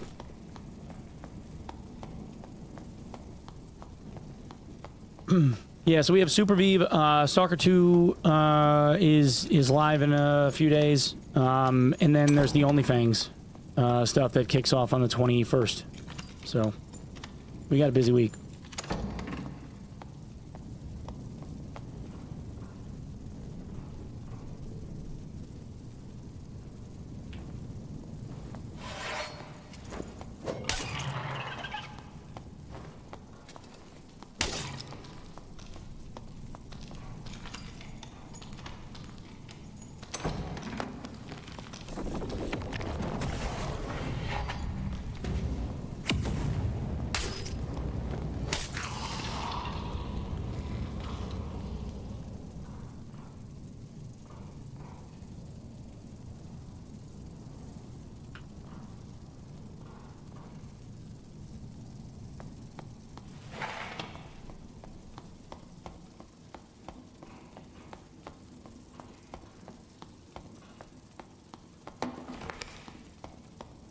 Which class race? I rolled like an orc on the personality test.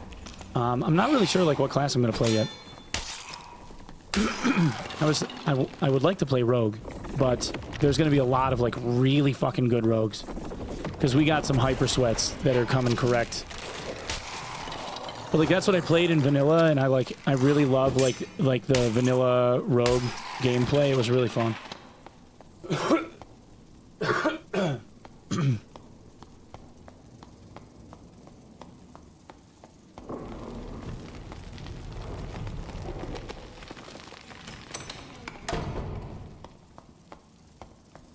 Gonna be hard resisting the urge to watch streamers play it. Yeah, I mean, I'm obviously going in blind. I don't know and want to know anything about it. I just want to play.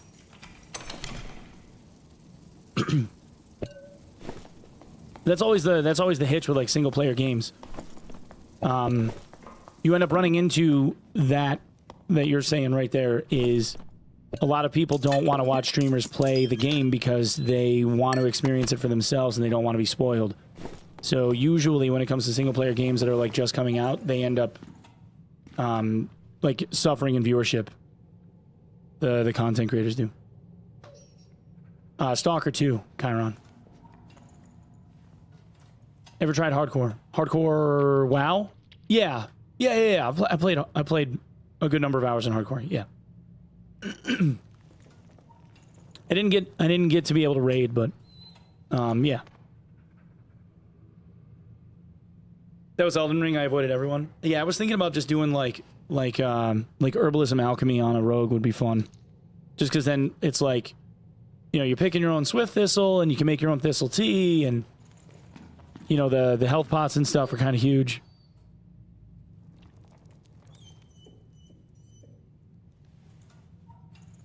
What level do you think you're gonna die? 12. And then probably around like 22, and then somewhere around like 35 to 40. And then Soda will yell at me and make me cry, and then it'll be time to play like the Dark and Darker patch or something. Hopefully. They still haven't given us a date.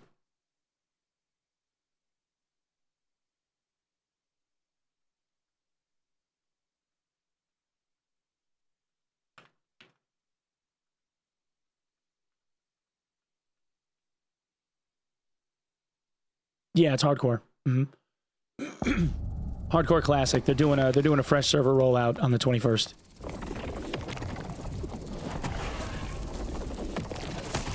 And there's a bunch of big dick streamers that are all doing it too. It's going to be fucking insane. Like massive big dick streamers. Like fucking SFan and XQC and Summit and shit are all playing. And Mizkif. A lot of the OTK guys.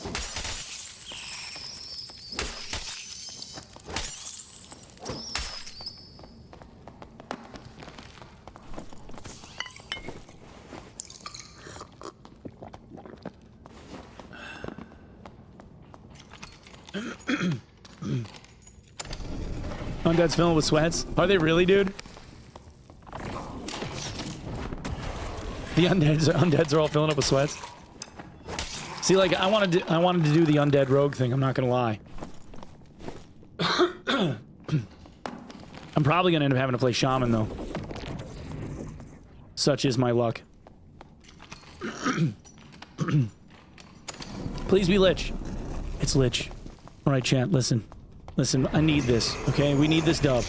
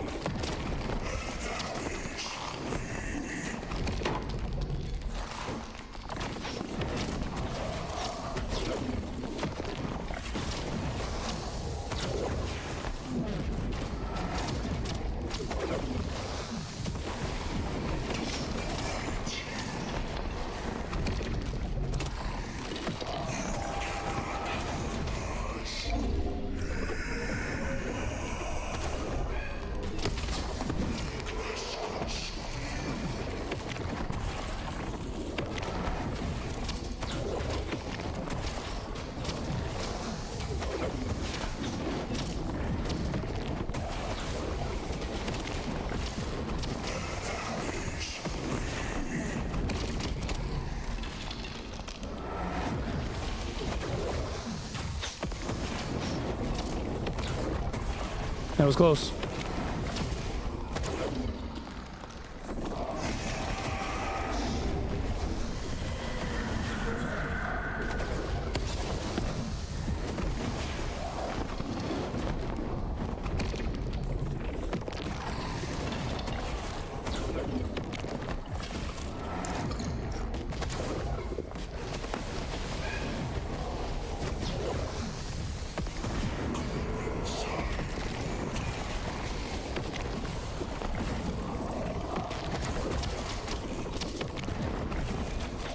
Come on, baby.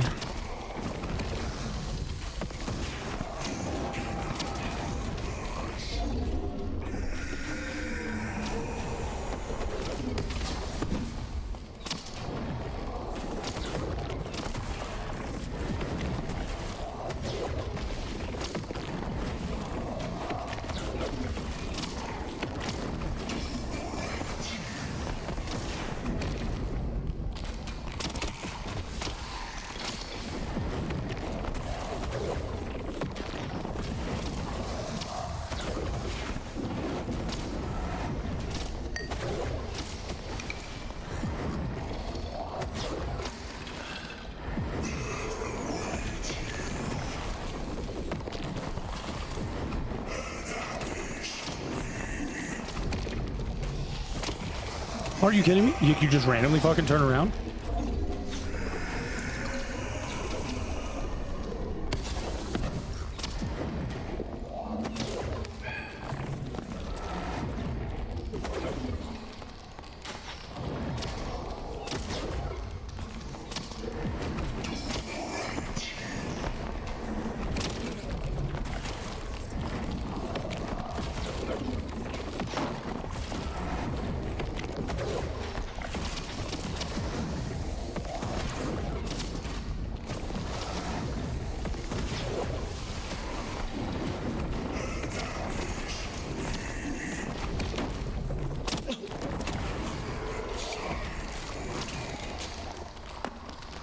Please.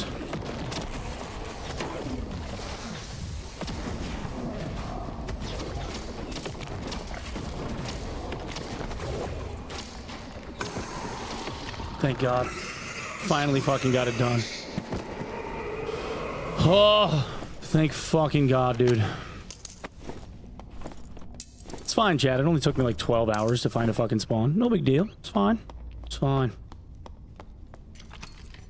We got an op. Legendary op. With PDB on it.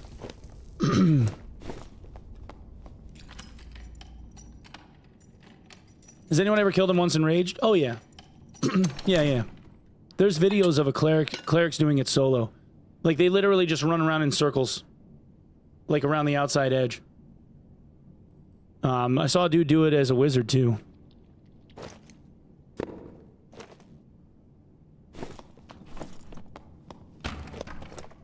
Yeah, might as well get some money. Yeah, the wizard one was good. But he brought, like... What did he bring? Like 3 Troll's Blood potions or something to keep himself alive?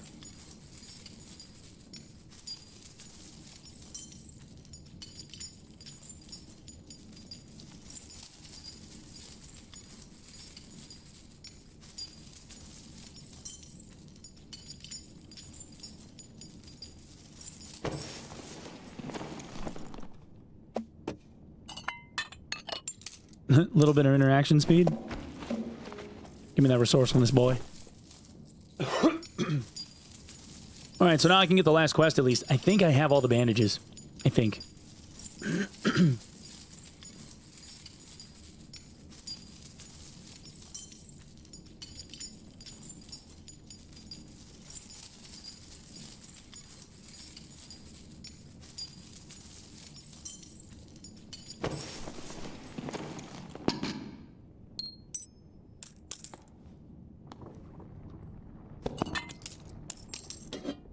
I don't know where this dude is.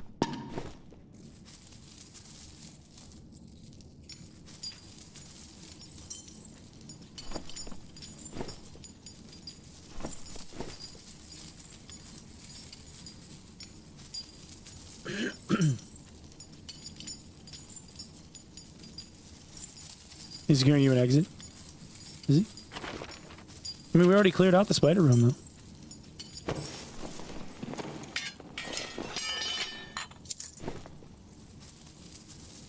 I got time for one more. Maybe. Need to sleep? Alright, Miss Joe. Have a good sleep. Yeah, finally got this shit done. We gotta do, like, the last, like, hand in or whatever, and...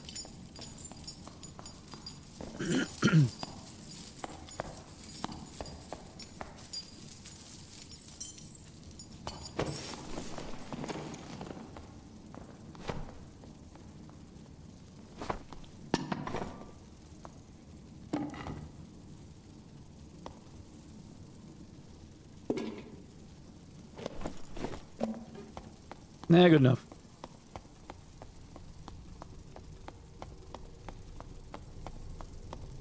Did something get data mined? No. It's just like toward the end of the season and everybody's crafting shit. Dude, you're gonna see the price of gold keys and skull keys and shit go down through the floor too, because like they know that it's coming.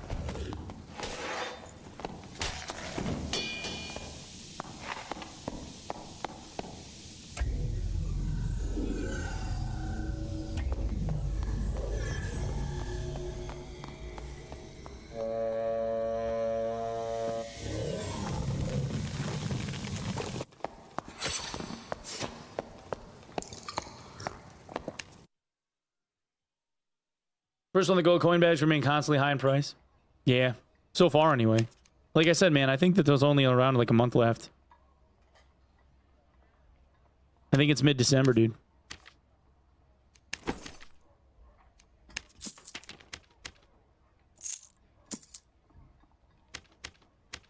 All right. Tavern Master done. You acquire an additional stash tab. Boom. Hails well and ends well. Oh, we got it. Oh, I needed Wolf Fang. I got one Wolf Fang. Ruins Golem, Living Armor, Slimes. I need one Wolf Fang. Well, they drop more often than pelts, and I need pelts too, so we might as well. Oh, let me transcend. In your eye. I'm gonna get by.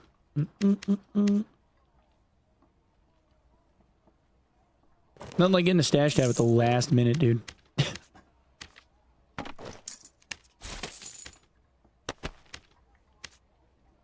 Short one wolf thing. I did have enough bandages, though. That's the part that sucks. Bandages are done. I'm good.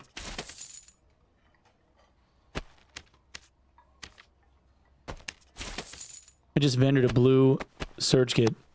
Chat's gonna lose its collective mind. In the city.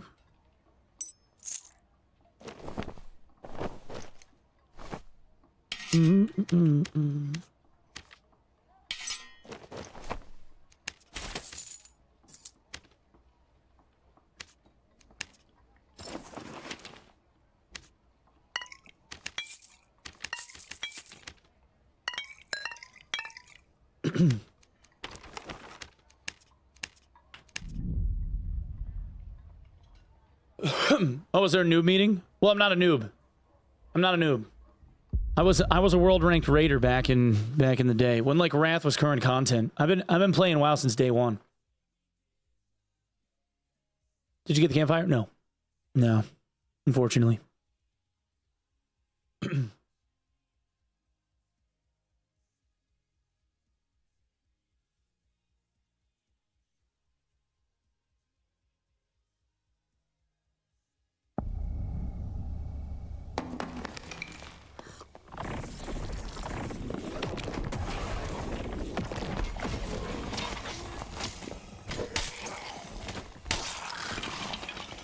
Is the season for rewards over? No. No. You probably got like 3 or 4 weeks left.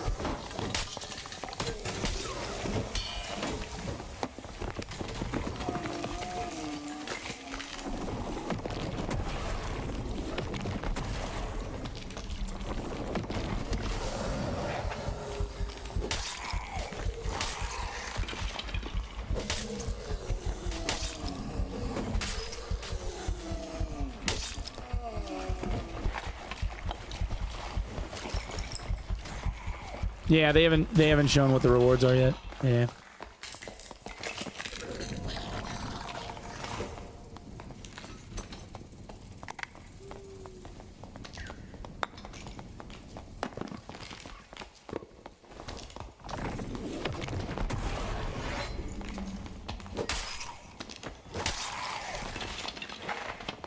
All right. Slimes east.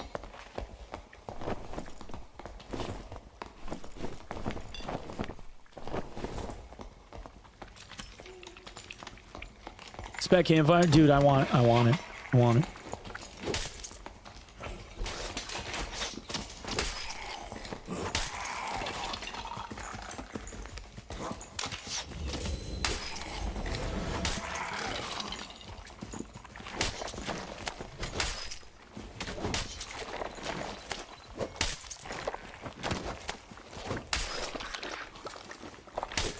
Almost done, dude. Need a wolf fang. One wolf fang. The slimes and the living armors and shit aren't that big of a deal. The golem's easy too.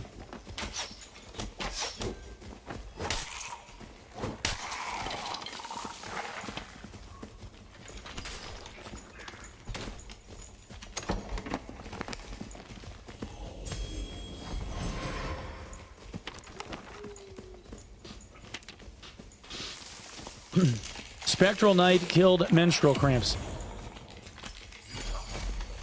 Nice.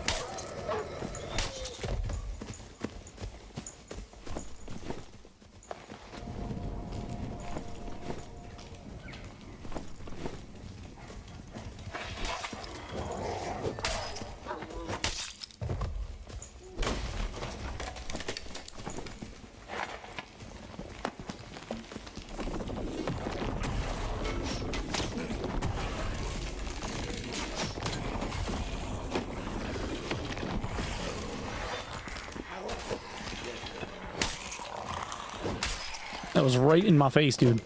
God, that was so close.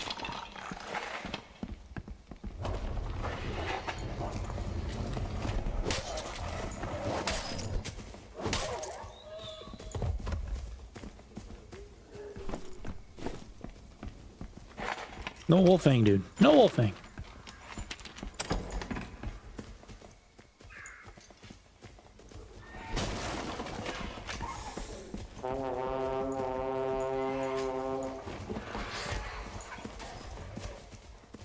Somebody was here.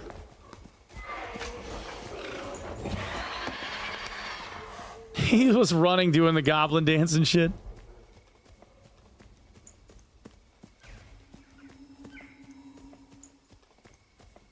Yeah, there's a team over here. Team over here. They're breaking boxes and shit. Gotcha.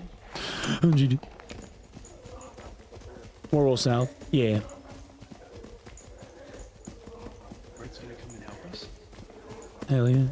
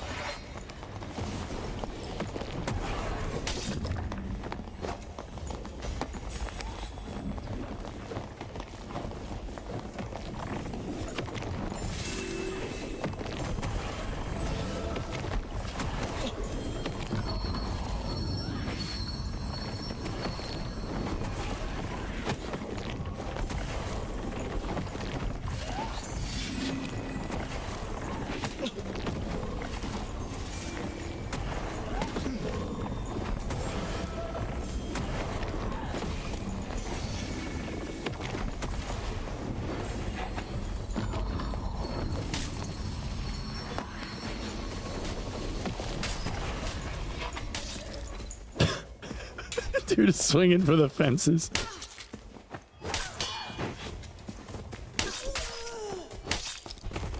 It's like fucking Beyblade spinning with his Zweihander, man.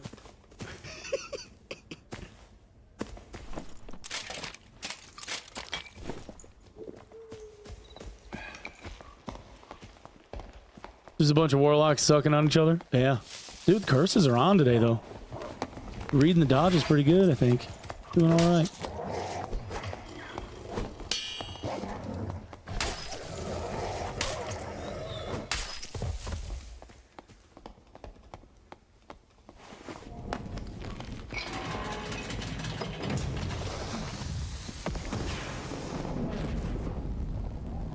Mm-hmm.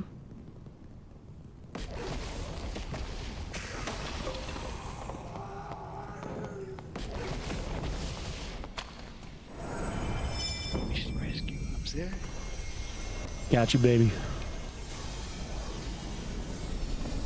Put down a campy once I get you up.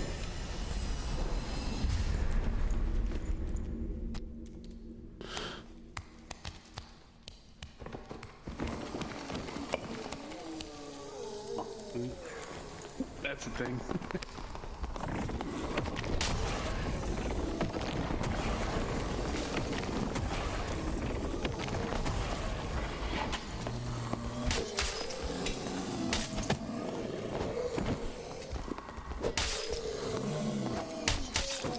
Ugh.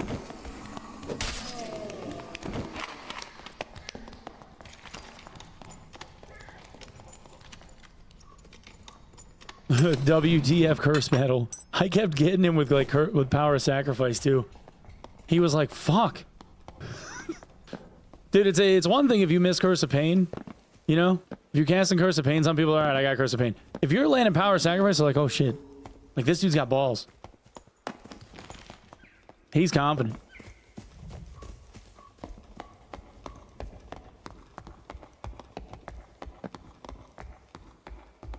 Willing to risk it all. Alright,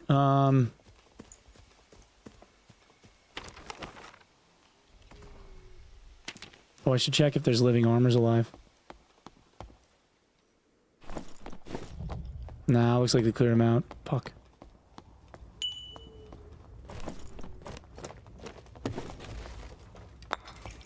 Oh, not all.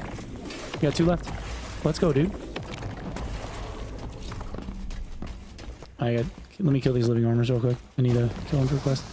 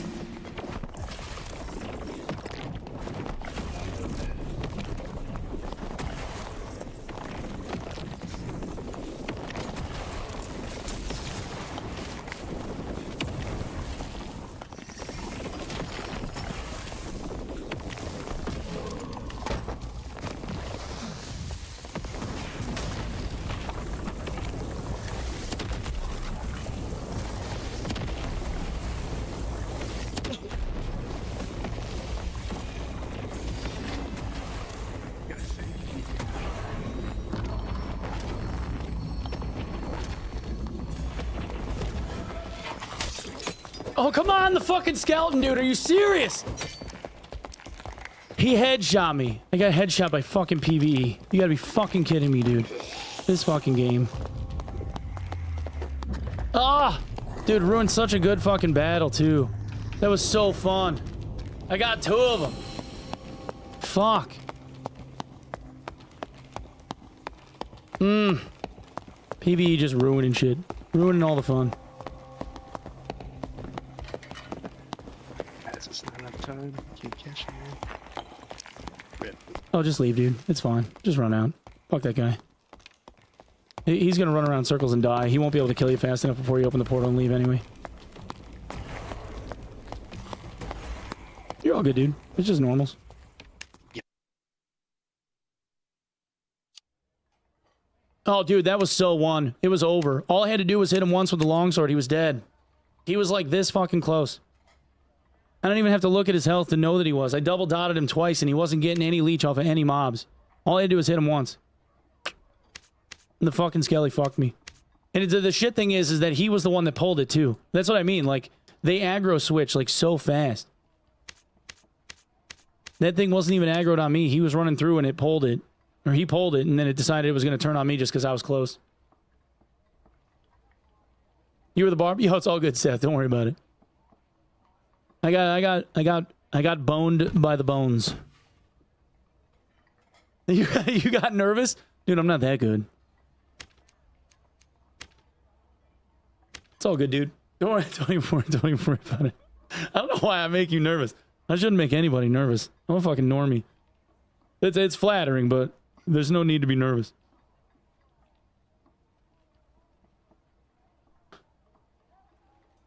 Oh, you're watching? That's all right.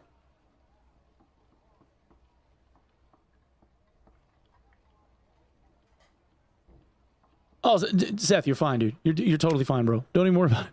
Listen. At no point did I think anybody was stream sniping or doing anything like fishy. You're good. Don't even worry about it. Even if you were, I don't really like in normals. I don't really care. The only reason why I even wanted to like get through what I had been doing was so I could get the Lich kill. Was literally it. You're good though, man. No worries.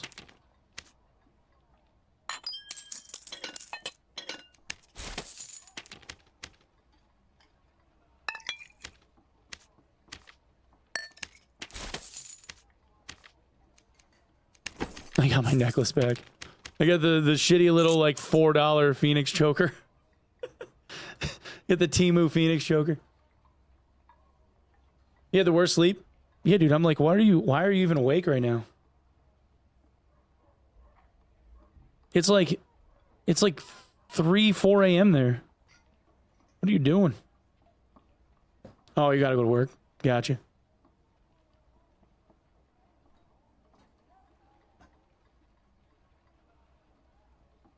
All right. Chat. I gotta go pick up my daughter from school. She's staying with me until Thursday afternoon. So I gotta go get her from school. But I will catch you guys later on. Is there anybody doing darker stuff right now?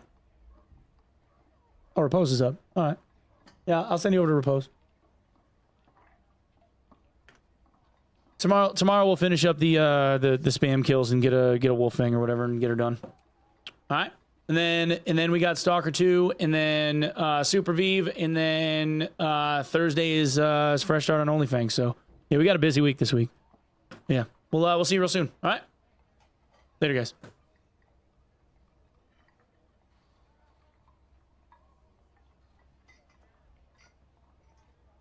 Might have died. He planned that door. If you hit the same one that I did, he might have died. No. He did. He's dead. He's dead. Oh, nice. That's what I'm saying. I killed him. Yeah, I'm going I behind fucking them. slammed that idiot. Were they running? They're just running back. Going east. Alright, I'll cut them off. Yeah, I hear them. I'm cutting them off on like the wolves. He got stuck. I'm cutting him in. I did it.